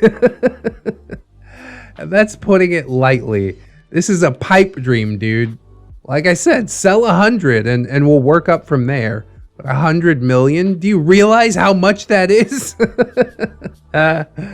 Now that I've come back to turn all of this into a tidy narrative for you guys, I realize that TBOATI, while he must have seen both of these points, didn't respond. And neither did Jay, for that matter. But anyway, back to the narrative. Jay responded to all of this by saying that he had a solution. To make a secondary account that wouldn't be linked with his existing ones, where he could post his kink commissions. He said that he wouldn't take down the stories he already had up, as that would be a slap in the face to those that had commissioned them. He also said that only 4 of his stories had the themes that I was concerned about, and that he had written 3 of them to showcase my absolute hatred for it and the ideology behind it. So is it a commission or not? I'm a little confused. And OP didn't buy this, not for 1 single minute. Especially since Jay has a customer base of people who commission him for these works. Either you write what feels important for you to write, or you write what you're asked to write for money. You can only have one top priority. Yeah, I do feel you on that, OP. Both of them can be a priority, but only one of them can come out on top. I think with this channel, I do what feels important for me to do or talk about. If it was all about the money, then I wouldn't even bother covering things like Bootbeard or Wheezybeard or touching on sensitive subjects like that, because that doesn't have the mainstream appeal. That's not the kind of viral video that you're gonna share with your grandma or whatever the hell. So while I do feel that both of these things are important, I do have to concede that, yeah, there can only be one top priority. And obviously he has made it all about the money, unless he actually enjoys this malignant kink work, as you put it. And if he is actually trying to like showcase his hatred for it, then why does he write it the way that he does? You know what I mean? There doesn't really seem to be a moral at the end. Or anywhere throughout the story, for that matter. He said that the fourth story was a spur of the moment kind of thing that came as an idea made with another friend. He asked me if his solution would work, and TBOATI chimed in saying that he thought Jay's suggestion was workable. I pointed out the risk that somebody might make the connection between Jay's main and anonymous accounts anyways. It is a much smaller world than we all think, especially with the internet in play. And all you need is one eagle-eyed reader to pick up on some quirk in your writing, or for you to confide in one customer, and your secret can come straight out into the open. I asked what they both thought about that risk. TBOATI said that he admitted it was a risk, but that he'd be satisfied with us making the connection as hard to make as possible, i.e. the measures described above. He then said that the response to the risk should be proportioned without precluding too many things. Which I think means that he thought that this was all a small problem or a small potential problem, and that I was just making too much out of it. Bro, people get canceled for less, I'm gonna tell you that much. That reminded me of TBOATI's message to me a couple of weeks ago about how disturbed he was over people's reactions to the recent scandal around Five Nights at Freddy's creator. I believe that the reaction could be similarly strong if Jay's commission history were to be revealed to a big audience. I mean, depending who's in the audience, you know, if they wrote it as kind of a smut story, which is where I really do see it going, then it might not be as big of a deal, although I'm sure some people would still disagree with it. If they're looking for mainstream appeal, then yeah, the witch hunt will begin, I'll tell you that much. They ain't gonna be able to find jobs nowhere. I also reminded them both that I have a background in psychology, and that's one of the reasons that I personally took all of this so seriously. I have seen people affected by incest before. Some people might think of incest as just a kink, either their own or one enjoyed by other people, but I have worked with people who have actually been through it themselves. And since seeing that, I can only see works that fetishize the subject as harmful, as well as fetishizing the behavior, it normalizes it. And the more that it's normalized, the more it might happen. There are subjects that need to be brought out into the open so that we can all discuss them without the weight of shame and help survivors recover faster and more completely. Contributing to the already vast online library of fetish works does not achieve that goal. The two people I worked with during my psychology studies were both absolutely crushed by what had happened to them, and I wouldn't wish that on my own worst enemy. Yeah, it's definitely a weird thing. There's like a large betrayal of trust there. There's a reason familial bonds are set up the way that they are, but I guess the taboo is most of the appeal. But with that said, it ain't my cup of tea. Jay reacted to say, well, that's why things are called fetish. Following that logic, then what should I do if a client, say, wants me to write a story featuring something like bondage, or for something relatively innocent, such as trans or gay relationships? He also said something about how it would be traumatic for somebody to go to bed with somebody that they thought was female, only to find out that they were male. I'll spare you a direct quote on that one. Ain't you never seen that movie, The Crying Game? I pointed out that adults can consent, and my issue was with fetishizing adults who have not consented, or children who could not consent.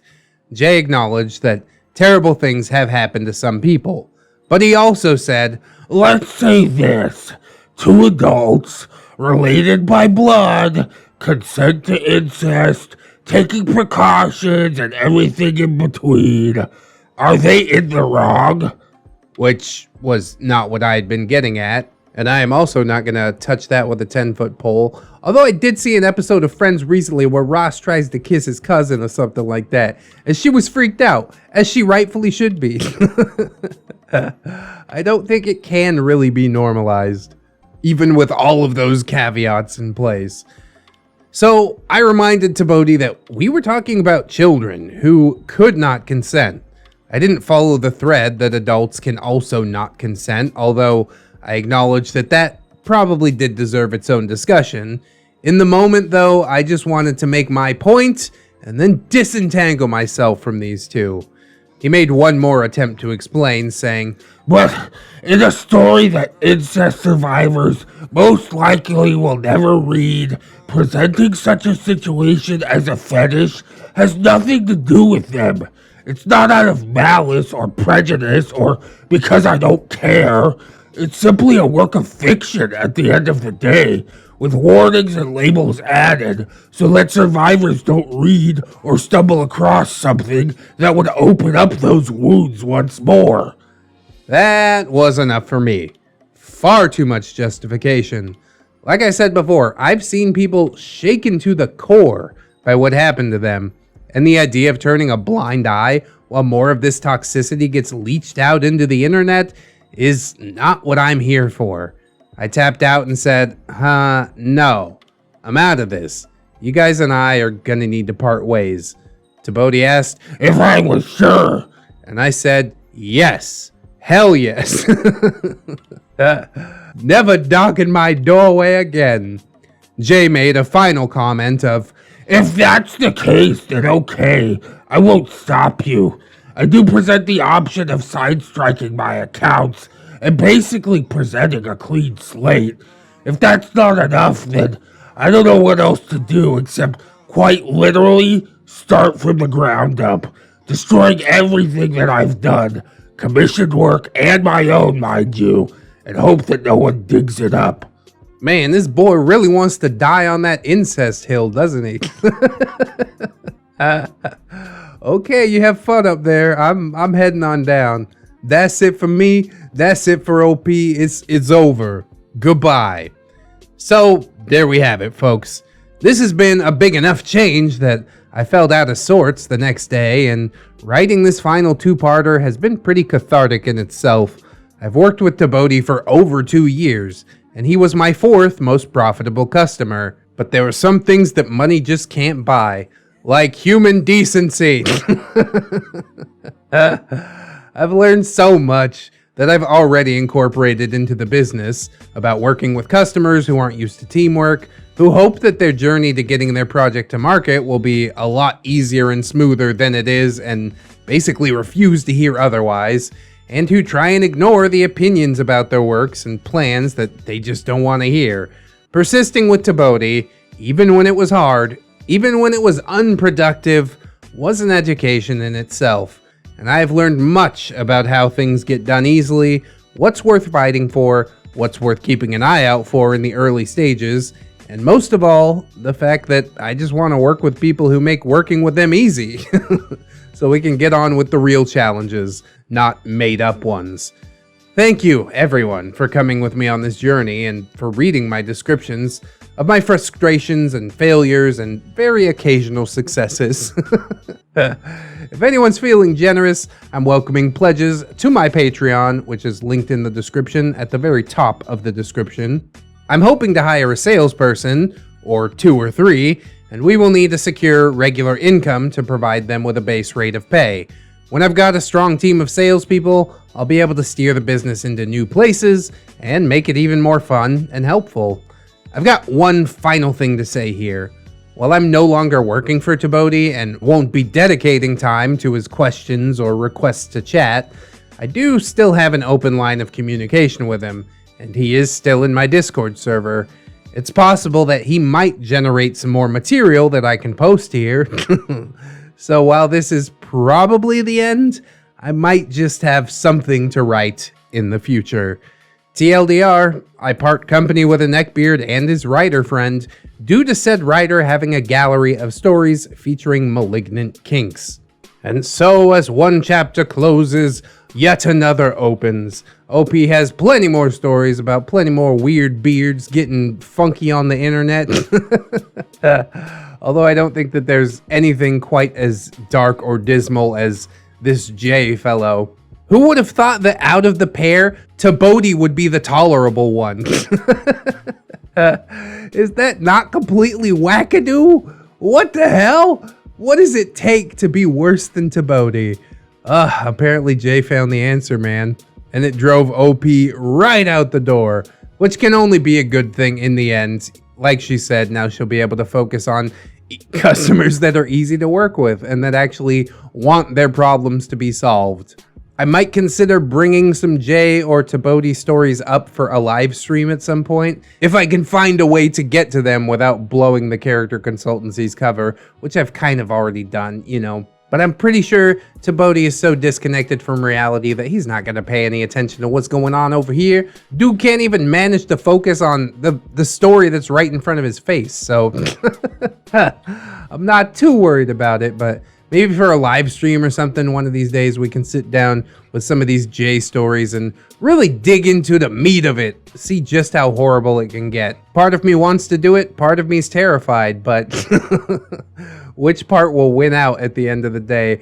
If you guys have comments about it, let me know. Is it a horrible idea? Would you love to see it? I'm definitely gonna start making time for some more live streams. We did a few, it was pretty fun, pretty productive. But now we've stopped, and I think I need to get back into that. There's also the 10,000 subscriber special coming up, which is going to be pretty cool. I'll be posting a poll pretty shortly for that one. But I do hope that you guys enjoyed this video, and if you did, I hope that you like, comment, and or subscribe. Check out the links in the description. Mine and my wife's channel, Mr. and Mrs. ReddX, the Teespring if you're trying to rock the merch, my personal subreddit, r/ReddXReads, my Amazon affiliate link, which currently goes to my microphone, but if you click through, buy anything else on Amazon, I get kicked back a little cash, which is pretty dang cool. There's also my social medias down there, Twitter, Discord, Facebook, oh, and my gorgeous, wonderful, beautiful, generous patrons.